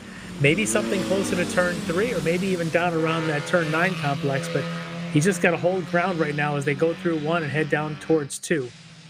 And here they come towards turn 2 or through turn 2, and no real gap being made up now between first and second place. Then they're going to come right at us here into our cameras here at turn 3. And, well, actually, we're going to catch them coming out of turn 3 here. There we go. And still Leveroni's right there wanting to make a move, but I just don't think he's got the horsepower or the grip at this point to get the job done. Yeah, Rollins taking a good line there, not only a bit off of the dry apex to try and find something less dirty, but also a good area to protect. It doesn't allow the guy on the outside to get any kind of a run around 3. as they'll go through 4, 5, and eventually through this whole 7, 8 complex at high speed. So let's see if Leveroni can get a run. Here's one chance here going into turn 8, because they've been really ginger going through here. He's if got Nick a run. really thinks he can throw it in here, this might be the one last chance, and just try a little bit faster, a little bit harder here. And if he gets a good run off of here, this could be an opportunity to put your nose in on the left-hand side. And it doesn't look like he was able to get it done there either. No, it looked like Rollins did a really good job just being smooth through that section, which is the best thing you could do in the rain. Smooth, slow hands is perfect control, helps the car stay balanced. He did a good job there not to give up any of that momentum, because momentum, even in the rain, really matters a lot. And now he's got good track position to keep Leveroni. He just can't seem to get a nose in anywhere, but he's as close through there as we've seen him as they head down now onto the back straight. If he's got any chance at a run, it's going to happen here with 1 corner to go. All right, here we go. We've got that big sweeping left right-hander, tighter right-hander into a little wider right-hander. At the moment, it is Rawlings and Leveroni. This is going to be the last chance to make a move here. I don't think Leveroni's close enough, but we're going to watch this all play out here. 2 more right-hand corners and then mash the gas to get to the checkered flag. Here it comes. It's going to be Jason Rawlings or Nick Leveroni. Who's going to take the win here? It looks like it is going to be... Well, let's just wait. Too early to call. Leveroni is not able to stick his nose out there. It is going to be Jason Rawlings and Nick Leveroni, 1 and 2, and then we're going to have about a 50-second lead, a 50-second wait to see who our third-place car is going to be. Yeah, it's going to be a little bit. There's a couple of the battles still on the track yet to be decided. As third-place story was probably, like you said, almost a minute back. But you've got the 4th and 5th place battle between Wyatt and Fulkerson going. And Fulkerson had a big off earlier, and he's going kind of on a bit of a recovery drive. Quicker than Wyatt the last couple laps. He'll be in the number 51. Wyatt will be in the 71. So we'll see if we can pick that battle up. Also, Amy Mills has dropped back to 8th. She was 7th earlier, so she's in a bit of a fight there with Chang in the 7th spot. I think that's our battle of 4th coming onto the back straight now between Wyatt and Fulkerson. That is what it looks like to me as well. Here they come for the final time. We will see them come through. I believe that right there is Scott's Story. And then here is Wyatt and Wilkerson, our battle for 4th and 5th. Yeah, I think Fulkerson's got a little bit of a run. I don't know if it's enough. It is a good long straightaway before you reach the flagger tower there on the front straight. See if he can maybe make a move. That first car, like you said, that might be Story in the blue car. Yep, that's and Story. So you should see the black and the red ones. Side by side, coming across the line. Who's it going to be? Eric Fulkerson comes to take 4th place over Matthew Wyatt. The gap between the two is less than 1/10 of a second. 78 thousandths between them, between Fulkerson and Wyatt. Fulkerson on that recovery drive, great job to get back up into 4th. That's pretty good, but what a battle there on that last lap between he and Wyatt. All right, the rest of our top 10, 6th place, Jeremy Rutter. 7th place is Michael Chang. Then you've got Amy Mills, Ben French, and Whitfield Gregg, your top 10. I got to tell you, Lefty, that was, despite all of the little offs and ons, some pretty nifty driving with a bunch of cars going out on dry tires on a very, very, very wet racetrack. You know, with the way that conditions are changing throughout this session, I'm impressed that not only did they go off, I get that, but then they were able to get back on and continue to hunt and fight for grip and for position, and no full course yellows. Nobody had anything issues. This is just, you know, hey, you go off because suddenly the last time through that corner there was a little water. This time there's a deluge. You find that, you recover, and everybody did an awesome job. And great battles for the lead, great battles for 4th, just up and down. It was a lot of fun.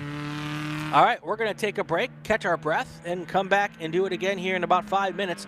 Stay with us. You are watching the Hoosier Racing Tire SCCA Super Tour live from a soggy Thunderhill Raceway Park. We'll be back in about 5.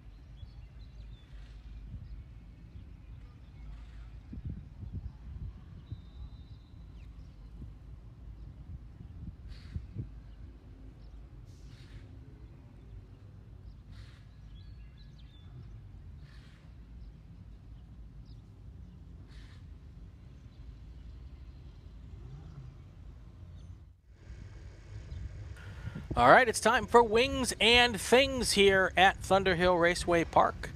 I see a couple of prototypes up there, Lefty. Guess what's going to go on here? I'm guessing we might see some groove tires. And some split starting. I just got word from Race Control that we're going to do a split start. The prototypes are going to be up front.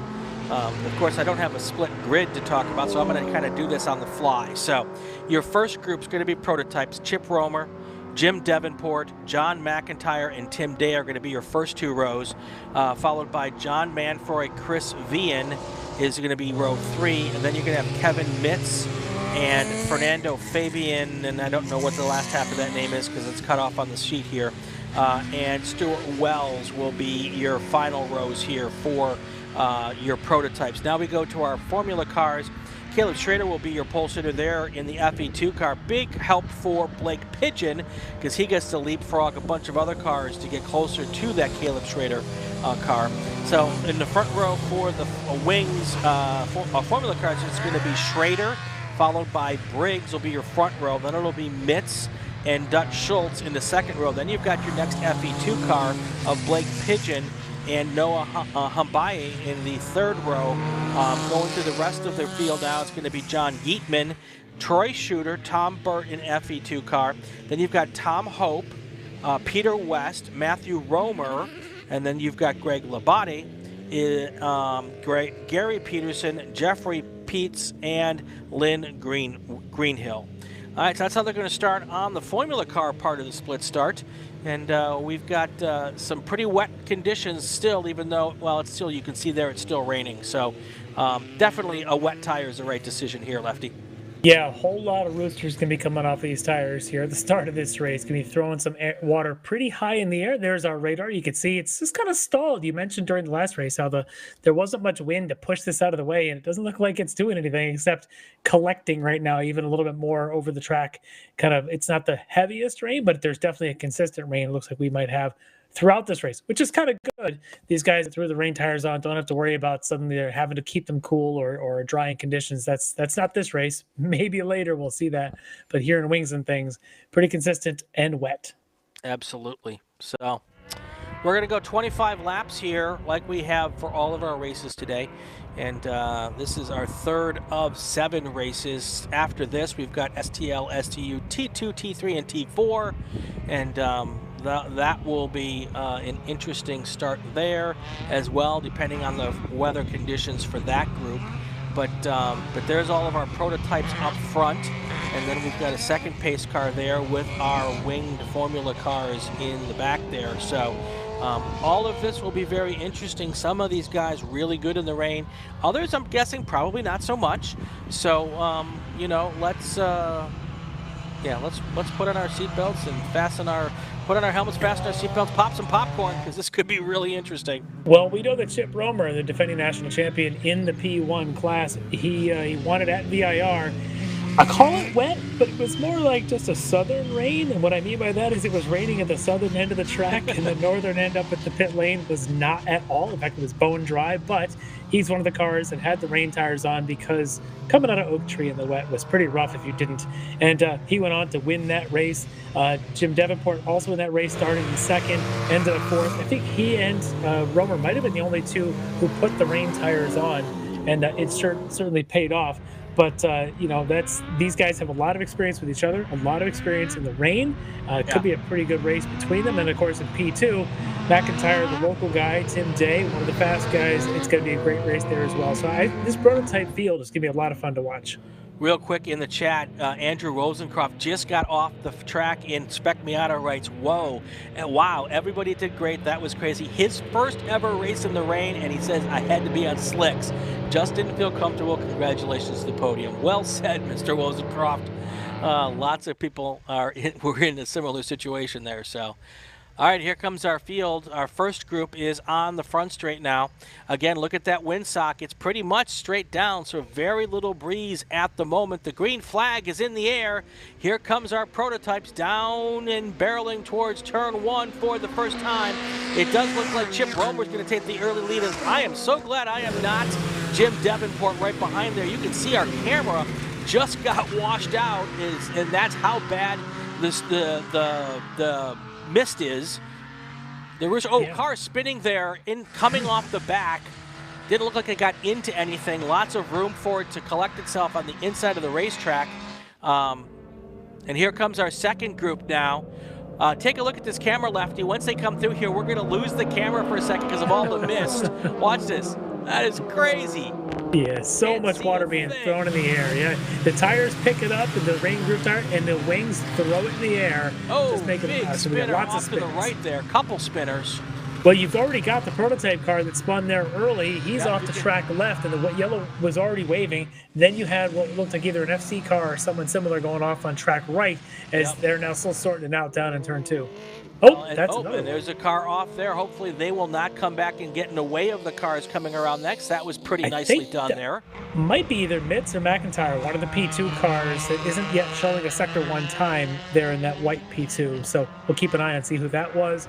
Wow. Mitz might have been the other one. If you've ever seen professional motorboat racing and the rooster tail that comes off the back of those boats, that's what this looks like, folks. Yeah, that is crazy. It just chucks that water so high up as the downforce. And these cars, these P2s, a lot of the arrows coming from under the car. It looks like we're going to go full course yellow here on the end of lap 1. Yeah, definitely looks like they're going to have to try to collect those cars. I'm wondering if a couple of those cars actually came together because they were kind of doing the synchronized spinning version of this race. So we're going to take a short break here and collect ourselves and figure out what's going on and where. We'll get you all that information when we come back. You are watching the Hoosier Racing Tire SCCA Super Tour live from Thunderhill Raceway Park. Don't go anywhere. We'll be back in about 2 minutes.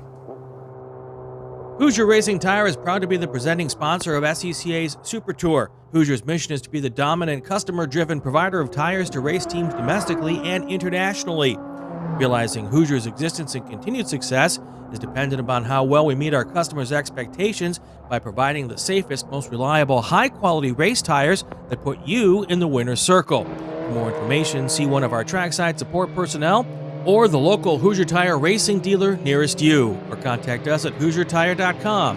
Hoosier Racing Tires, truly designed for champions. For more than 100 years, Sunoco, SCCA's official fuel partner since 2001, has been fueling victories both on and off the track, which is why Sunoco has trusted to fuel over 50 series of racing, driving, and winning, including the SCCA National Championship runoffs, SCCA Pro Racing, Trans Am, NHRA, and NASCAR. To find race gas near you, visit SunocoRaceFuels.com or call Sunoco at 800-RACE-GAS. Ready for a new race trailer?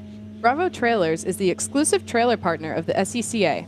Owned by longtime SCCA racers, Bravo Trailers work better, load easier, and tow better because we build them with racers in mind.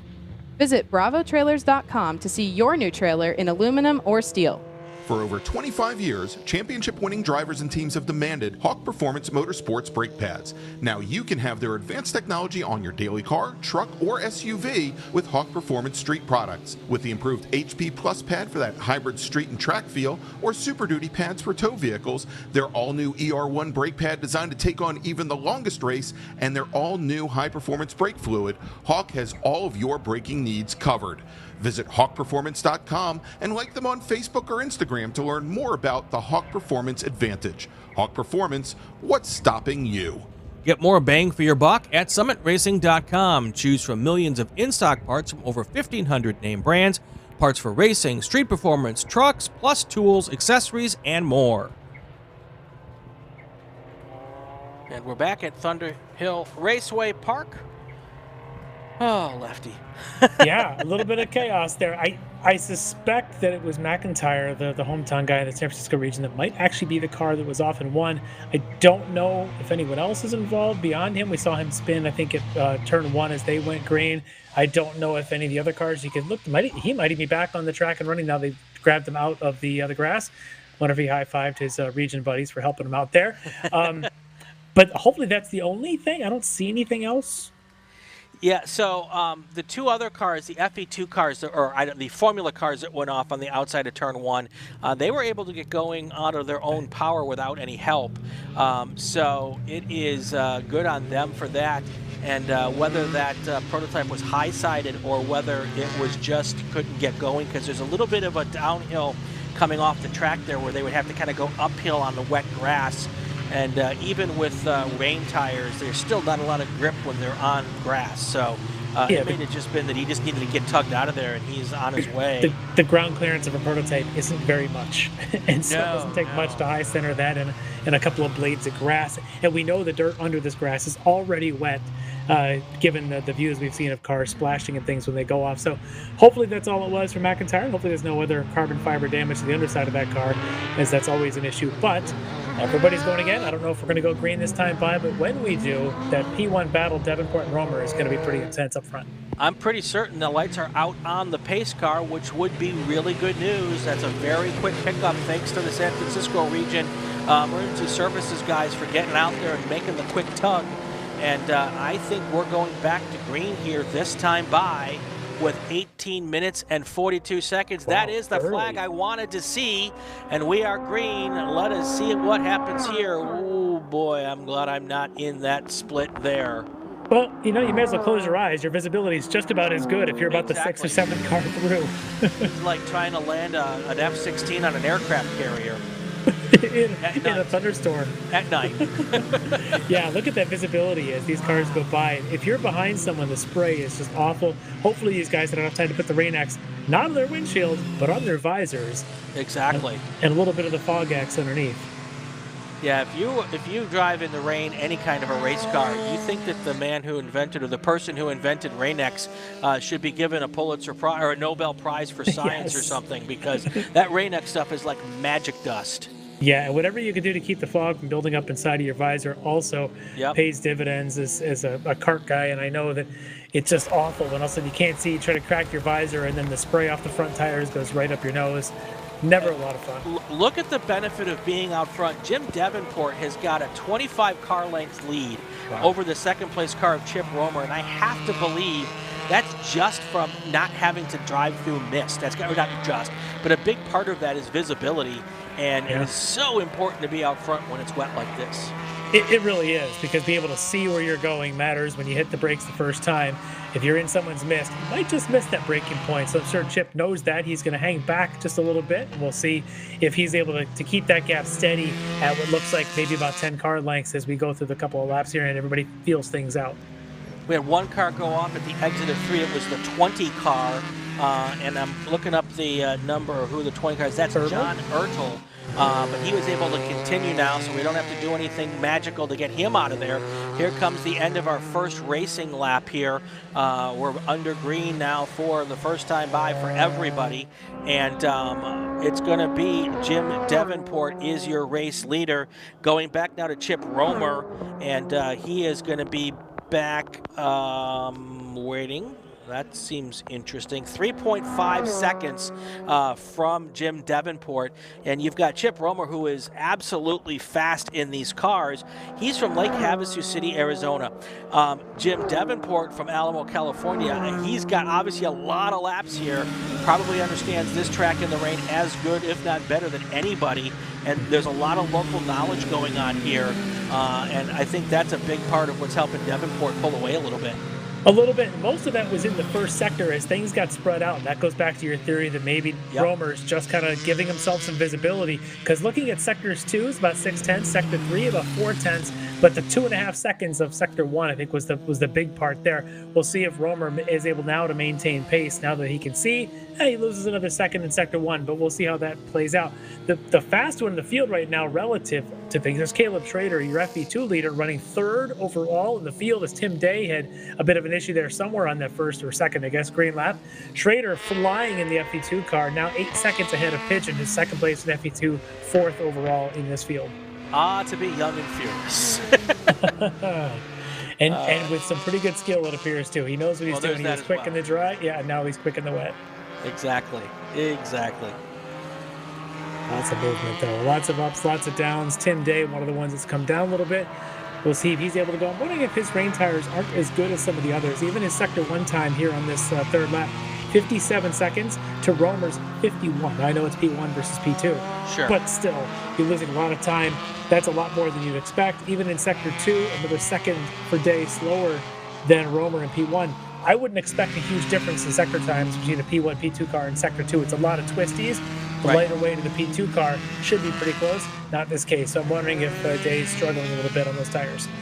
Drilling down to Formula Continental, we've got Dutch Schultz, Tom Hope, and Peter West in first, second, and third there. Schultz has got a 4-second lead over Hope, and then another 4 seconds back to Peter West. So that's how things are playing out there. We talk about FE2, we've got that Caleb Schrader car. He has a 10-second lead over Blake Pigeon, and then a much larger gap now between second and third. Waiting to see when Tom Burt crosses the line here, and I'll have a better idea of what's going on there with that. Elijah Dobkin says, Caleb is just plain fast. Yep, that's exactly true. Blake Pigeon is 29.7 seconds ahead of the third place car of Tom Burt. So, yeah, they're starting to spread out a little bit there in FE2. Burt to Yeatman might be the best battle, just about maybe a second and a half, 2 seconds between them. That could turn into something as they get themselves comfortable with this amount of rain. But look at that. You can see what looks like, I think it was an FE2 car side by side with what might have been Chip Romer, or might have been Tim Day Jr., one of the low slung P2 cars there. You just see them taking different lines and getting more grip on certain parts of the racetrack. Just fascinating between these guys right now. There's also other setup things they can do when they're switching to a rain setup, and it might be also part of it that some cars got to that and some teams didn't. Mm-hmm. You know, you'd soften your bars up in, on both ends of the car, actually. Brake bias is changeable in the cockpit, and that's another thing you would change in the wet. So it's also possible that could be reflecting how some of these times are different. Absolutely, yeah. Especially when you get into the prototypes and these formula cars, you can start changing bars. You mentioned you can start doing things like you can change your wing angles. You can throw a little more in if you need.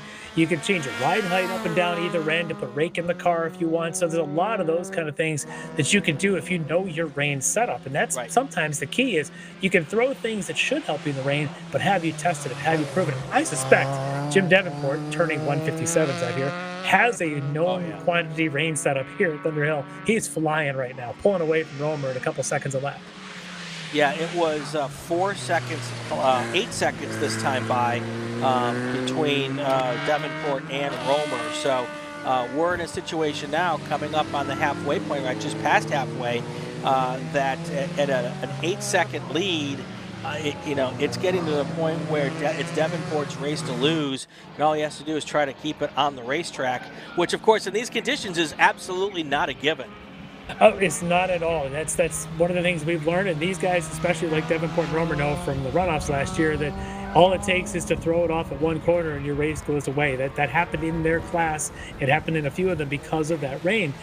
But those guys, these are veterans. Jim Davenport, a 2-time national champ, 2017, 2018. In 18, that was at Sonoma, not too far down the road.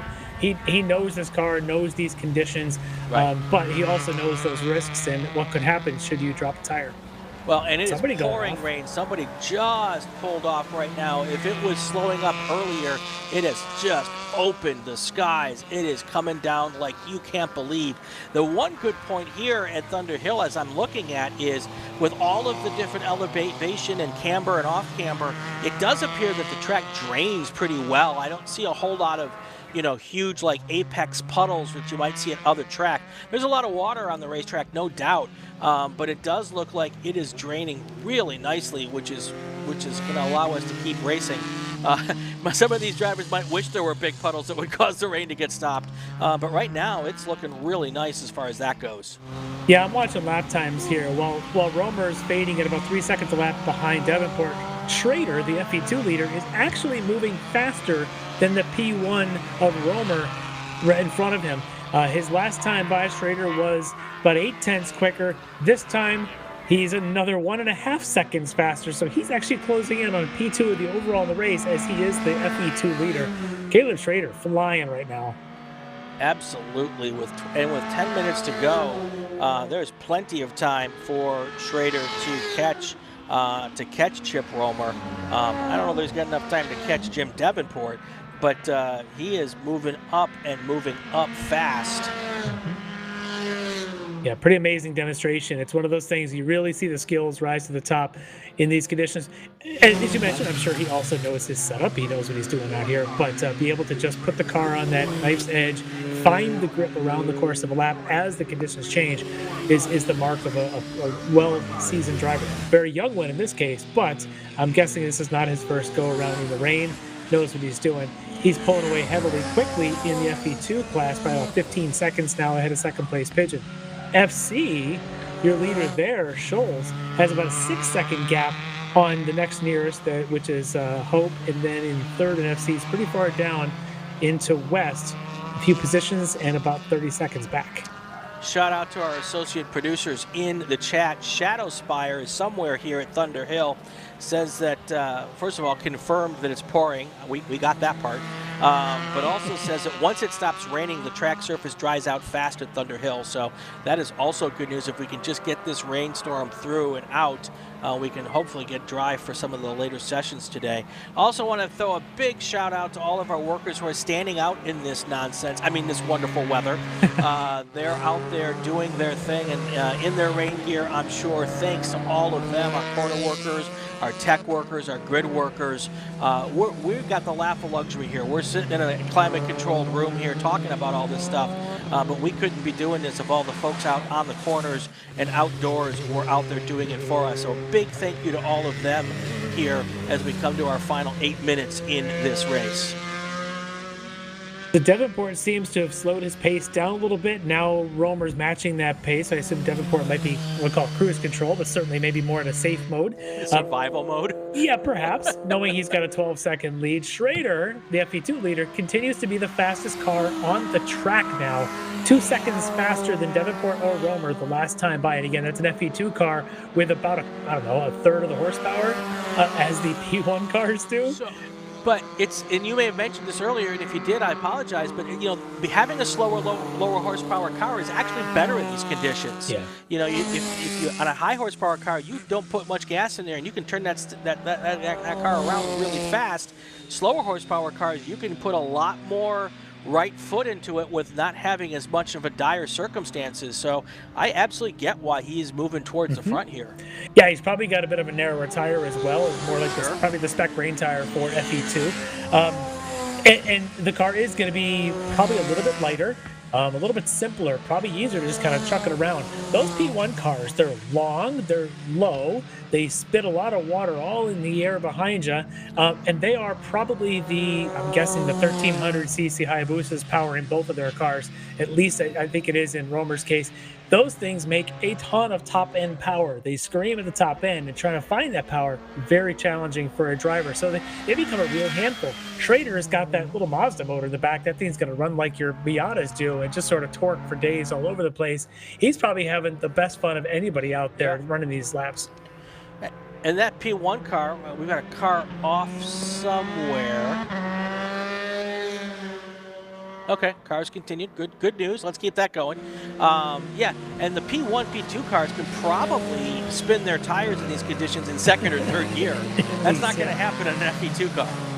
No, it is not. And again, last time by, he was a second quicker than Davenport.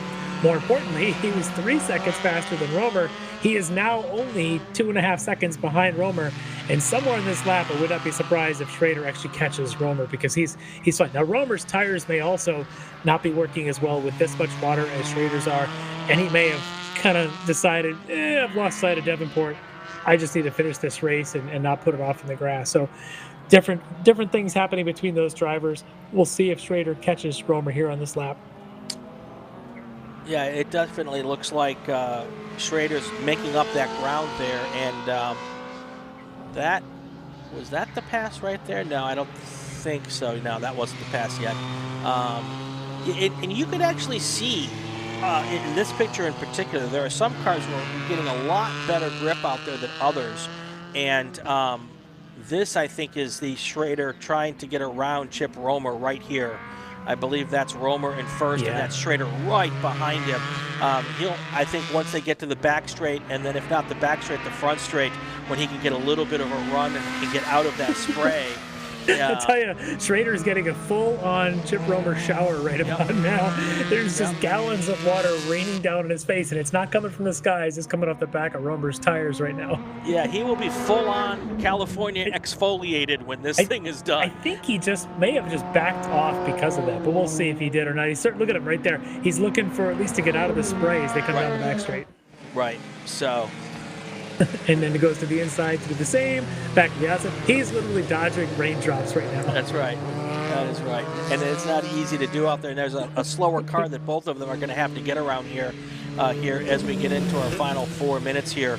I think everybody who's out there right now is just saying, can we just get these 4 minutes done so I can get in and out of the rain?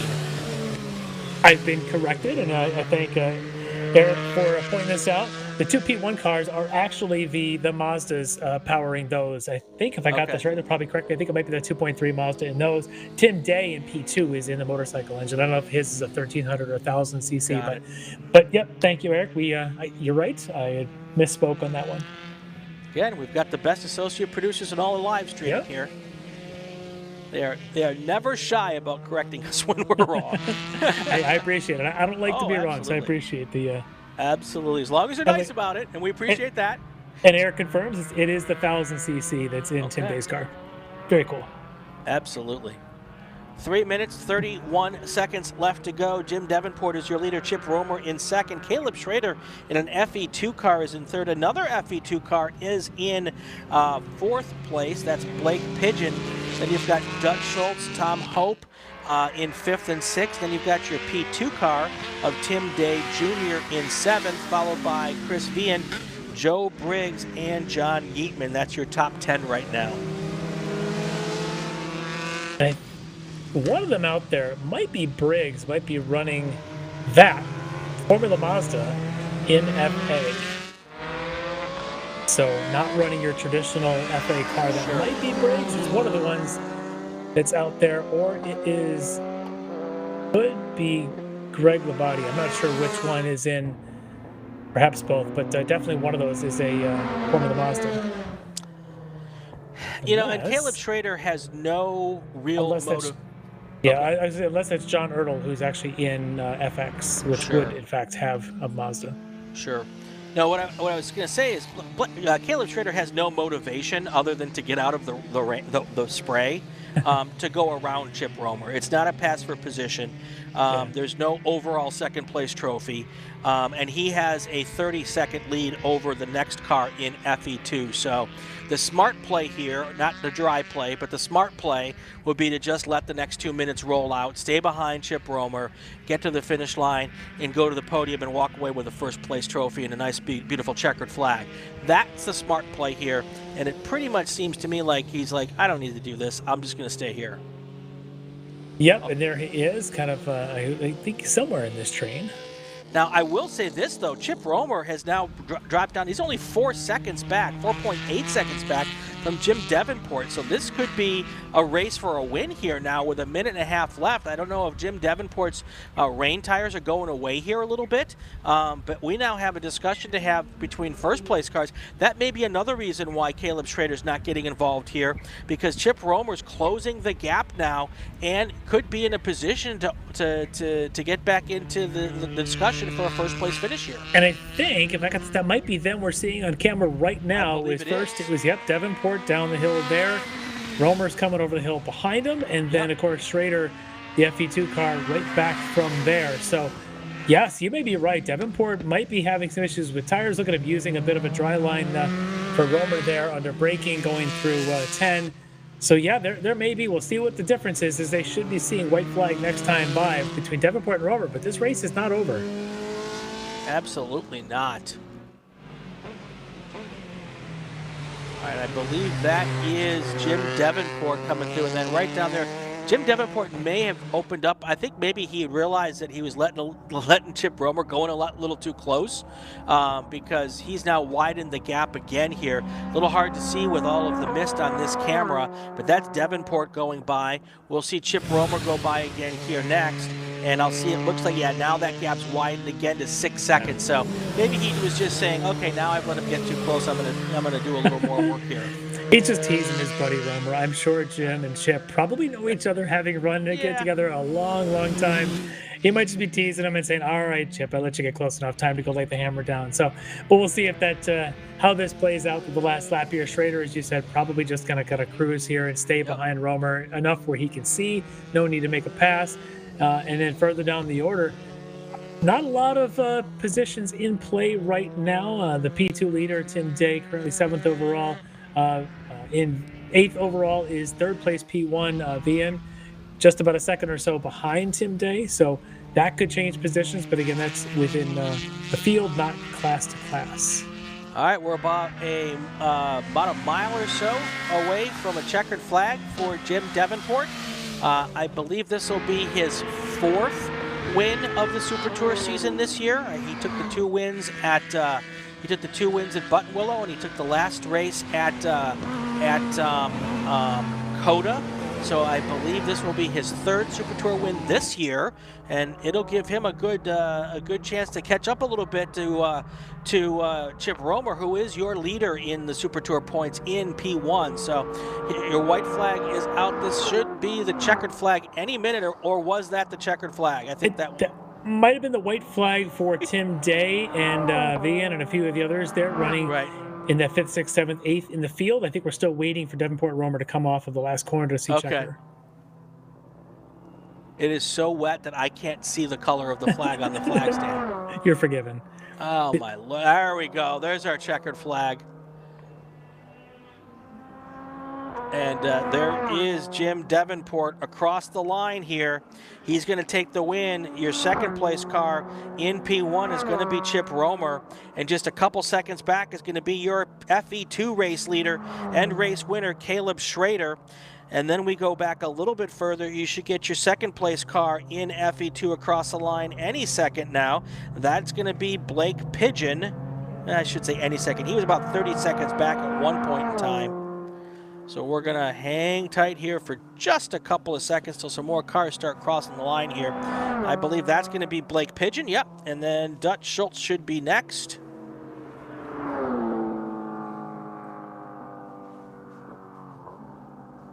And we wait a little bit longer.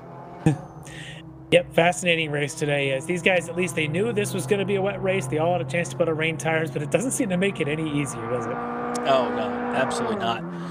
And I'm sure the STL and touring cars, Super Touring and touring cars are like, oh gosh, really? We got to go out in this?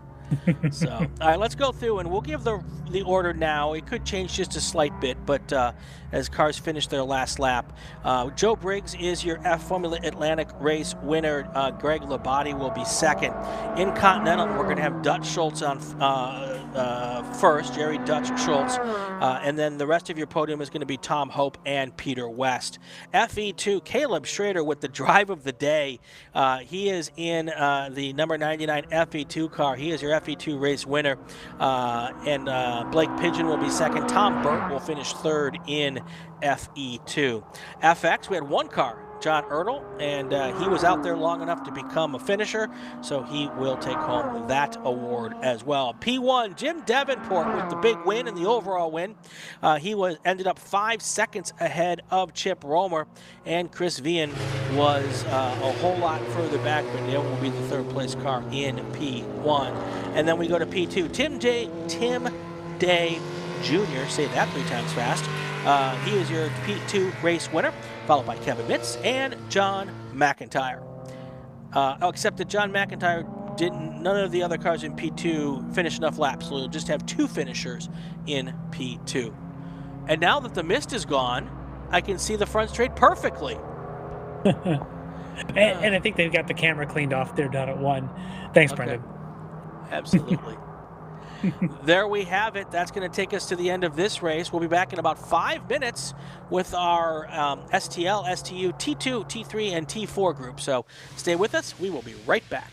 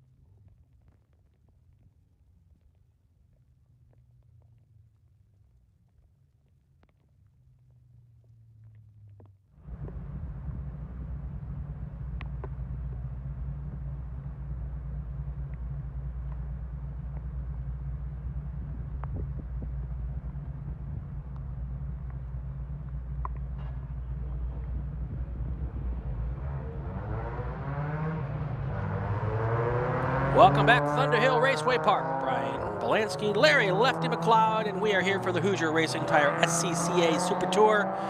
Getting ready for race group number 4, STL, STU, Touring 2, Touring 3, and Touring 4. Lefty, we got ourselves a split start for this one as well. The Super Touring cars up front and everybody else in the back. Yes, and that'll be interesting because the front runners, of course, these were dry qualifying times, but the front runners in T3 were kind of right there mixed in with the front runners in STU. But once you throw rain in, you can throw all that out the window, as we'll see who's on what tires and who's faster in what conditions, because this is going to be an interesting session.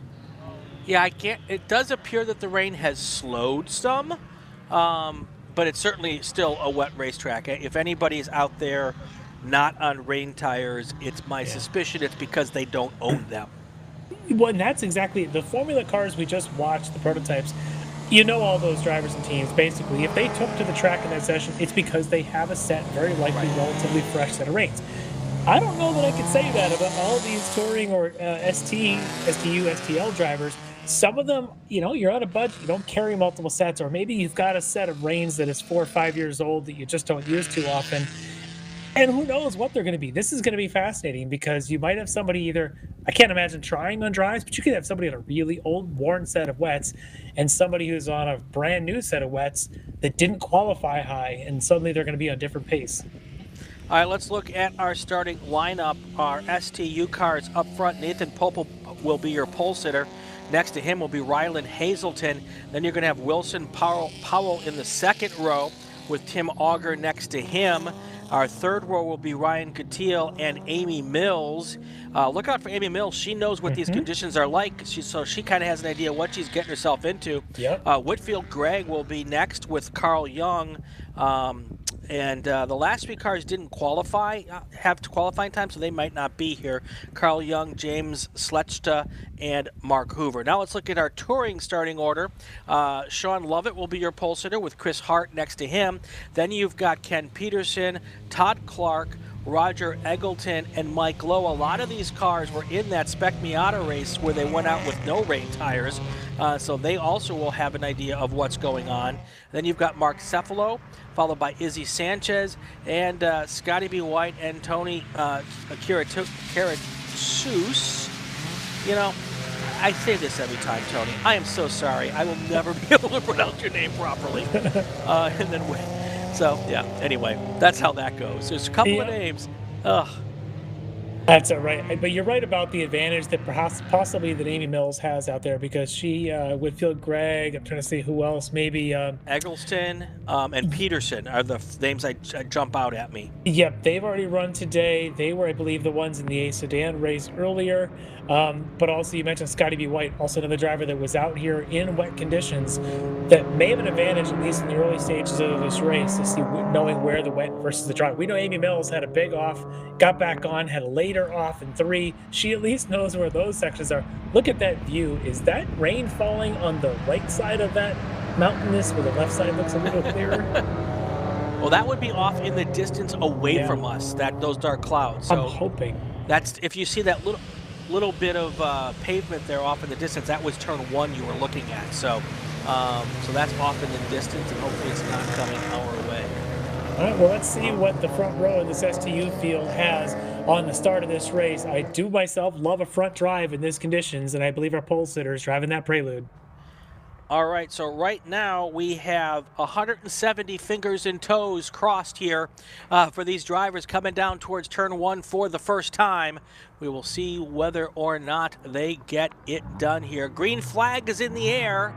Here comes your Super Touring cars, all heading towards turn 1. There's a little bit of spray there, and I would not want to be at the end of this field. No, you're not going to have a lot of visibility, but up in the front, look at, they're going to go too wide again, looking for the dry line, looking for the wet line, trying different things. The front drive on this opening lap has got to be a bit of an advantage. You just know that you can pull out of any slide with just a little bit more gas. That is the way a front-wheel drive car works, and it's magic when you figure it out. It's scary the first time it happens, though. Here is your green flag for our second group as they come flying by now, and of course we've got that mist again from those cars. Here they come into turn 1. Let's see how they do negotiating that mist time by. Oh, my Lord. That was definitely 3 wide back there. I couldn't tell who. I know Mark Cephalo was in the middle of that somewhere. It might have been Scotty, might have been somebody else. I don't know, but that looked like a whole lot of Harry going through turn 1. That is a full-on character builder out there. And the wind has picked up also, because now I'm looking at the windmills, and they are going about as fast as a GT1 car here. So is that a pass for the lead up in the front there? That's awfully close now. Hard to tell who's ahead of who, as I think Pope and Powell, the 2 STU leaders that started on the front row in the BMW and the Prelude, are heading this way. And it does look like that's a Prelude up front and the BMW second, right?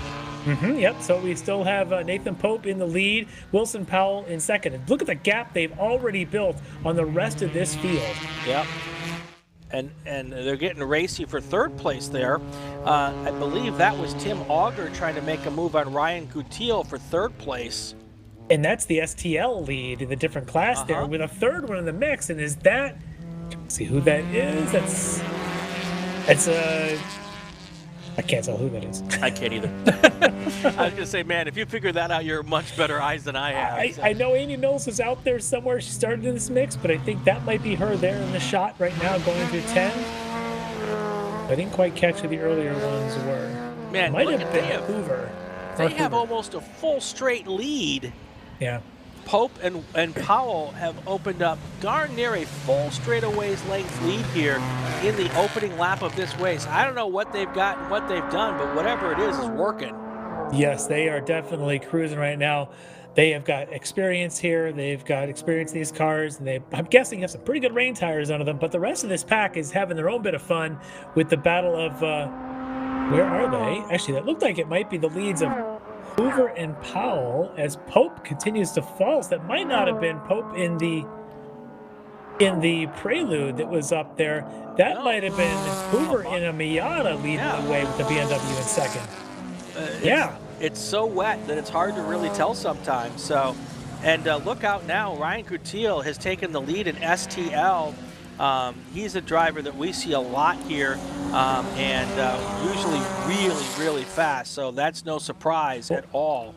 Well, I would say keep your eyes on Chris Hart, currently 8th from T3, your leader in T3, just in the opening lap of a 2:16. I know those guys had a bit of a longer, faster run to get to the starter stand of that opening lap, but he was quicker in Sector 2 and I think almost quickest in Sector 3, just eclipsed by Sean Lovett behind him. But those two right now, between Hart and Lovett, both T3 cars, are flying on this opening laps. And once again, the rain is coming down really hard. And Hart's had the benefit, though. He was the leader, he's the leader of that second pack, so he does not have any mist in his face. And taking advantage of that opportunity right now is definitely a positive for him in that Nissan 370Z. And he's from Yakima, Washington, so he's seen some rain. They get some rain up there, so I guarantee you he knows what to do here. Well, I'd say Hoover knows what he's doing. There he is in that Miata. Again, didn't quite realize that's what we were looking at when it went on by. He is flying, though, pulling away from Powell. It was 1 second at the timing stripe. Here on the back straight, almost a full lap later, I would bet it's probably closer to 3, maybe even 4 at the rate that he's pulling away. But I'm curious, how is this lap going to stack up to what the T3 guys are? Because the T3 field, Hart and Lovett, are going to start coming through the back of the STU STLs momentarily if they're not already there. Well, and with this spray, though, it's one thing to catch the back of the STU STL group. It'll be a whole nother thing to push your way through there. There's 2 cars side by side. A third. Oh, my Lord. Now, one of those, I think, might be Scotty White in the middle of all that. I think I saw the color scheme of his car. They're at least 3 wide through parts of this back straight. That is a schmozzle waiting to happen. And Mark Cephalo is in there as well in the 00 in his MX-5. Yep, he's the 4th car in that train. And I think that 3rd car is Scotty B. White in the Mustang. Yep. All right. So our T3 cars have moved all the way up to 3rd and 4th in this field. They've passed all the other 5 STU STLs. They are now only about 18 seconds back from Hoover and Powell at the front of this race. So, yeah, Lovett and Hart are flying. They are not as fast, however, as Hoover, who did a 2:16 on that second lap. Lovett was a 2:19, 3 seconds faster than Powell. He's got another, we'll call it 20 seconds to go but Lovett is cruising right now in that Z. Actually, I think Hart's in the Z. Lovett is in a BMW. Yeah, we've got a piece of what looks like maybe a front bumper there on the inside of the track. And I'm not sure which car that came off of. It looks red. So could be a front or could be a rear fascia, even if somebody got tapped under braking. We'll see if it's perhaps one of these two that we're looking at here. And we had this at Howland a couple weeks ago where it turned out to be a rear fascia, and I bet that's what that is. I think it's right off of that red car right there. Yes. Trying to see if that might be the I think that is the Nissan 7, the Nissan 300ZX of Thomas Schlechter. James Schlechter, yeah, the guy James running. Schlechter. Yep, Yep, I think that's who that is. As he's on track right behind Ben French in the Miata and the T4. So, don't know where they may have, how that may have come off, but he's still out there. I have a couple ideas. Well, I don't want to throw any accusations around, but it may have been helped. I don't know who hit him, but somebody hit him. That would be my guess. 18 minutes to go here, and it's some fast and furious action here. Hoover still your leader with a 7-second lead over Wilson Powell. Then it's 29 seconds back to Sean Lovett, which is your first place car in T3. Chris Hart is about 4 seconds back from Lovett, so that is as close a battle as we've got right now for a lead here on the course. And then you've got Ryan Gutiel and Amy Mills. Amy Mills is only about 2 seconds back from Ryan Gutiel, so that race is certainly not over. That would be for your lead in STL. Well, we started this race, I believe it was Nathan Pope in the Prelude that was on pole position, if I got that right. He is 2 laps down, and I'm not sure he's circulating anymore. He may not have come here either with a car that likes rain or tires that like rain or something else. Unfortunately, his race may come today. Is that Mills? Is she in one of the flat-out cars? Because just went off there at 14. So, but we'll know more here in just a second. We'll see if she, because if that is her, she lost 3 or 4 positions. We're going to see that come up on our timing and scoring card here really fast. Oh, that car was so close. Yeah, I'm pretty sure that was Amy. She's dropped a couple spots she now. Has. That is so unfortunate. This little group's got a pretty good battle going on. That's Mark Cephalo at the back of that, but he's trailing behind Scotty White in the number 0. I believe he's in a Mustang there. The third, and so those two are both the T4 cars. That is your T4 battle for the lead between Scotty White and Mark Cephalo. In front of them is Tom Van Zeen in, I believe, an older Civic running an STU. He's currently 3rd in STU, and he's right on the heels of Ryan Gutiel, who's in one of our STL cars, trying to chase up with the leader, Tim Auger, in an STL car. So those 4 are trying to catch the leader in STL, but they're each also having their own on-track battle across 2 different classes, or 3 different classes. Yeah, I'm looking at Amy Mills. I think she's dropped back to 11th place, and she was in 6th or 7th at the time of that little off there. With really unfortunate timing for her to have that, because she was vying for the lead, and maybe she just stuck it in there a little bit too deep and then got on those marbles. Wet plus marbles. Marbles are bad. Marbles are bad. Wet is bad. Wet marbles really bad. Yeah, well, I'll tell you who's avoiding them really well right now is Mark Hoover, your overall leader in STU. Whatever he ate for breakfast, I'll have what he's having, because he's out there lapping at about 8 to 10 seconds faster than anyone else in the field. The only one close is the T3 leader in Lovett in that BMW E46. Those 2 guys, they came prepared with the right tires on the right day. These guys are flying around here. Well, and what's interesting with Mark Hoover is his fast lap is a 2:16.8. But his last lap was a 2:37. Changing conditions. Absolutely changing conditions. Also, it might be part of that of I don't have to push so hard because the guy behind me is not very close. So, but yeah, I'm sure changing conditions have a lot to do with it.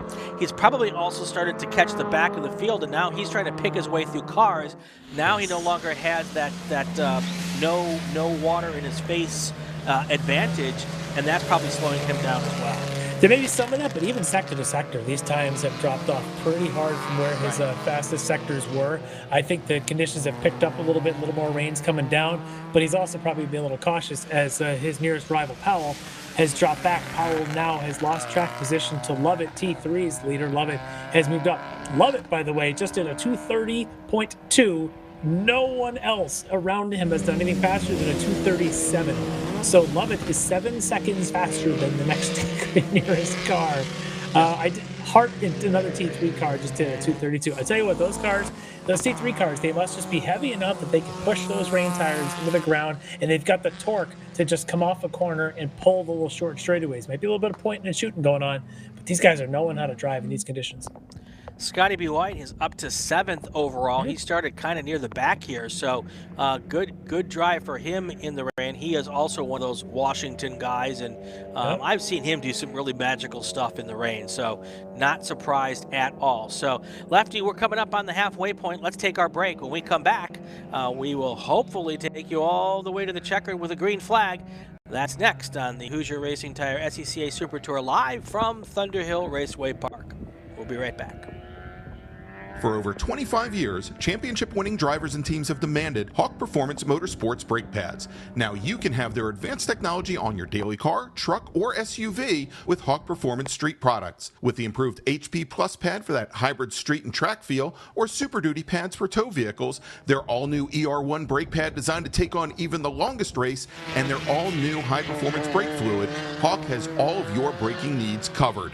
Visit hawkperformance.com and like them on Facebook or Instagram to learn more about the Hawk Performance Advantage. Hawk Performance, what's stopping you? Tire Rack was established over 40 years ago by an SCCA member with a passion to find the right tires, wheels, brakes, and suspension products for racers and enthusiasts both on the street and on the track. As official tire retailer of Sports Car Club of America since 1995 and sponsor of the Runoffs Pole Award, along with the National Solo Program, Time Trials Nationals and National Tour, and Track Night in America, Tire Rack is proud to support the SCCA and its members as they go have fun with cars. For more than 100 years, Sunoco, SCCA's official fuel partner since 2001, has been fueling victories both on and off the track, which is why Sunoco has trusted to fuel over 50 series of racing, driving, and winning, including the SCCA National Championship runoffs, SCCA Pro Racing, Trans Am, NHRA, and NASCAR. To find race gas near you, visit SunocoRaceFuels.com or call Sunoco at 800-RACE-GAS. Shop anytime, anywhere with the Summit Racing app. Mazza Vineyards is the exclusive sparkling wine for podium celebrations at the Hoosier Racing Tire SCCA Super Tour, SCCA Runoffs, and Tire Rack SCCA Pro Solo. Celebrate your race weekend with Mazza Vineyards and learn more at enjoymazza.com.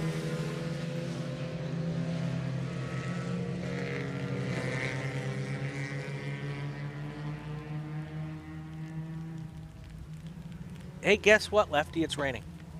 You know, I hadn't noticed. What I am noticing is lap times are fluctuating as the race continues. It's got to manage the whole 25 minutes. Right now, our leader, Hoover, is just a little bit slower than our T3 leader, Lovett, who continues to be the fastest car on the track. So the overall may be coming into question, but still, Hoover leads STU by a lot. Lovett leads T3 by about 12 seconds. And the best closest racing we've got between White, Cephalo, and Veen, all of them within about the second half of each other, somewhere out in the mist. So I see these conditions, Lefty, and all I can think about is, what class would a 1982 Audi Quattro be in? Because that would be perfect for this. And make a pretty good STU car. Wouldn't it, though? Yeah. Wouldn't it, though? I got myself thinking maybe I should put one of those together. And you know what? Here's the deal, though.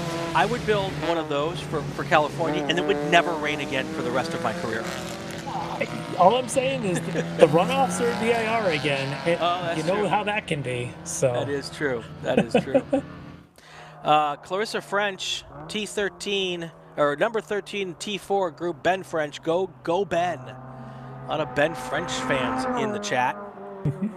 Also, Andrew Wozencroft is rooting for Mr. French. Mark Hoover just a little faster that time, 2:31.9. I think he's just managing the lead right now, and he doesn't have any reason to go faster. He's got his T3 leader in that BMW right behind him, and I suspect that Lovett's going to go on by him here in a second, because they're not really racing each other. But Lovett is just crazy fast out there. For Sean, flying in that E46 BMW. Great car for the rain conditions. Behind him, about 15, 18 seconds, is Chris Hart, the second place in T3, just not quite as fast as Sean Lovett is. Sean Lovett is 5 seconds clear of the whole field right now on the track. And the other thing with Lovett getting past, that puts a buffer between him and second place in T3. Yeah. So, although that's an 18-second gap now, but you don't want to take anything for granted in these weather conditions. Any little help. Oh, there was a big tank slapper there. I can see that from here. So could I. If you can see that from Michigan, that was a big tank slap. I don't know who that was, but that's like, ooh, baby. That was a heck of a wiggle. There's some definite rain.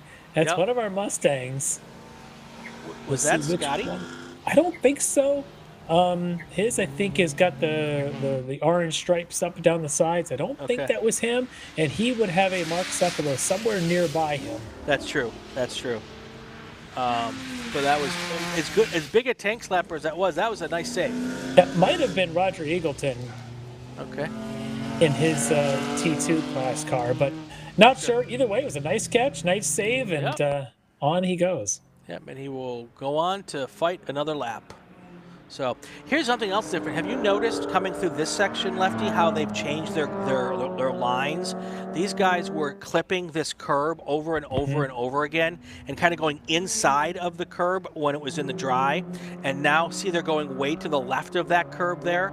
That's a lot of left there. Well, yeah, that's probably not, that's Amy Mills, I believe. Yeah, they've definitely changed the way they're going through this section. It must be really slippery on the inside there, and or there might be some pickup that they can get by going through that section to make the next couple of corners rough. So very different lines that we're using here in these conditions. Yeah, for sure. They're just hunting for anything that looks like grip, and in some cases, driving with mirrors, because we're finding a massive speed delta between some of these now in these conditions. Again, somebody might have great tires, somebody might have really strong speed, somebody else may not. And I think what that's leading to is the drivers who know that their cars are at a bit of a handicap are really racing with their mirrors and just using all the offline to stay out of the way of somebody who's faster. With 7 minutes to go, let's go through a quick rundown here of who we've gotten where. Tim Auger is your race leader in STL, followed by Ryan Coutil, and Greg Whitfield just moved into the podium, last podium spot in STL. STU, your race leader, is also your overall leader, Mark Hoover, and then you've got Wilson Powell second and Tom Van Veen in third. Checking out T2, Roger Eggleston, that's your only car in T2 at the moment, so he would be your T2 class leader. T3, Sean Lovett's your leader. A big off. That's Amy Mills again. She's certainly struggling. I don't know if she's got an issue with the car, but that's been 2 or 3 spots now here where I've seen her have some problems. And it sounds like she may have stopped just beyond our camera view as well. Yeah, it does look like she might be a little bit stuck there. It's got to be. We saw earlier, even when it was still dry this morning, any car that went off at 3 was going through massive puddles. So if you're now with this, we've had another ½ inch of rain here in the last hour or two. So it's possible that it's even heavier. It sounds like she may have gotten that going. She did, yep. That was right in front of us here in the broadcast booth, so we could see that happen. Back to T3, Sean Lovett's Chris Hart, Todd Clark. That's your top 3 there. And then T4, Scotty B. White's your race leader there. Mark Cephalo second, and Ben French. All the fans of the Frenchman in the chat here, they're happy. Their man's in 3rd place. Yeah, running decent laps out there right now, but the battle at the front of T4 between Scotty White and Mark Cephalo is still pretty close. Mark's starting to lose ground a little bit. He's about 2.5 seconds back, but, you know, with 5 minutes to go, a couple laps, anything could happen. We'll see if Mark just picked up about 2 seconds in the first sector, so game on in T4. Oh, somebody's running wide there in the deep of the picture. I think they just tried to go 3 wide and realize that that's not the efficient way to get the job done in these conditions, and maybe not in any conditions. But well, actually, that looked like Mark Cephalo. In the middle of that, looked like Amy Mills might have been the other car involved in all that. Didn't see any contact, but certainly slowed everybody down because Cephalo lost all that ground, and because he is in the NC, the auto. You can see it there, the light blue and light green that went on by. He's trying to chase that darker Mustang with the stripes that isn't even in this shot. He's lost all that time again. So Cephalo really up against it now with what's probably going to end up being maybe a 3rd lap as they come down onto the back straight. That's Scotty going through your shot with the orange mirrors. And Cephalo is the 2nd car now going through with the blue and green. That looks like it's going to be about a 2.5, 3 seconds lead for Scotty B. White, and with 4 minutes to go, that's a nice gap. It's what it was when they went to start-finish the last time. But in the first sector, Cephalo picked up 2 seconds. So okay, it's going to be a game on, and then he lost 2.5 in the second sector. So as the traffic moves through, you're seeing this bit of accordion going on. Cephalo needs that accordion to swing his way here on this lap to really have a shot to take down Scotty on this race. All right, now the gap between those two cars is 2.9 seconds. So anything Cephalo gained, he lost in that little situation with the slower cars. So yeah. Did you see Scotty as they went to turn 1? Super wide line there through turn 1. 3/4 the way away from the apex, where Cephalo took more of the traditional dry line through there. Not sure if there was much of a difference. We'll see what it looks like on the sector times when they come up, but Scotty's certainly hunting for grip. There he is again, looking for grip as he comes around 3. Cephalo taking a little bit more of the dry line through there. We'll see what the sector times pop up here as they go through the end of 1. Waiting for it. Waiting for it. Didn't refresh, so we'll just have to keep going.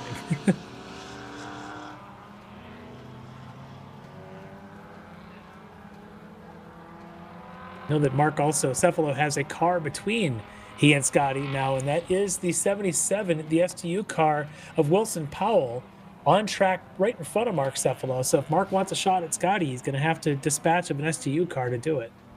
And there's the 3 of them right there coming around. I think that's turn 8. Just for planning purposes, Spec Racer Ford's our next race, and they are an open cockpit car with a funnel in the front that likes to take the water from the track and put it right in your lap. So don't ask me how I know that. But that's going to be a bit of an adventure for those guys as well, and they'll be up next with us here. 2 minutes to go. Larry, do you think Cephalo can catch Scotty here? I think he can, but he's got that struggling right now with that STU car in between them of Wilson Powell and the BMW M3, and I think that might be the biggest issue. Cephalo needs to get runs. He needs to get out of the wake and out of the spray so he can see Scotty. Again, I'm not sure. They might be far enough back. They might be getting 2 laps, which will help Mark, but he's got to really get on with the program here, get a good exit here off of turn 15, and maybe even get past this BMW or use the BMW to catch Scotty in front of him. This is he's up against it now. He's got to really work to get past 2 cars if he wants to get that 1 position in T4. We'll get the gap here when they cross the line here for the second to last time. It was 2.9 seconds last time by. Looks like that Mustang got out of the way.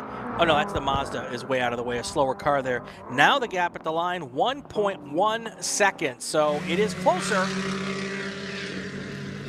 Yes, it is. And did you see the white flag? I did not see it. They're going to get 2 more. He's going to get 2 more shots at the apple here. 2 more bites at the apple, and he's right there underneath him. Yep. Powell, at least on timing and scoring, Powell was behind Mark there at some point. So it looks like, at least timing and scoring is showing Cephalo now ahead of Powell right behind Scotty, although it doesn't look that way on track. Yeah, that's not the way it looks on the track. So he might be more like that 3 seconds still back from Scotty, but we'll see what happens, as he only picked up a 7/10 in the 3rd sector, so I think he's still going to be there. But Mark's got to find a way up there. He's got to get a couple of good runs through a couple of corners, and maybe even hope that Scotty runs into a little bit more traffic here on the next 18 corners or so. And all it needs is just a tiny loss of grip for Scotty B. White to open the door for Mark Cephalo, and that is not an implausible type of situation here with the conditions. So I think that's the back part of that battle right there. Well, that's your leader, Lovett, just taking the white flag. So we are officially the last lap for the folks who are crossing now. Obviously, the T4 battle's got to finish getting around to see that white flag. Sure. Oh, there was a car that went off there way out in the distance, but it looks like they've moved on. Yeah, if Mark Cephalo can't dispatch that Mustang, it's going to be really, really good news for Scotty B. White, because he's going to have to get around that car first, and it just doesn't look like he's got the grip to do it, although he's putting it in there right now and giving it a shot. Yeah, it's just not close enough. Yeah, not quite. And the fact that he's got if he can follow the BMW, but even now he's losing a little bit of ground. I'm wondering if his rain tires are going off a little bit. Where Scotty's doing a great job, just continuing to hunt for grip. But this will help Mark a little bit as the BMW of Powell looks like he's going to try and make a move on Scotty. Again, separate classes, Powell STU, Scotty White T4, Cephalo T4. They're now taking a white flag. 3 miles to go for this battle of T4. The STU car, that's your second place in STU. He's lost ground with Hoover, his class leader, but he's right in the middle of what was and now ahead of this battle for T4. Cephalo and White are nose to tail again. And it's 4/10 of the length, and Scotty B. White goes a bit wide. Cephalo tries the closer normal line, so to say, as he comes through turn 1, and looks like the gap is widened just a tiny bit, which is good news for Scotty B. White. Mark Cephalo's trying to drive the wheels off of that Mazda to catch the Ford Mustang, and he's got about 2 miles to get it done, and in conditions that are less than optimal, to say the least. And it does not look like he's making up a whole lot of time here. Still like about 6, 7 car lengths, and up the hill they're going through the bypass. The Mustang has a little more horsepower and is able to get it to the pavement better. And that is what we're seeing there. Here's our checkered flag, and it is coming out for our race winner. This is going to be Sean Lovett is going to be our race winner. Mark Hoover, who led most of the race, was not able to hold off Sean Lovett, who was just flying in that T3 car. But we'll get Mark Hoover across the line here in just a second, and I think he'll still be the STU race winner when he does cross the line. Cephalo here, still trying to find grip. He's got a bit of a run now. I don't know if it's going to be enough to poke inside of the Mustang. He has been quicker in the third sector, so he's going to have to get it done. He's going to need the run through that turn 12 all the way down the back straight if he's going to have any chance, because the Mustang's going to have the torque and the power to go down that back straight. The MX-5 probably won't. But look at their lines. There it is, finally Cephalo in this corner using the typical rain line off of the apex. He wasn't doing that through sector 1, and I wonder if that hurt him a little bit through like turn 1, turn 3. Now he's got to get this run. He's got to get up underneath Scotty and have a chance to outbrake him. If he can't outbrake him, the torque of the Mustang, even though it's a V6, probably has the advantage before they get to start finish. If Mark Cephalo has any tricks in his bag, now is the time to pull him out one corner to make a pass. He's going to try to throw it in there. Scotty B. White goes a little bit wider, which has allowed him to get closer, but is it going to be close enough? And does he have the horsepower to come down the line and catch him here at the start-finish line? Let's see, who is it? Is it going to be Scotty B. White? Is it going to be Mark Cephalo? At the line, your race winner for that class is going to be Scotty B. White.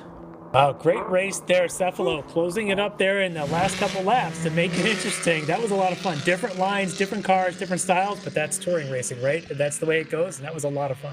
That's the way we draw it up, and we want to have a good race. It should end up that way, and that's exactly what happened. Let's run through our top 3 in each class before we take our next break.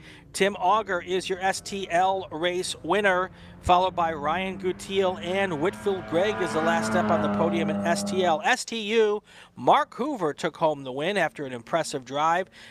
His race win, 1 minute and 30 seconds over second place. So good job for Mark Hoover. Tom Van Veen will take home the 3rd place on the podium. T2 was only one car. That was Roger Eagleton. And then we've got T3, if I can click the right button. There we go. Sean Lovett is your T3 race winner and our overall winner in the BMW E46 from Petaluma, California.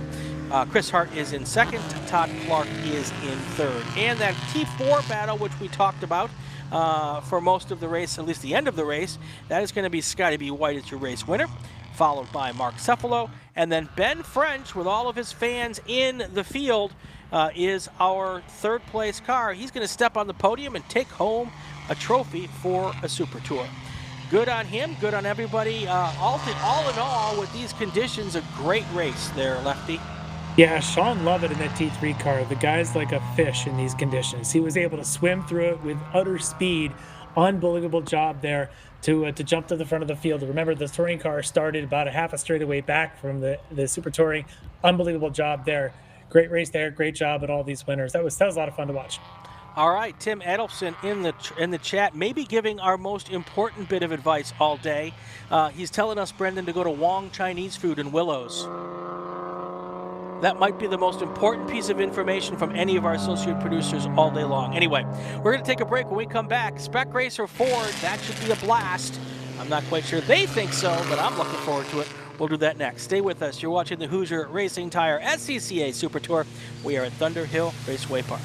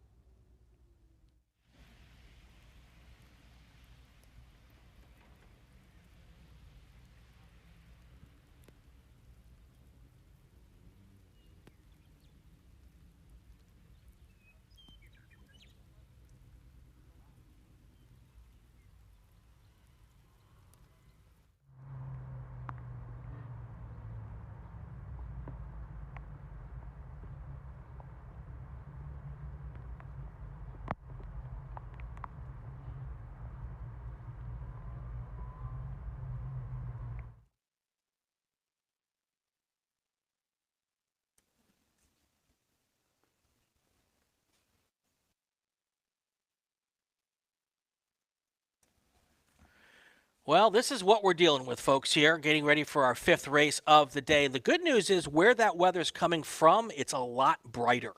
It definitely looks like improvements are in the offing. That's not going to help the Spec Racer Ford cars too much.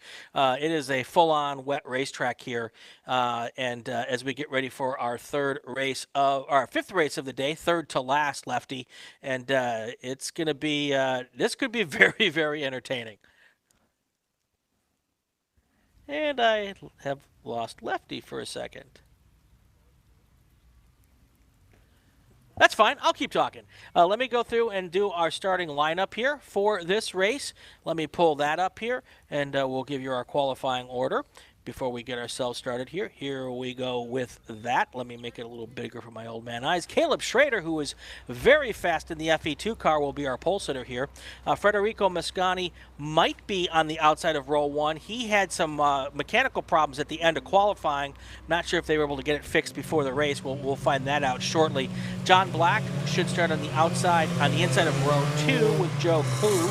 Then you've got Hayden Fisher and Todd Harris. Tom Burt will be in row 4 with Taylor Harris. Next row will be Bill Booth and Daryl Anderson. Now row 6, Andre Parra and Lee Douglas, followed by Sean Boyle and Judson Holt. Now we talk about row 8 of Jerry Applis and Eric Hand. Then you've got the next bit of cars here, John Solner, Henry Tabor, Scott Wood, and Scott Monroe rounds out the top 20. Now we go from 21 to 26. You've got Paul Gowdy, Brandon Lewis, Jim Ricketts, Paul Luca, Bob Peelsticker, and Bruce Richardson. That's how they're slated to start here. Still unclear on the Federico Mosconi car. Let me see if it looks like he might be out there. It's hard to tell sometimes. The first lap when they go out doesn't always get reflected on the timing and scoring sheets, depending on how close they were to the loop and everything. So we will know here very, very shortly, though. 25 minutes of racing here for our Spec Racer Fords. It still looks like the rain is falling, although it looks like it's getting better in the direction the weather's coming from. So we're hopeful for that. Lefty, have you returned, or have we found you? I'm not hearing Lefty, so wondering what that situation is there. Maybe our technical folks can help us out with that. And in the meantime, I will keep telling you what's going on here. We've got two more races left here in the day. Following this one is our production B-Spec GT Lights group. And then our last race of the day, which I'm really looking forward to, a bunch of Formula Vs in this race. We don't often get that many out here on the West Coast at one place at one time. I think there's 10 of them, actually. That is our final race of the day with the Formula Fs. About halfway through our pace lap here. This is one of our classes that are usually big enough for that they get their own race. A lot of our races are multi-class. This is a single class, Spec Racer Ford. Got Ford motors in these Spec chassis. Many of them have the new sequential gearboxes, which have become the mainstay for a lot of the drivers who are up front and running these Super Tour races. That's a new addition to this. Was it this year or last year? I think it was last year. It was a new addition. Last year, yeah. Yeah, and more of them are getting it every time we go out here. So.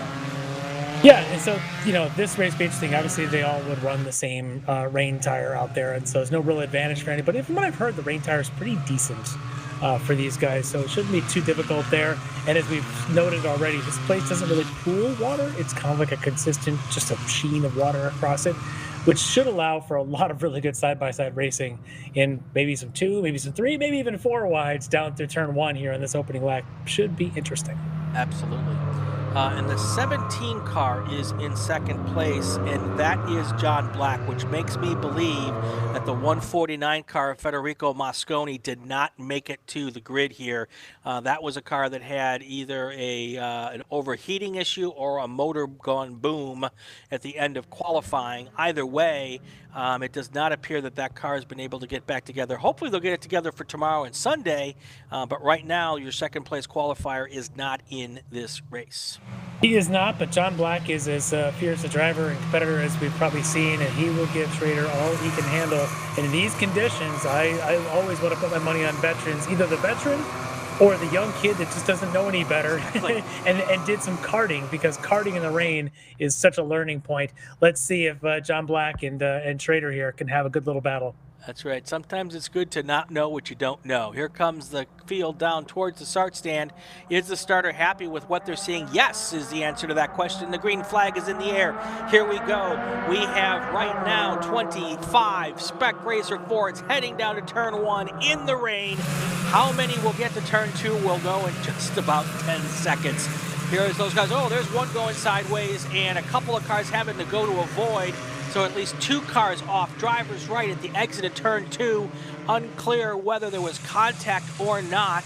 And we'll try to take a peek to see how many of them pop back on the racetrack here. But that was definitely a moment for the cars behind that spinning car.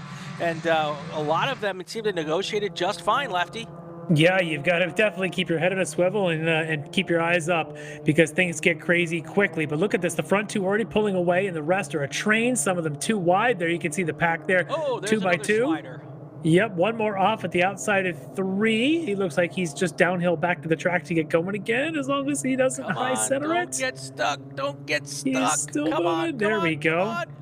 Oh, the racing gods were on our side on that one. So yep, could not tell you who that was. What I can tell you is that, Scott, those are the front 2. That is Schrader and should be, and John Black, your pole sitter and the veteran, I believe, and I got this right here, John Black, a 4-time champ in Spec Fords. His last came at Mid-Ohio, a track known for maybe some weather, in 2016. So he had, I got this right, 35 runoff starts prior to last year. That guy's got as much experience as anybody in this field, and that pays off on a day like this. Schrader, though, we know how fast he can be. He's right there with him. So you've got the wily veteran, and you've got the young kid here, and I love the storyline and the drama that comes out of that situation. So we will watch this with great intent here as we weave through the first bit of this race. I can tell you the first car that spun in turn 1 was able to get right back into the fray. So all of the cars that started this race are still in this race, and game on here as we get ready to end the first lap of racing here in Spec Racer 4. Yeah. And of course, Caleb Schrader probably has the biggest advantage right now in that battle at the front and battle of anybody, because he just got done running a fantastic FE2 race about an hour ago in these exact same conditions, and he was dominant in that race. So John Black's going to have to use all his veteran wiliness to stick with him here in the early stages. Looks like he's doing exactly that. John actually was quicker in Sector 3 in the first lap, 9/10 between them. Those two are nearly 6 seconds or almost 7 seconds ahead of the nearest competitor. The Harris boys sitting 3rd and 4th. Yeah, and the other advantage that Caleb Schrader has being in first place is he's got a clear visor. Doesn't have to worry about the spray coming up behind him, and that is a ginormous advantage in this racing conditions. It is. I'm suspecting John Black probably is just one of those wily veterans who just goes, I don't care what it is in front of me. I'm going to go get it. I can see where the spray is coming from. It's like John Black and the Sorcerer's Stone here, you know. He's just going to close his eyes, and I'm going to turn left here. I'm going to turn right here. The guy has been on the podium at the runoffs 16 times, right? I mean, there are people who have 16 starts. He's been on the podium. I think he's okay, even being in the spray. I mean, you look at him there, he's poking out where he needs to get a visibility where he needs to, but he's not going anywhere. He's going to be Caleb's shadow for a while. And I will tell you that the way that the front nose on those cars works, it does kind of pop the mist up and over your head a little bit. You still get a lot of it. But it's not like a Formula car. The Formula V did not do that in the rain. It was, you just got a face full of water when you were behind someone else. The way the aero works on these cars, which is not a lot of aero, but it is kind of aero-ish. It does help in the rain, push some of that rain. It kind of bounces off the hood and the air takes it over the top. So better, not great. Yeah, but look at this, right up under the back of him, and he's just going to stick it with him, maybe just feeling things out, knowing that Caleb just ran a race. He's going to follow Caleb's line, see where he maybe takes this. But John not going anywhere, and they continue to just pull away sector by sector. They were 2 seconds faster through the first sector than the next nearest car, and continue to pull away in sectors 2 and 3. But we're about to have a pretty good one-on-one battle between John Black and Caleb Schrader. He had a little bird getting a good view of it there down in 1. Yeah, birds are getting a bird's eye view of this race. But I see what you did there. Thank you. Thank you very much. I'll be here all week. Try the veal. 20 minutes to go here. Our top 10, Schrader, Black, Harris, Fisher. That would be Taylor Harris in 3rd, Todd Harris in 5th. Then you've got Tom Burt, Para, Booth, Sean O'Boyle, and Lee Douglas. That's our top 10 right here at the 20-minute mark. Keeping an eye on some folks down the order who putting in a pretty good second lap and starting to get on pace faster than the ones around them. One of those being Tom Burt, got into the 2:16s. He's gaining quickly on the 44 of Todd Harris, who's only in the 2:17. So keep your eye on that coming up shortly. Another one down the order a little bit is the number 27 of Paul Gowdy. He was in the 2:17s. Everyone around him is either 2:20s or 2:19. So there's some movers out here that maybe are a little bit more comfortable in these conditions at this track than some of the ones nearby. Watch for those changes. But look at John Black as we flash to our leaders again. Not going anywhere. He is right in that spray, taking it for all it's worth. I'm very impressed, Lefty, with the drainage on this racetrack. I have to imagine we've had a good 2 inches of rain this afternoon. This afternoon. And while it's misty and there's lots of spray, I have not seen any car drive through a puddle on the racetrack. There is a pretty good puddle at the exit of turn 3 that if you stay off the racetrack, you might get caught in. But on the racetrack, between the white lines, the drainage is really, really working out well. Yeah, I'll give a shout out to Matt Busby, the track operations lead here at Thunderhill. I know him from his days when he was at NCM. I'm sure he's got everything to do with how the track drains. Sure he does. He's only been there like a couple of months, but I just got to drop names in there for Busby. He's a great guy, and glad to see him at a place like Thunderhill, and I'm sure they're lucky to have him. Yeah, he's been a big help to us this weekend, getting us our internet links and everything. So really a proponent of everything we're doing here, and we really appreciate that. So these two at the front, they are just hauling. These guys are 4 seconds faster than anybody else in the field, and a little bit of tail slides as the cars are shimmying, but Caleb and John don't seem to care. They're just locked in. This is awesome. Yeah, I'm sure they're having a blast too, and the further they pull away, the better it's going to be for us at the end of this race, because they can start to race each other, and we're going to be, have that right in our living room. So, well, no knock to the back of the field. Those guys are all running in the 2:30s. The front two are running 2:09s, 2:10s. That smells a little bit like they're going to be caught, and we're going to have a little bit of lap traffic playing to our leaders late in this race. Maybe not even late. Might be happening as we get close to the halfway point, but the pace these guys are going. And don't count out Hayden Fisher. As far as a podium position here, only 4 seconds back from Taylor Harris. So, that battle's not done yet, especially with 17 minutes to go here. Yeah, for sure. Yeah, definitely. Taylor Harris has got to watch his mirrors a little bit and keep his marks going.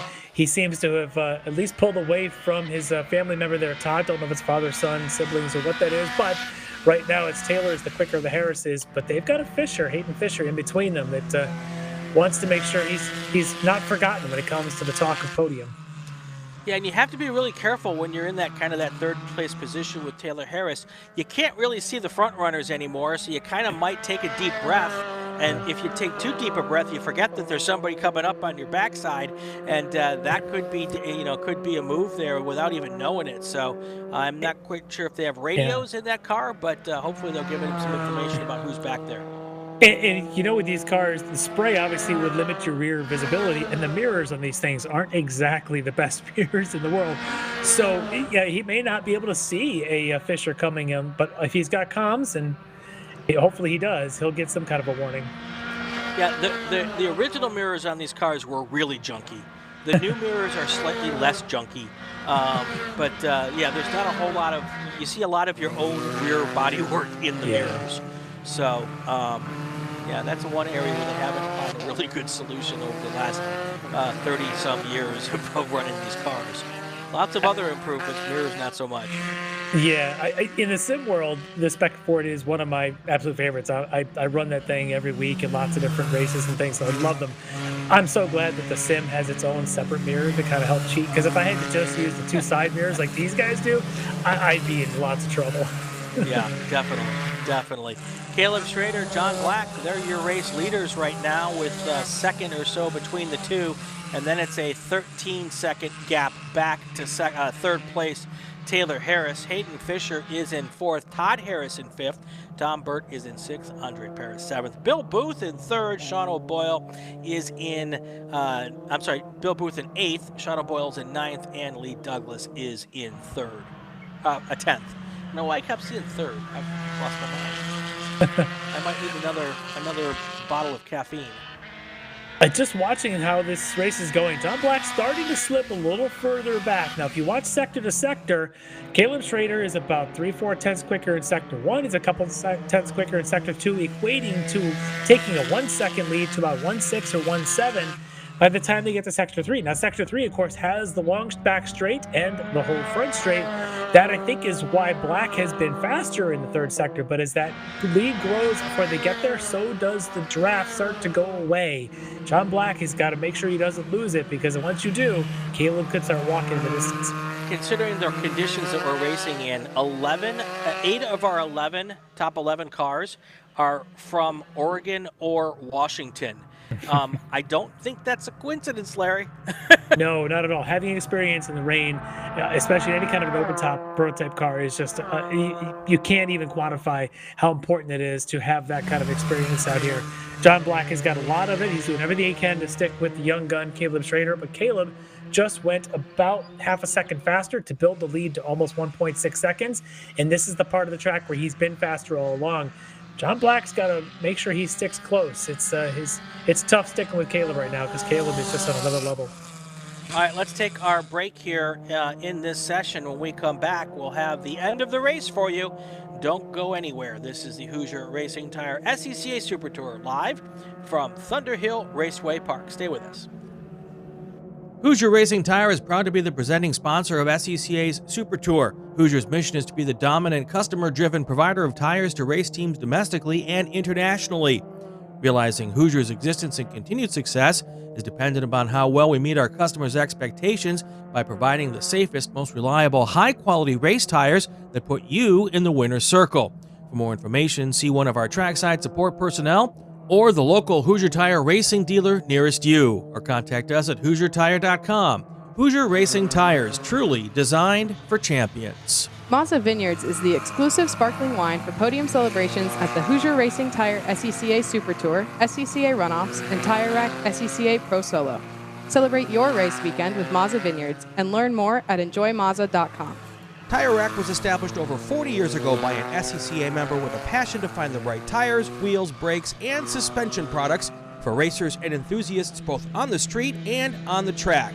As official tire retailer of Sports Car Club of America since 1995 and sponsor of the Runoffs Pole Award, along with the National Solo Program, Time Trials Nationals and National Tour, and Track Night in America, Tire Rack is proud to support the SCCA and its members as they go have fun with cars. For more than 100 years, Sunoco, SCCA's official fuel partner since 2001, has been fueling victories both on and off the track, which is why Sunoco has trusted to fuel over 50 series of racing, driving, and winning, including the SCCA National Championship Runoffs, SCCA Pro Racing, Trans Am, NHRA, and NASCAR. To find race gas near you, visit SunocoRaceFuels.com or call Sunoco at 800-RACE-GAS. Ready for a new race trailer?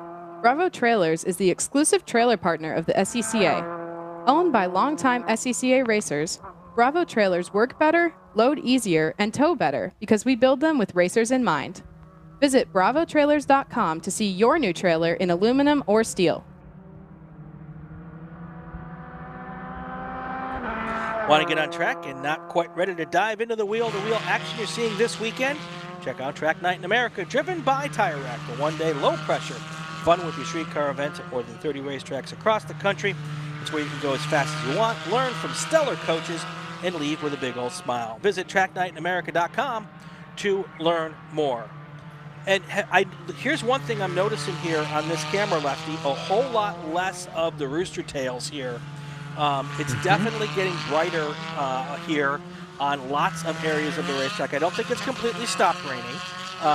But it's definitely seeming to have slowed down and maybe stopped in some areas. It definitely appears to be that way. The lap times are following to that as well, as they're now down to the 208s for our leaders. In fact, John Black, who I thought may have been losing sight of Caleb Schrader a lap ago, suddenly turns it on, sets a 208.0, and was able to close back up to 1.2 seconds. And you can see now they're catching the back of the field as they work their way down the back straight here on lap number 7. So yeah, the race is definitely picking up the pace as the rain slows down, and John Black is keeping this thing awfully close to Caleb Schrader. This is tightening up. Yeah, still a long ways off from their qualifying times. Caleb had a 1:54 was the fast lap in qualifying. So they're not going as fast as they were before, but definitely improving throughout the course of this particular session. So. Yeah, they are continuing to go faster. Caleb Schrader just did a 2:07.9. John Black essentially the same at a 2:08.0. Those guys 40 thousandths apart there. So this is the closest battle on the track, but we also have another battle brewing we're going to keep an eye on all the way from 7th place in the number 77. That would be Andre Pera, currently leading a train. Behind him, you got Bill Booth, you've got Sean O'Boyle, you got Lee Douglas, you've got Paul Gowdy, all of them all covering about 3 seconds between those 5 cars. So keeping our eyes on that, as well as the battle for the last spot on the podium. As you were talking earlier, Hayden Fisher may have been kind of getting closer to Taylor Harris. It's getting even closer as Fisher just picked up about 2 seconds, now down to 3-second total between 3rd and 4th place. Yeah, and I think we can pick up that train that you were talking about here. It is now going through turn 1 and heading up to turn 2. And here is that group of cars you were talking about here. And they are having a ton of fun. It's a little bit of a gap between the 3rd place and 4th place car in that group. But yeah, you're absolutely right. They're the kind of the closest battle on the track, short of our battle for the lead, which is pretty darn close here. But we can keep an eye on those cars for a lap or two with 8 minutes left to go, and then we can pick up our leaders right here for the last few laps. That train's going to come right into your living room here as they come and exit turn 3. And maybe we missed them, but that's okay. We'll catch them here as they come out into turn 6. That's turn 6 way off in the distance there, and then turn 7, and then you see 8 right there off to the left. So. You can see a couple of the last 2 pairs in this group, I believe, might be Pera and Booth in 7th and 8th, and the other ones might be Boyle and Douglas, or maybe it's Douglas and Gowdy. I can't quite tell. Well, somebody off. That is not the fast way around. No. Or that last car in that group, that is, it's one of the yellow cars, and there aren't many of those out here. Yeah, didn't catch the color on that, but he's covered. Yeah. So catch him in a minute as they go through the rest of the sectors. We might want to find our leaders again. John Black has now closed the gap to 0.7 of a second. So he is sizing up Caleb Schrader, big in the mirrors. And now with the mist going down, Caleb Schrader could probably see John Black in his mirrors. And he's probably would rather have not been able to see him.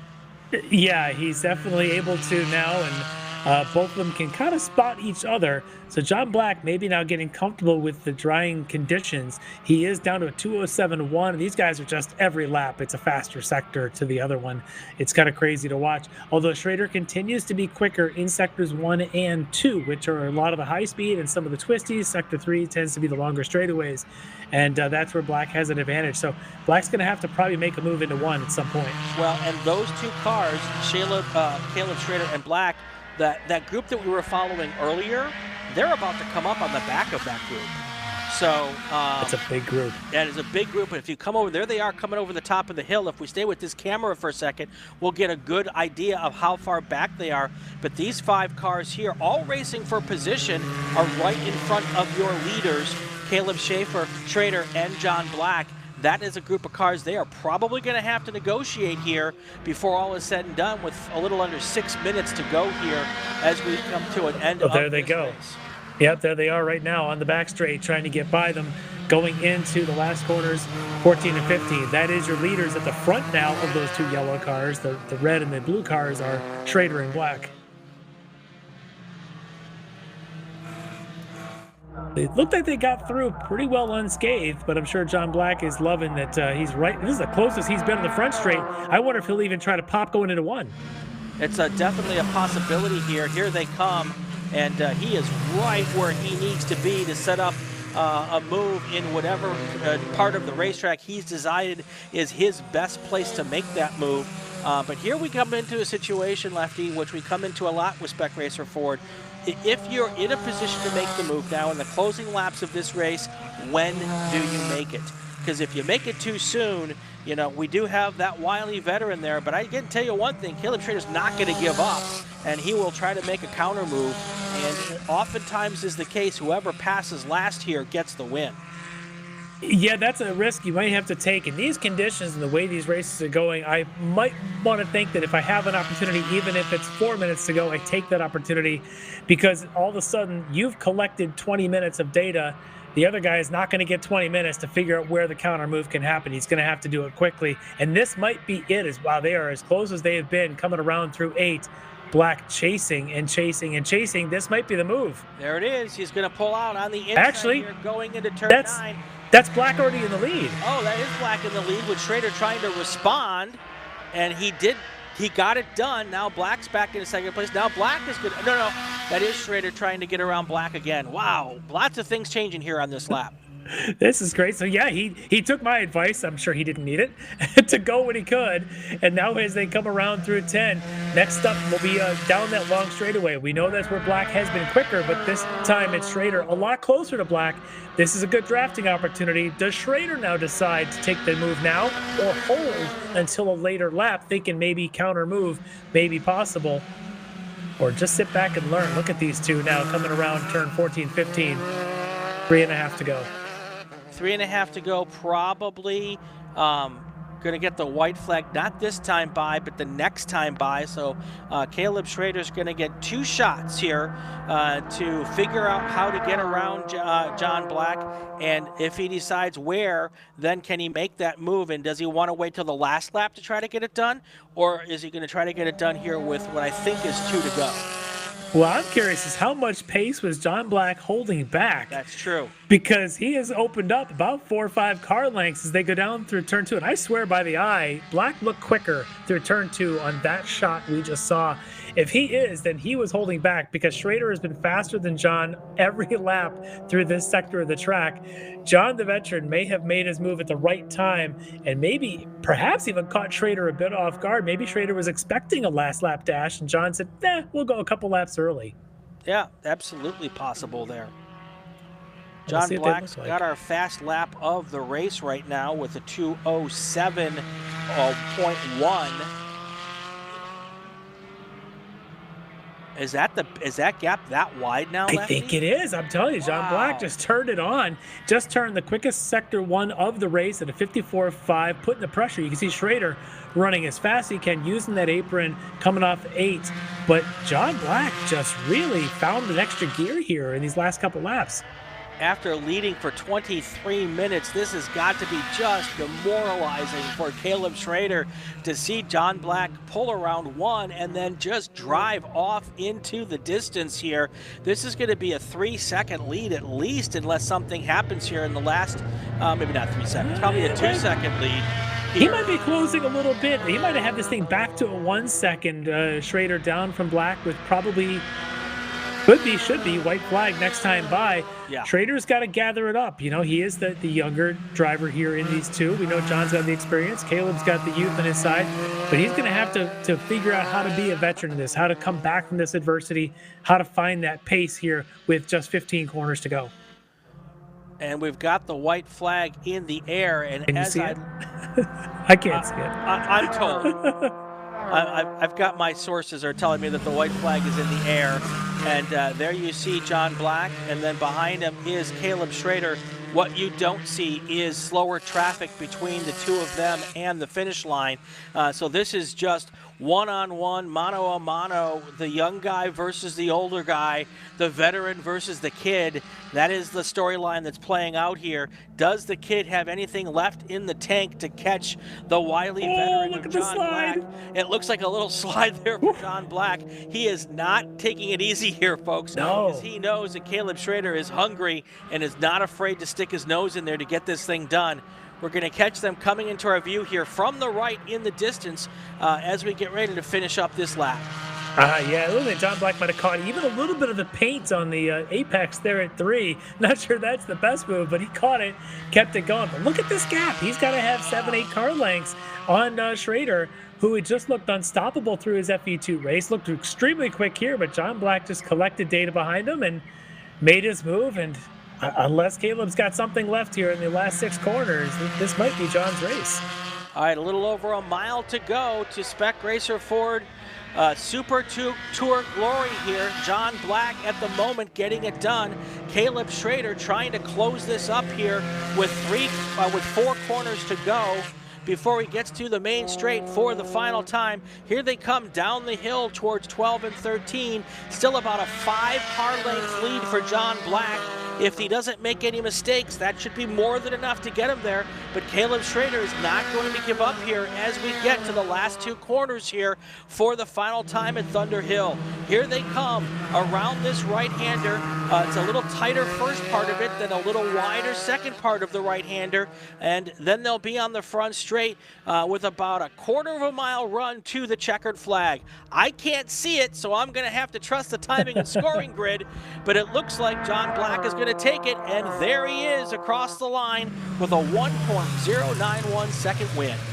Unbelievable battle between these two. These two at the runoffs this year, I believe, or last year at VIR, were 3rd and 5th on the final running order, showing that they are at the front of the class when it comes to national level competition. Just put on a spectacular race. But this battle, I believe this might be the battle for 6th between O'Boyle and Burt, possibly. Yeah, you've been back in the field in these Spec Racer 4 races. Still a lot of fast action and a lot of fun here. We'll see who these guys are when they get to the line here. But I do think you're right. I think this is the Harris, O'Boyle, and Burt battle. It could be Douglas Gowdy, who are just a touch behind him. I'm not sure. Between the mist and what's going on, I just know they're all really good races, and it's been a lot of fun. I would love to be out there in the middle of this right now. Okay. We're hearing that might have been the battle for P16. All right. Exactly. You know, good race, a good race, right? Absolutely. John Black was our race winner. Second place, Caleb Schrader. Taylor Harris grabs the 3rd spot on the podium. Hayden Fisher 4th. Todd Harris 5th. Sean O'Boyle 6th. Tom Burt 7th. Lee Douglas 3rd. 9th place, Paul Gowdy. And your 10th place finisher is Bill Booth. That's going to do it for Spec Racer Ford. When we come back, B-Spec, production cars, and GT lights. Stay with us. This is the Hoosier Racing Tire SCCA Super Tour live from Thunderhill Raceway Park.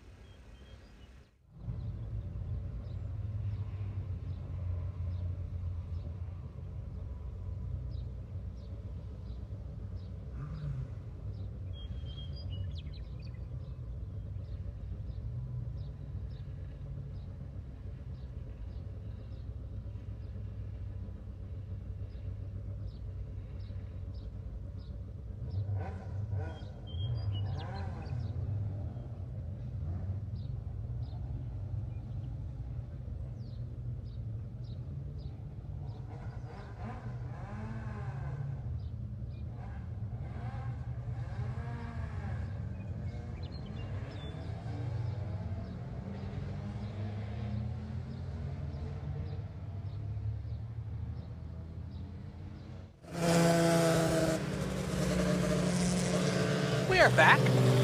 2 races to go at Thunderhill. And I'm Larry. Yes. How are you? I am good. I am good. It's nice and bright and sunny where I am. It's a little less rainy there at Thunderhill, it looks like.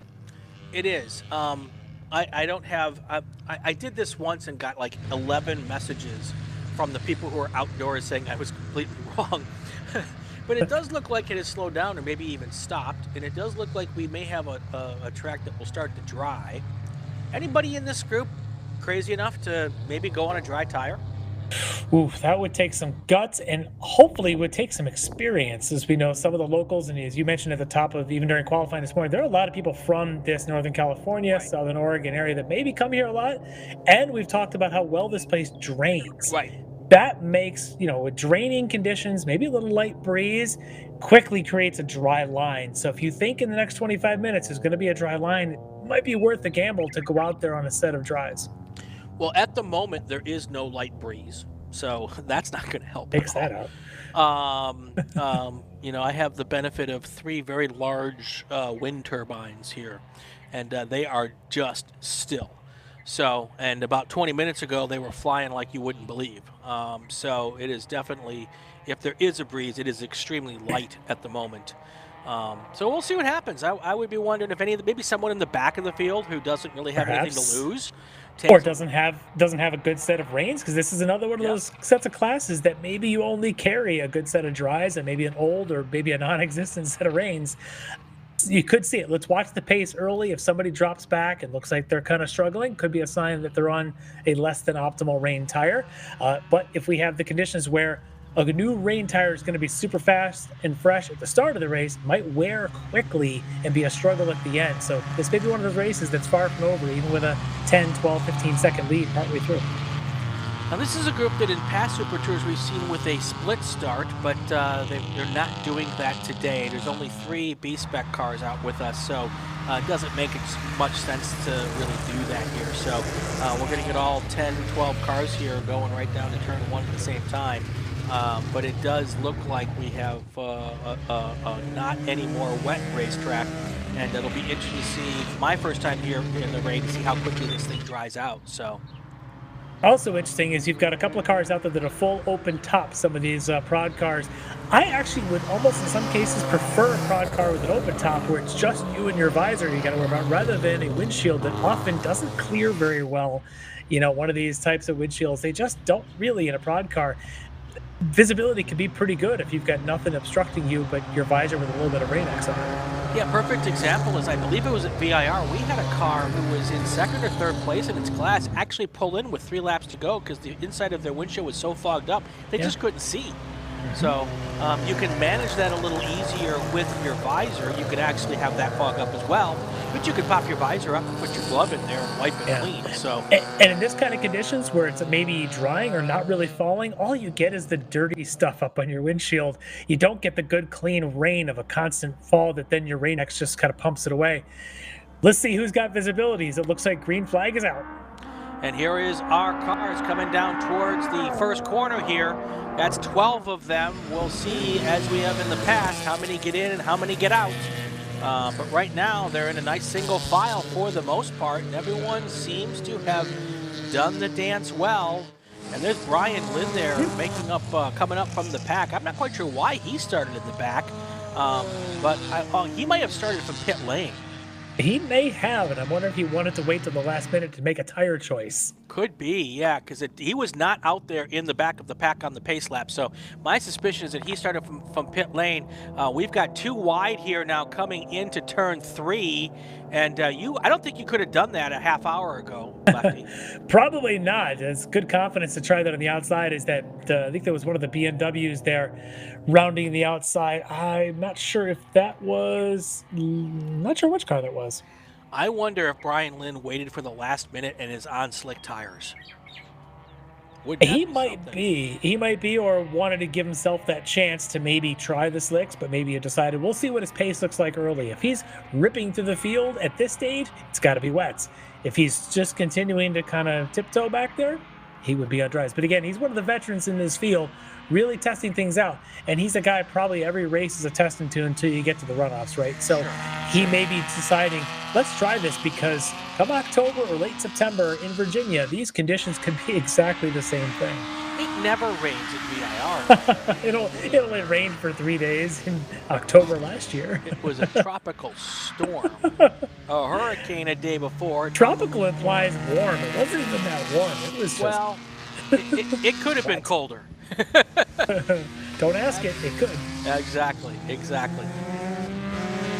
All right, so early on, as we go through the first couple of sectors here, the EP car, the Boxster of Albert Correa, was pretty quick through the second sector, so kind of keeping an eye on him. Brian Lynn continues to kind of tiptoe back there in his GTL Nissan. Well, he tiptoed right off the edge of the racetrack there, so I got dollars to donuts that he's on slick tires, which may pay off later in this race, but he is struggling right now. And in a prod car, that's probably not like your DOT slicks you'd have in a touring, or even what a B-Spec car would have. These are going to be true, legit slick bias ply tires. Yes, exactly. But he's out there now. He is. Looks like behind a few others, there's a B-Spec car out in front of him at the moment. I'm not sure if that's Ali Nami or who that is. We'll find out in a few minutes. Glenn McCready is your leader at the moment. Albert Correa is in second, and then you've got Sean Lovett. Yeah, great little battle between those three. Yep. McCready in an MX-5, Correa in the Boxster, who's been the quickest car on the track. I suspect he'll be in the lead momentarily. Yes, he is. That's him out in front. And then you've got the BMW E30 of Sean Lovett kind of battling now with Correa. All three of those are EP cars. They didn't qualify in that order, but they're working that way now as the rain seems to have changed it up.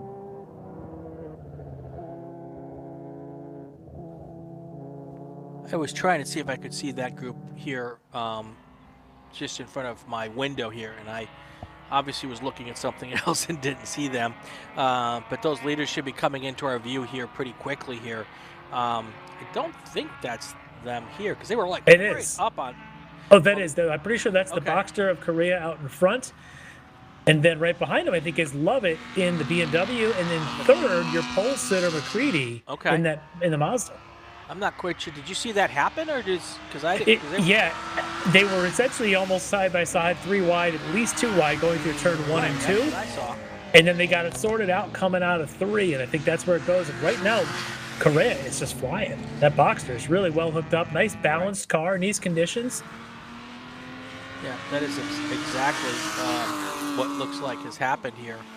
I was just really surprised because they were like right close to each other going into 2. And I was very surprised that there were that much separation there. Well, I'll tell you what, in rain conditions like this, I wouldn't mind having a lightweight car like a MX-5. I'd love to have a front drive car. Can't have one of those. I'll take a mid-engine car where I can put some power a little bit more over the back end. And that's what that Boxster is that's currently pulling away. So great job there for Correa. It's just flying on these opening laps. We should see that group coming up here over the hill just about now. And they are going into 1. They are going into turn 1. And look at the already 3.5 second lead for the Lovett. Wow. Exactly. There are times when there are horses for courses, and this apparently looks to be one of those times. Yeah. So, yep, Correa, Lovett, McCready, Carr, Fritchie, Tisch, Lepper, and I see 2 Leppers, which doesn't make a ton of sense to me on my scoring sheet. Nope, one of them with a 27 car number in the scoring sheet, one with a 21, but they seem to be running, I can't tell. It both says Thomas Lepper, so. Yeah, someone is driving one of Thomas Lepper's cars. And Thomas Lepper is probably driving one of Thomas Lepper's cars. That make any sense to you? It's something like that. But Brian Lynn, after his earlier off on lap 1, seems to have gathered it. Still not the quickest second lap, but working his way through, although he dropped back a little bit there. So we're going to keep an eye on that former GTL champ currently running at the back. His rival in this race is Litterud, who is currently in front of him by about 6 seconds. So those 2 GTL cars, I'm wondering if they're both out there on slicks. Maybe they like paper, rock, scissors each other and lost. Both of them lost. Could be, but Litterud, I think it says here he's in a a VW Golf. Yep, and that's him coming through our screen right now, and then there's Brian Lynn just about 4 seconds or so back. So this could be exciting before it's all said and done. Maybe our best battle on the track will be for second to last place, but it'll be a first place battle for that particular class. Yeah, one thing what I don't know is again, we talked about a lot of the GT cars are rear drive conversions. Is that VW by Linnerud, is it a rear drive conversion or is he still front drive?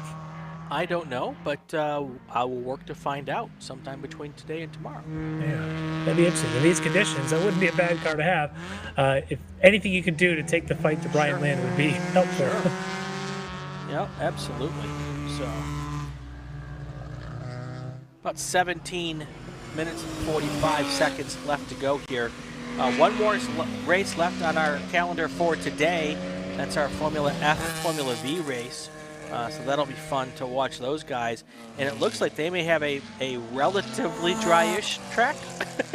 You're trying to throw the commentator curse down on them now and have a downpour. But they're going through that decision. We just talked about that maybe Brian Lynn and Linnerud maybe did in GTL is dries or wets, because I've seen Formula Fs out there on dries in a damp condition. That is a fascinating thing to watch. Vs, same thing. At least Vs have a little narrower tire that maybe gets heated faster. But to see those open wheelers out there in a damp condition on dry slicks would be entertaining to say the least. Yeah, and it does that appear that there's a dry line starting to come in there?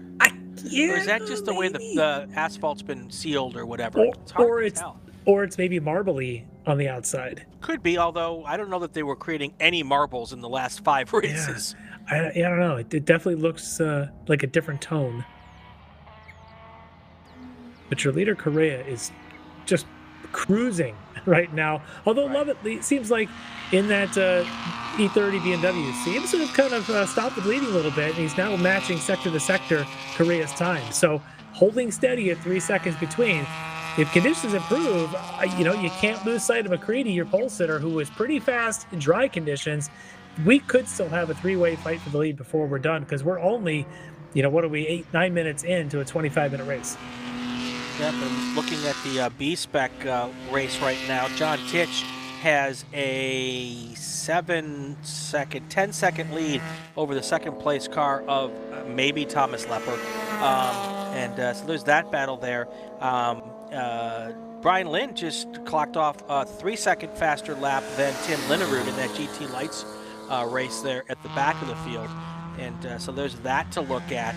But you're right, it does look like things will be tightening up, or could be tightening up here at the front of the field as well. So we could have 3 different battles for 3 different class leads here as we get to the last half of this race.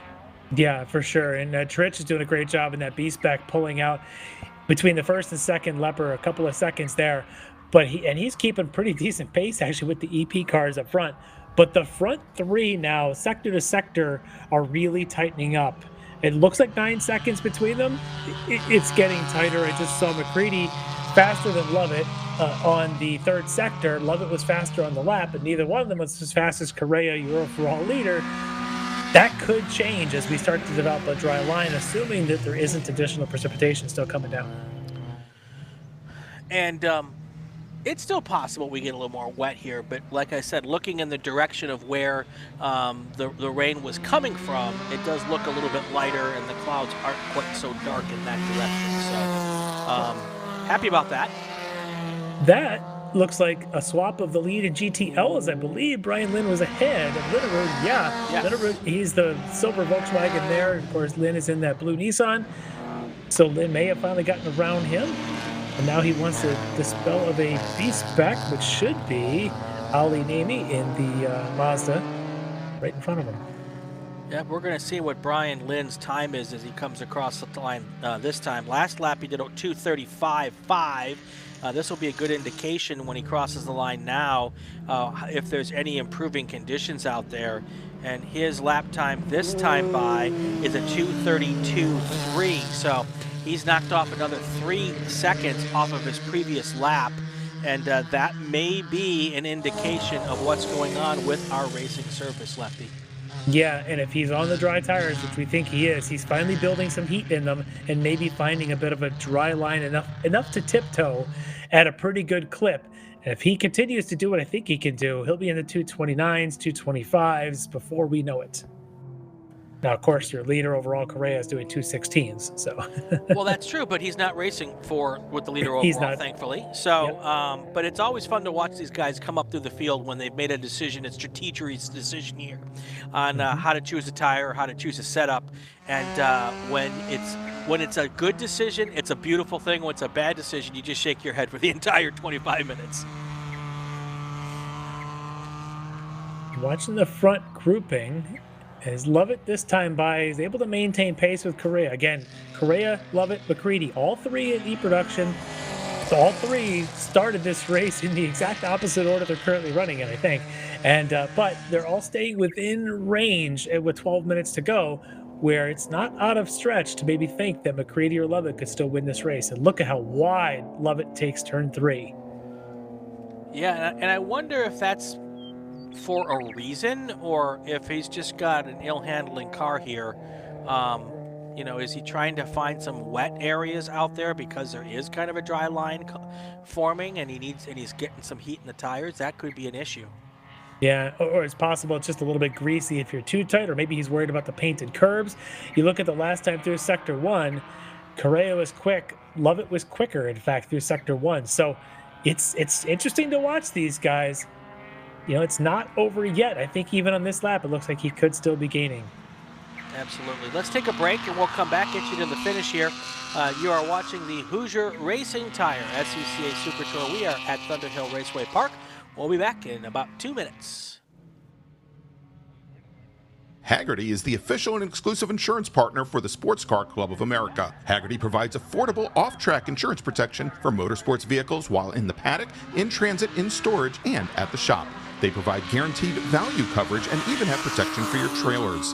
SCCA members can save 5% on insurance through Hagerty. Learn more at Hagerty.com. Hagerty, let's drive together.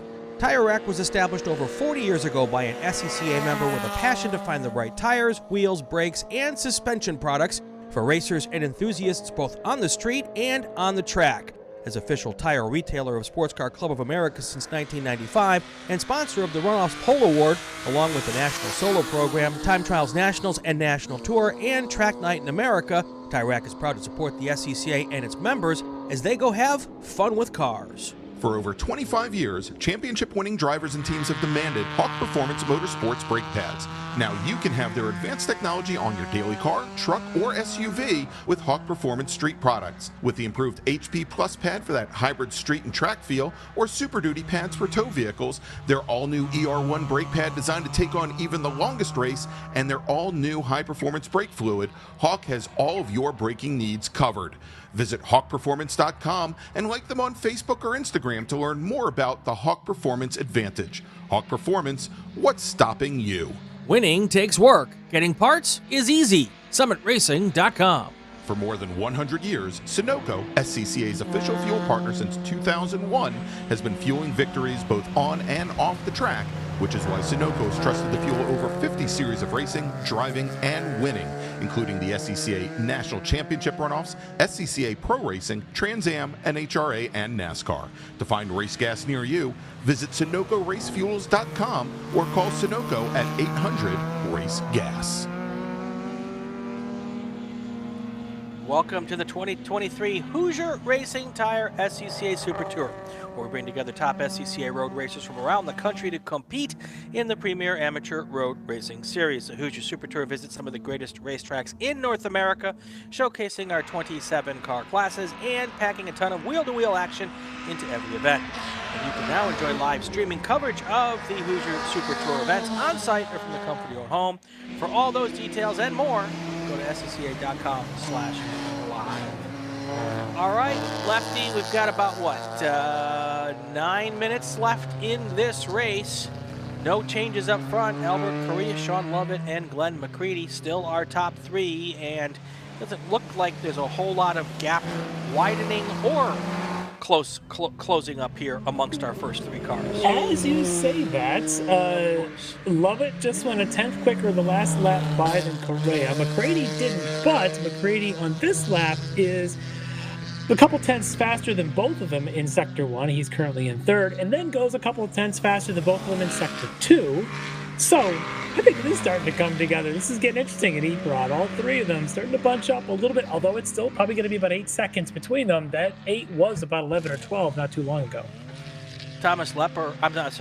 Brian Lynn just did his fast lap again in that GTL car, so he's now down to a 2:31. But he's still way off the pace of our leaders. But he is faster than the B-Spec car that's in front of him by 6 seconds. So there might be a little way for him to move a little further up the grid. But most importantly for him, he is ahead of Tom Linrud, who is the other car in GT Lights. So I'm not sure what just happened to McCready, who was running 3rd in EP, but just ran a 3rd sector of about 1:20 as opposed to the 52nd or so that he should be. He's fallen to 4th place, allowing the 3rd place now to be taken over by Joe Carr in the MX-5. So I don't know what happened there, but something happened to McCready. Yeah, it sounds like or looks like maybe one of our infamous off and ons. Perhaps. And it would have been somewhere around the end of the lap, possibly even at the breaking point for 14, which we did see earlier in the STL race, where a couple of cars did that. That's going to take him kind of out of the running here for the front. But Lovett in second in that BMW took 2 seconds out of Correa in the Boxster. That lead now down to 3.1 seconds. It's tightening up quickly in EP at the front. Well, we could have a German engineering versus German engineering battle at the front of this race with the Porsche Boxster and the BMW in 1st and 2nd. So that is something that we can keep our focus on here as we come into the final 6 minutes of this race. 1 race to go after this. It'll be our final race of the day, and then tomorrow we will come out and do it all over again. We've got qualifying sessions beginning again at 8 a.m. And then we'll have 1 race before lunch tomorrow at 11:30, and then the rest of our racing will happen at around 1 o'clock tomorrow afternoon, all those times Pacific. So if you're tuning in, watch us again tomorrow, and we would love that. And we're going to be here doing it again for the Western Shootout on Sunday. So 3 days of racing action from Thunderhill this weekend. And think of a better way to spend the weekend. And even if you're just out in the garage working on the car, whatever, tune us in, listen along.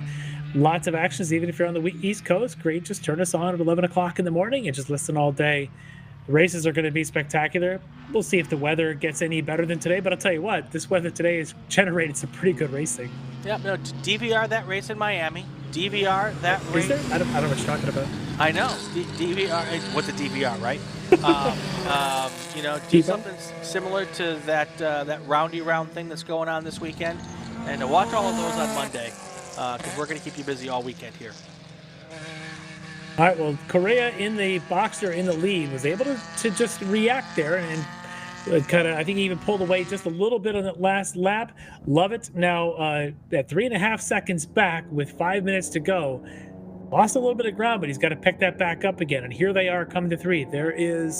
That actually was the McCready in the 4th place car who just turned fastest lap of the race. Oh, what could have been if he hadn't had whatever off and on that he did on the prior lap, because he just went about a second faster than either of the 2 cars in front of him. He's trying to get back the 3rd spot currently held by Joe Carr.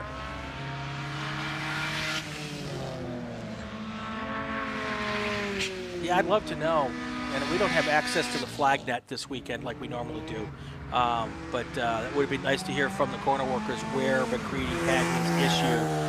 But it didn't take him long to get the tires clean and get moving again, because he just turned a fast lap of the whole race.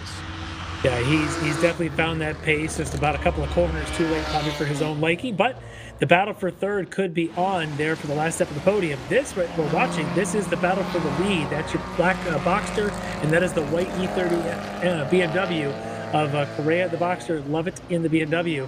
They're matching sector for sector right now. Maybe a bit of an advantage, depends on where they are when they cross the timing stripe, but Correa is still about 3 seconds or so clear. One little slip up, and it falls right into Lovett's hands, so not over yet. Absolutely. You know, that is the thing with these. Oh, look, beautiful. That is about as pretty a four-wheel drift. If he had planned it, it wouldn't be that pretty. He's having a hoot of a time. Just chuck it, slide it, send it around. Oh, I love it. And there's Brian Lynn going by in his Nissan, trying not to slide too much. Exactly. Yeah, that's not the way you want to do it, but heck, that was a lot of fun to watch that. He's just hanging it out. Look at him, every corner now. That's around 3 You know what I off think is camber. going on there? I'll be honest with you. I bet you he is on wet tires that are starting to wear out. Yeah. You know, because it does look to me like this is a drying racetrack here. You know, this could be a big decision for our Formula F and Formula V cars coming up as to what tires to go out. This is that no man's land where you could go either way, and you know, I suspect there'll be a couple of guys that go one way or the other, and one of them's going to be really right, and one of them's going to end up being really wrong. Well, we'll see, especially in the FFs, if somebody's carrying a set of fan grooves, that may be the best thing to have right now, because you'll get that sort of dry tire compound with just a couple of grooves to pump some water should you need to. Might not be a bad tire to have in these conditions. And honestly, that might even be what Correa and Lovett are on here in Heat Prod, because that would be a good tire to have in these conditions. But last time by, they essentially matched lap time sector to sector again. They are on the same 10th, these two. Correa's doing everything he can to pull away. Lovett doing everything he can, kitchen sink and all, to close the gap, but he has not been able to. So, and if Brian Lynn is on slick tires, he may be the biggest help to the FB and FF cars, because he's now turned a lap of 2:28. Which is a full 12 seconds a lap faster than where he started. And that's a point of, you know, it's a data point that these cars can use as a decision-making process and seeing what he's doing and the success that he's having and the improvements he's making. That would be a big deal. And I see a white flag. Yep, and look at the line that your leader Correa is taking as he sees that white flag, and he and both Lovett are looking for rain. Yep. Correa, especially early down that straightaway, was all the way to the right, whereas when they went down the back straight, specifically Brian Lynn did not look for any sort of wet line. He looked like he was looking for the driest part of the track. Exactly. Now the gap between these two is about 3.5 seconds, still 10th for 10th, sector to sector between these guys. They are essentially matching. Correa's not giving anything up for Lovett to jump on. Right, and as you saw Lovett this time through turn 1 and turn 2, a lot less of that slippy, slidey stuff, which makes me think he just kind of held up just a little bit more, because he knows that as long as he stays where he's at, he's definitely assured that second spot on the podium. Joe Carr 41 seconds back, so that's not an issue as long as he keeps the car on the racetrack. That's what he's hoping for. Is we got a shot of Brian Lynn there coming through that turn 3, along with what I believe would be, is that Leper, the second place car in B-Spec, probably right behind him? One of the Lepers. I don't know. But yes, the second Leper car is, that didn't sound right, is now between, Brian Lynn is between those two cars. That gap is closer than it has been, just eyeballing. As yes, I see sector times a second faster for Lovett in sector 1 than Correa. He did something right there. He doesn't have much time to do it again. He's only got about 5 corners. Something has got to still come his way, but Lovett is turning it on, found another 8/10 in the second sector. It's down to probably, we'll call it about 1.6 between them. I don't know if it's enough, but he's coming. I don't know. He is certainly doing everything he can in this final lap. Again, nothing to lose here except for second place, and there's a lot of, even if he goes off the track with a 41-second gap between second and third, he's probably got enough time to get back on. So you might as well throw it in here and see what can happen. And he's got 2 corners left to go. I don't think he's close enough to get there. He ran a little wide. You can see some water splashing up on the corner exit. Yep, that probably wasn't the way he wanted to get it done. Checkered flag is in the air. Who's going to get it? It looks like Albert Correa is going to take the Super Tour win. Sean Lovett's going to be in second place when all is said and done, 1.8 seconds back. And then we can go turn over our hourglass as we wait for Joe Carr to come across the line. I tell you, Albert Correa had to be getting a little bit nervous there at the end, thinking, wow, could this really go away in the last lap? And Sean Lovett did everything he could. Really great last lap, probably just wants one more. That looked like a lot of fun battle between those two, as it looks like we've got our leader in GTL about to take the checker. Well, it does There he is. appear that we have ourselves a drying racetrack, and Brian Lynn slowed down a little bit on that last lap because I don't think he had anyone to catch and anyone to keep away. But big decisions for our next race group out there. Let's go through our top 3 in each class here. In B-Spec, you've got John Tish as your winner, and then 2 cars, both driven by Thomas Lepper. We'll figure out who they actually are in there. But the Lepper cars, the 21 car was in second, and the 27 car was in third. Going to E-Production, your overall winner and E-Production class winner, Albert Correa, followed by Sean Lovett and Joe Carr. Glenn McCready slipped back to 4th place in that race after running in the top 3 most of the day. GT Lights, Brian Lynn wins it. Tim Linrud finishes 30 seconds back to take 2nd place. And then our final H production group, just 1 car, Lee Fleming. He actually did not go out in this race, so we didn't have any H production cars. All right, that's going to do it for race 6. Group 7, Formula F and Formula V up next. Don't go anywhere. It's our final race of the day. We'll be right back. Stay with us. It's the Hoosier Racing Tire SCCA Super Tour from Thunderhill Raceway Park.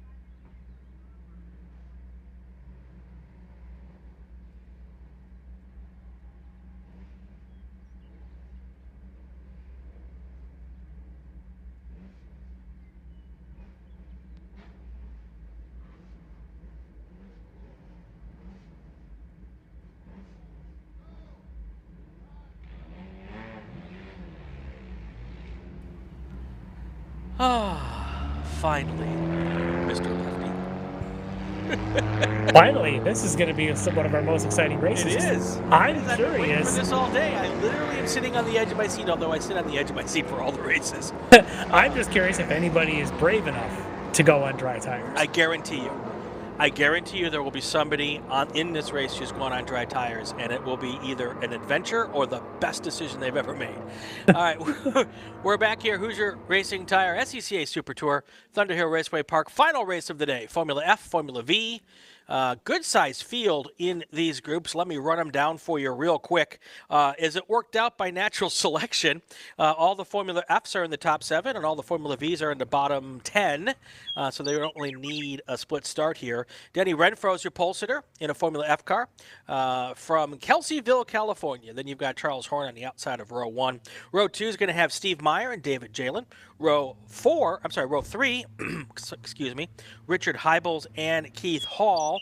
And then row 4 will have Michael Bernstein, the final Formula F car. And next to him, the pole sitter in Formula V, Blake Tatum.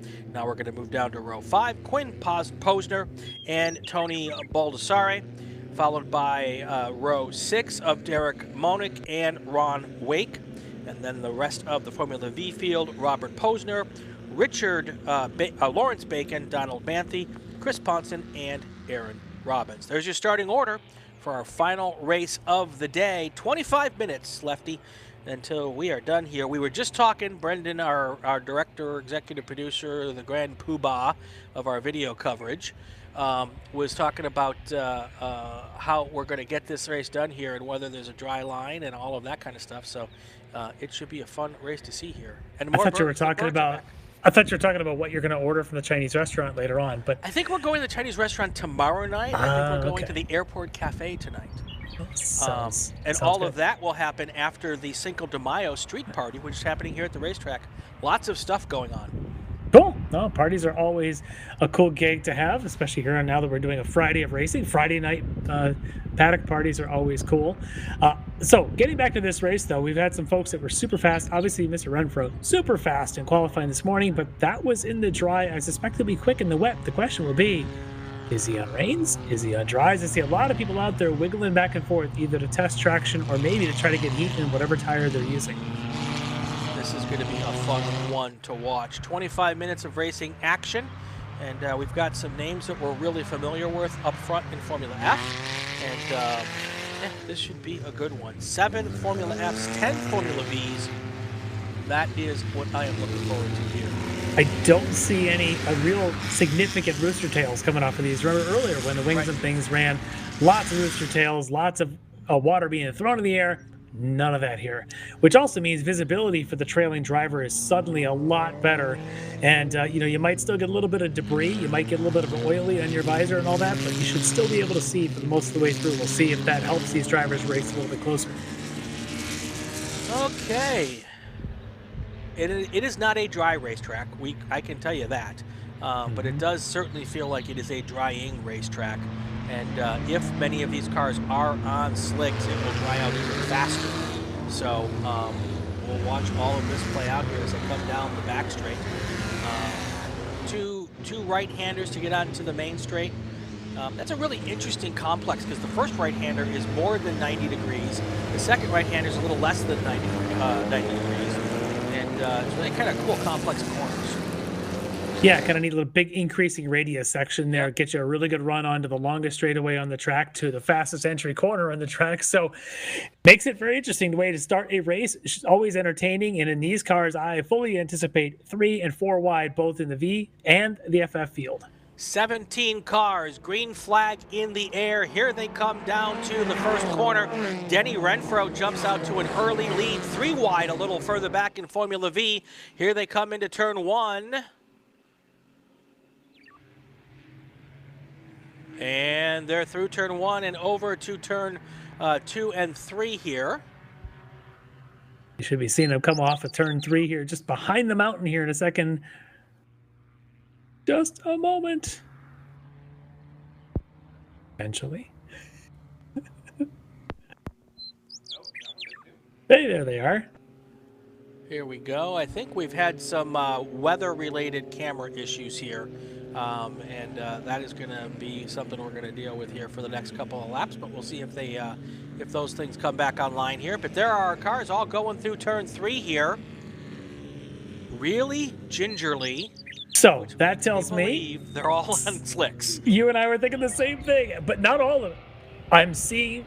Yep, we may have had a spin back there. Yep, there you go. One of the V's spun there in 3. I did see a couple of V's much closer to the front of the overall field, pass a lot of FFs. That tells me those V's are very comfortable out there doing what they do, and some of the FFs are probably on dry tires trying it out. But look at already some of these gaps. That probably is the difference between somebody starting on wets versus somebody tiptoeing in the dries. Yep. And we need to watch, because there's going to become a point when possibly the Delta flips the story here, where the dry tires, if the front cars are on dries or wets and the rear cars in their classes are on dries, at some point that Delta may change. The only question will it be early enough for the people on wets to take advantage of it? Well, the front 3 cars are all FFs, Renfro, Jalen, and Meyer. The next 3 are all Bs, Tatum, Baldassari, and Posner. Now, your next 3 before you get to Bernstein. Remember, the FFs started all in front of the FVs. That has changed up significantly now, as I think some of those FFs, perhaps Bernstein's on dries, but possibly Renfro, Jalen, and Meyer might be on wets, given their early lap pace. And maybe in the Formula V field, Tatum, Posner, and Baldassari are on wets, and that's why they were able to get around those Formula F cars real quick and see how much they can stay separated there as we go into the later parts of this race. So there's Denny Renfro, big lead here. It's going to be, what is that, 6-7 seconds?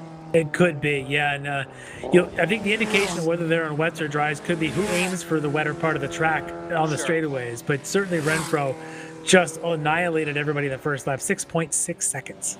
Yeah, so not a bad guess on that. And there were our Formula V leaders going through there, all the way up to 4th place over there, Quinn Posner and Derek Monick. That makes me think those 2 cars, at the very least, and probably Blake Tatum and Tony Baldassari, those cars might be on wets. They might be, but even their dries are super skinny. I think they're, 4 inches wide on those little Hoosiers.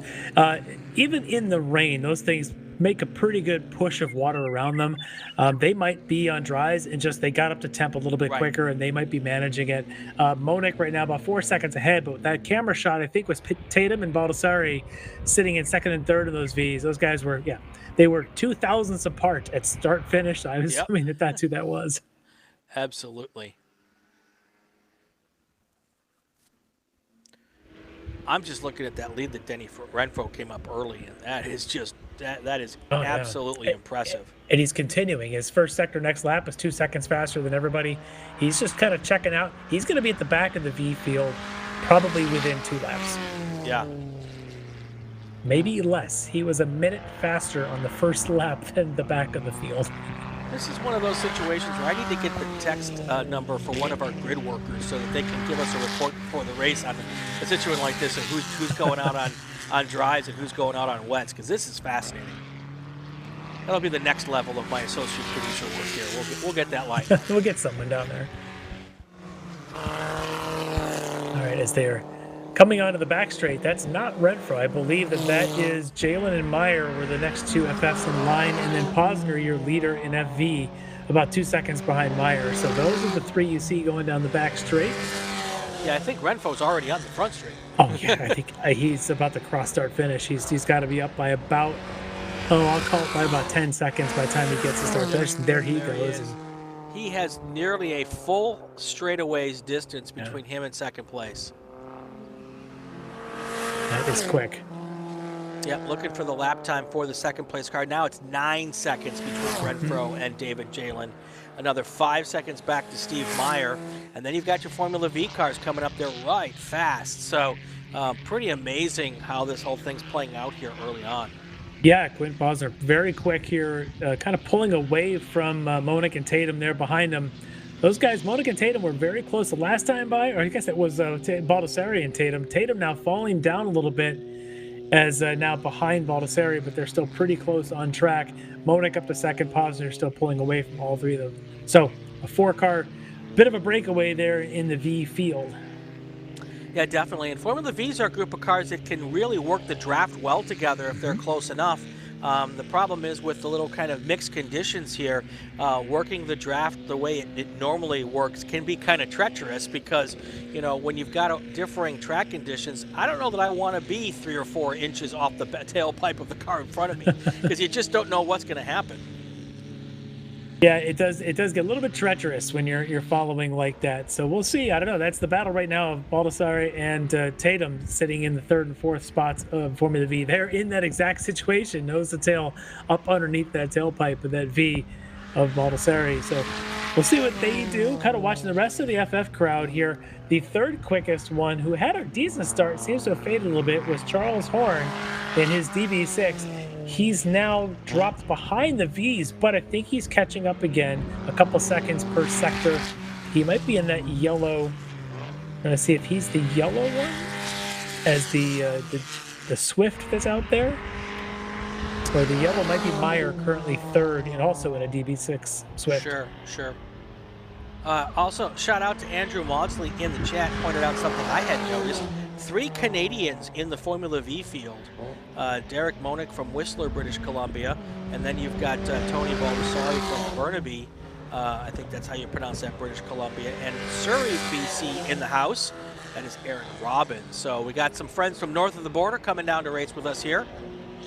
That's awesome cool to see. Yeah, very cool to see that. It's not a short tow from north of Seattle and into British Columbia to come on down, but very, very cool to see them doing this trip and making a pretty solid FV field here. 10 cars, right? Yes, absolutely. So, and lots of cars going fast sectors here, at lap after lap after lap, seeing just tons of green on this on the board here, which makes me think these cars are really trying to getting to figure it out. Things are starting to dry out here. Yeah, waiting for Charles Horn to get his way through this V. It looks like he did. Just got past Baldassarre and Tatum. The 2 of the V's. Next up is going to be Monick. As Horn, whatever happened to him on those first couple laps, he seems to have shaken that off and starting to get with it now. Still 3rd. Make that 4th in the FFs, of course, Renfro. Then Jalen Meyer ahead of him. Now, Jalen, last time by, 2nd place overall, was 2 seconds or 2nd and a half faster than Renfro, your leader. So maybe Jalen's starting to get comfortable out there in these changing conditions. Yeah, and that would be bad news for Denny Renfro because there's still lots of time left in this race, 16 and a half minutes to go. If he's going to go 2 seconds a lap faster every lap, that is plenty of time to catch the leader. So we'll see what happens with that situation. And the gap between 1st and 2nd in Formula V is holding steady at about 8 seconds? About 8 seconds between Posner and Monick, yeah. Yeah, and then 3 seconds back. Charles Horn, as you said, working his way back up through the field. He's now 3 seconds back from the next car up on the race. That's a Formula V car. And then Blake Tatum is back a little bit further as well. So, well, as I'm kind of just keeping my eye there on Charles Horn, 4th in FF, 6th overall in the field, is turning sectors as quick as the front of FF. So he'll quickly dispatch the V pair here in front of him, not too far away. Any of those front 3, though, in FF have any kind of a slip up, and he could find himself reaching for a podium. So Charles Horn, not out of this yet. Yeah, we're in a spot here with the track conditions where at any moment you could get just a little bit off the dry line and go, for a big old whoop-de-doo. So that's something that everyone has to be careful of. It doesn't take much to get out of sorts here.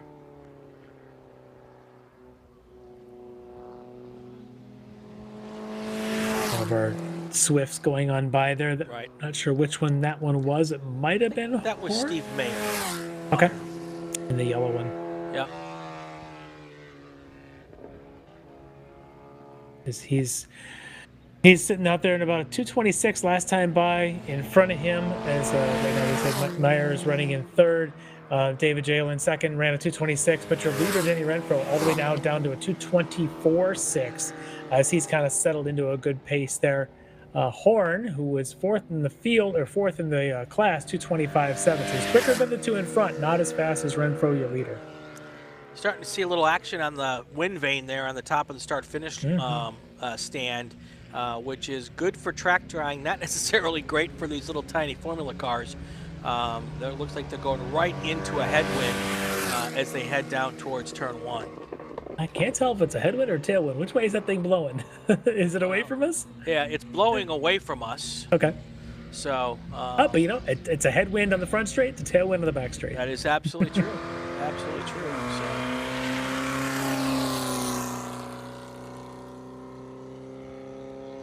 All right, well, I tell you, that little breeze might have helped things. Again, sectors here. Just saw the fastest sector of the race was for a moment held by Quinn Posner, now held by Charles Horn, the next car who passed through that sector. The next sector, sector 2, the quickest of the race, was Renfro. Now it's Steve Meyer. Again, every car that goes through is faster, but I'm seeing some emergency vehicles heading out to the track. Yeah, that's never a good sign. We'll see if they're able to, where they're going. A car stopped to kid in, I'm being told. So hopefully they can snag that car and get them. It doesn't look like they're on the racing surface, so they're probably just going to tug them back to their pits, and we'll be able to stay green here for the last half of this race. Speaking of the last half of the race, Lefty, let's take our break, and this will be our final break of the day. When we come back, we'll take you all the way to the final checkered flag. This is the Hoosier Racing Tire SCCA Super Tour live from Thunderhill Raceway Park. Stay with us. Ready for a new race trailer? Bravo Trailers is the exclusive trailer partner of the SCCA. Owned by longtime SCCA racers, Bravo Trailers work better, load easier, and tow better because we build them with racers in mind. Visit bravotrailers.com to see your new trailer in aluminum or steel. For over 25 years, championship-winning drivers and teams have demanded Hawk Performance Motorsports brake pads. Now you can have their advanced technology on your daily car, truck, or SUV with Hawk Performance Street products. With the improved HP Plus pad for that hybrid street and track feel, or Super Duty pads for tow vehicles, their all-new ER1 brake pad designed to take on even the longest race, and their all-new high-performance brake fluid, Hawk has all of your braking needs covered. Visit hawkperformance.com and like them on Facebook or Instagram to learn more about the Hawk Performance Advantage. Hawk Performance, what's stopping you? Hoosier Racing Tire is proud to be the presenting sponsor of SCCA's Super Tour. Hoosier's mission is to be the dominant, customer-driven provider of tires to race teams domestically and internationally. Realizing Hoosier's existence and continued success is dependent upon how well we meet our customers' expectations by providing the safest, most reliable, high-quality race tires that put you in the winner's circle. For more information, see one of our trackside support personnel or the local Hoosier Tire racing dealer nearest you, or contact us at HoosierTire.com. Hoosier Racing Tires, truly designed for champions. Mazza Vineyards is the exclusive sparkling wine for podium celebrations at the Hoosier Racing Tire SCCA Super Tour, SCCA Runoffs, and Tire Rack SCCA Pro Solo. Celebrate your race weekend with Mazza Vineyards and learn more at enjoymazza.com. Summit Racing is proud to support SCCA racers through the Road Racing Contingency Program. Run the required decals to be eligible for contingency payouts. If you like what you see today, become part of all the action by joining Sports Car Club of America. Whether you want to drive, flag, or just have fun with cars, SCCA membership opens the door to all kinds of motorsports to feed your obsession. Along with 65,000 like-minded members ready to be friends, ask someone trackside how to get involved or visit scca.com for more information. Heading to the final moments of our race day today. We're wrapping up the 7th of 7 races. We're going to do it all again tomorrow, Lefty, starting with qualifying at 8 a.m. Races start tomorrow at 11:30. Cannot wait for that. We'll see if the weather's a little different tomorrow than it is today. But I can tell you the weather's changing, it seems, throughout this session as everybody's going personal best everywhere. But Denny Renfro is going super fast all over the place. Just got all the way down to a 220.6. The only one even close is the 5th overall, 4th in FF, Charles Horn, who's in the 221.0. The second place, David Jalen, 221.0. So those are your 3 quickest out there, which means Charles Horn's making a run to try and catch a podium. I don't know if it's enough time, but it's going to be close. Definitely going to make a run at it. Also, what did I miss? Until he just must have had it off and on, because he went about 20 seconds slower in the first sector and dropped back to 7th overall. So much for that. there goes that idea. Just wanted to point out, while Denny Renfro is going fast for this race, he's still way off his qualifying time, which is a 1:54. So while the track appears to be drying, it does not appear to be dry. Yeah. And he could be on either like an intermediate or a rain tire out there, and will obviously be limited by that, but he's just doing what nobody else seems to be able to, and that is just going fast sectors, setting fastest lap. He's pulling away from the entire field by half a second to 2 seconds a lap, and that's just going to get interesting down the order, though. The battle for second in FV, Tatum and Monick have definitely found themselves on the track together, and that battle might be the best one we've got. Yes, definitely. And we were saying from the start that with 10 Vs in the field, there was an opportunity for them to put on a pretty good show. And we will see if we can find the Tatum and Monick battle here. And we can follow that for the next couple of seconds, because there are no other battles in Formula F to really talk about. So we'll see if we can pick them up here in just a minute.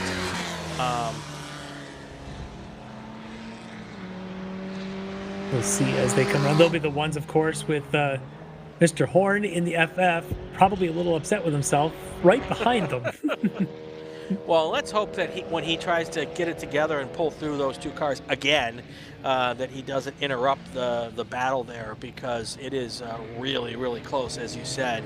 And it looks like there they are. There's your Formula V battle, and there is Mr. Horn right behind him.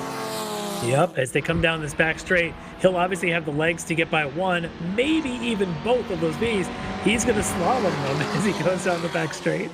Yeah, that's not the fast way around it, but it does look like he'll get around both of them, and now it'll be... He broke a little late and almost lost it there again. He's all over the place, having himself an adventure. Yeah, I don't think the adventure was what he signed up for today, but it is absolutely what he's getting. So now you're going to see the Formula F car here come through first, but then right behind him you're going to see Blake Tatum and Derek Monick now almost side by side. Monick trying to make a move onto the inside there, and it looks like he was not able to complete the move as they go through turn 1 and over to turn 2. Yeah, it looked like going in towards 2 as we kind of lost sight of them behind the hill there. They may have even been close to a side-by-side, which general V type of the way things go. Don't know who is ahead, Tatum or Monick, Monick or Tatum. We'll see how they are coming around 3 here in about 3, 2, 1. Hey, look at that. Wow, now there's Charlie Horn, and now they're going to come around. There you go. So I don't know which one is which, because they're both white top cars. I'm not sure either. I want to say maybe Tatum was the one in front and the number 3, and Monick the number 5 second, because that's how they were at the timing stripe, and I thought the black car was slightly ahead of the white, but I could be wrong.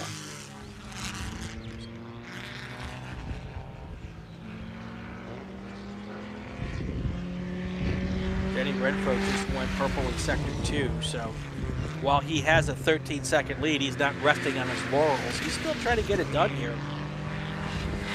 He is definitely going for it, and sometimes you just get in that rhythm. You just don't really want to back off too conservative. Right. You just find a mark and you hit it. If you feel a little more grip next time, you push that mark a little bit, but you just keep finding that rhythm and going and going.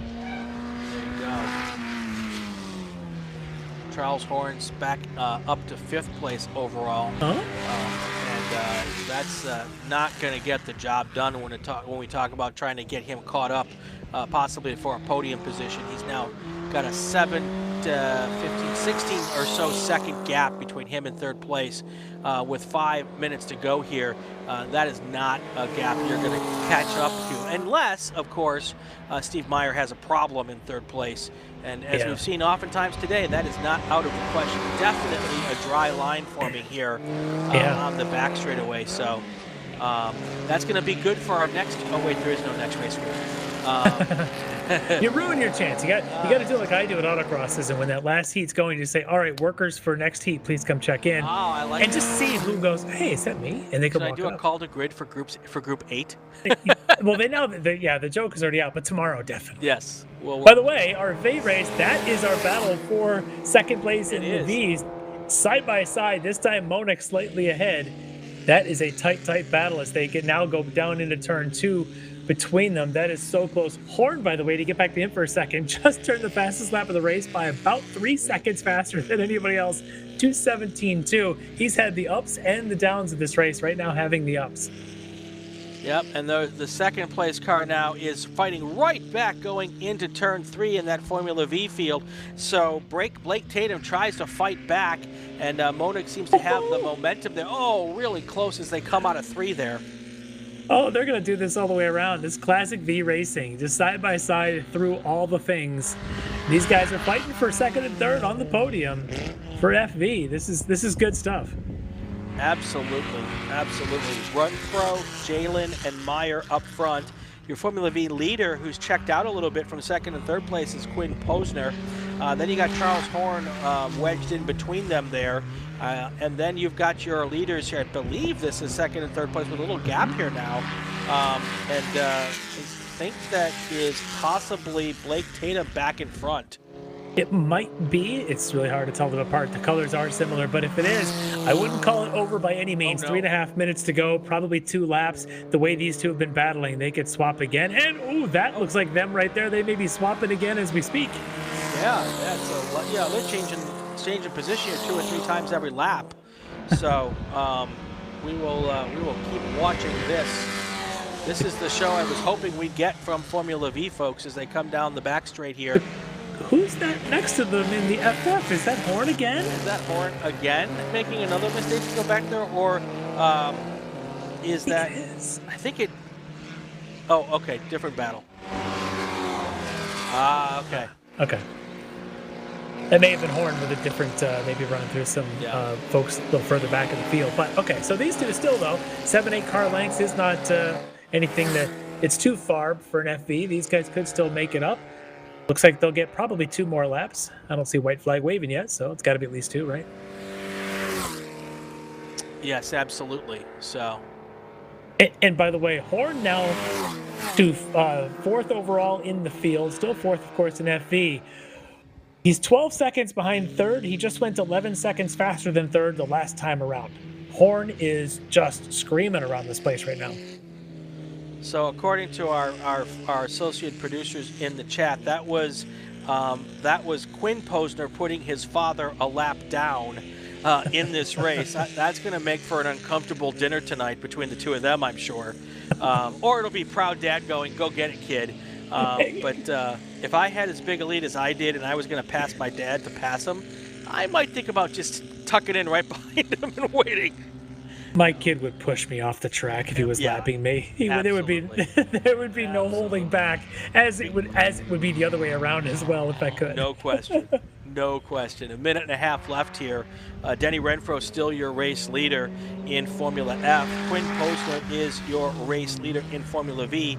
This is the Formula V battle for second place we've been watching, and it looks like, oh, was that it? No. Now, that was Horn going by, another one of the slower cars. That is your race leader, Renfro, that just went by start-finish. All right, white flag is in the air. Final lap of the day, folks.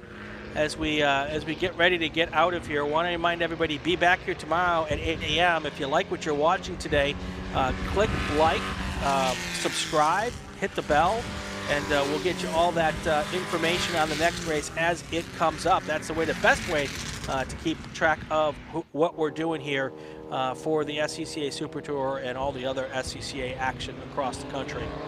We are going to probably have to keep our eyes out for Charles Horn. All the ups and downs he's had is clicking fastest sectors of the race one by one. He started this lap 12 seconds behind Steve Meyer. He just picked up, I believe, another 11 seconds, and those two are now 7/10 apart, starting their lap between Meyer and Horn for the last step of the podium in FF. I wonder if Charles Horn is the only guy out there on full drives. He might be.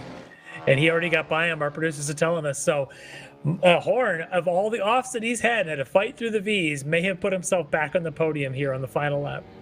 Here they come to the line on the white flag, so they're going to have to go one more time around to make this whole thing stick. But when they cross the line this time, it's going to be... It's Tatum ahead. Yep, Tatum and... Yep, Tatum ahead of Monick in that V battle, but it's just a couple seconds between, so not over yet. We'll have to see if they have one more little scrap here in the last 3-mile run around this place.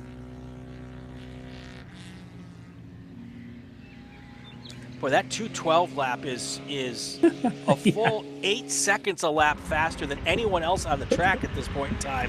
Where did he pull that out of? It's 6 seconds faster than Renfro's done at any time during this race. Now, Renfro might be doing a bit of cruising and just sort of getting around to win this race, but Horn is just another level. Yeah, there's your race leader right now. That is Denny Renfro coming around here for the final time. Checkered flag is in the air. Here comes your race winner and Formula F class winner. That is Denny Renfro taking the checkered flag here at Thunderhill. That's one of my favorite cars. I call it the Bumblebee car. Oh, look at that action there. A little slower car in the way. Those are your two cars, I believe, racing for second place in Formula V. I'm not sure. That could also be Robbins and Bacon, perhaps, for the 5th and 6th, I think, in V. I'm not sure. There's a lot of really good little close things going on. Those guys are somewhere in that sector on the track. Yeah. Waiting for the 3rd place and 4th place cars in Formula F to see if Charles Horn was able to snag that podium spot here. We think he has. At least our producer said they thought that Horn had already made that pass. Looks like he has, and now he's gone ahead and taken that podium spot. Wow. What a finish. That is definitely maybe the comeback drive of the day. Yeah.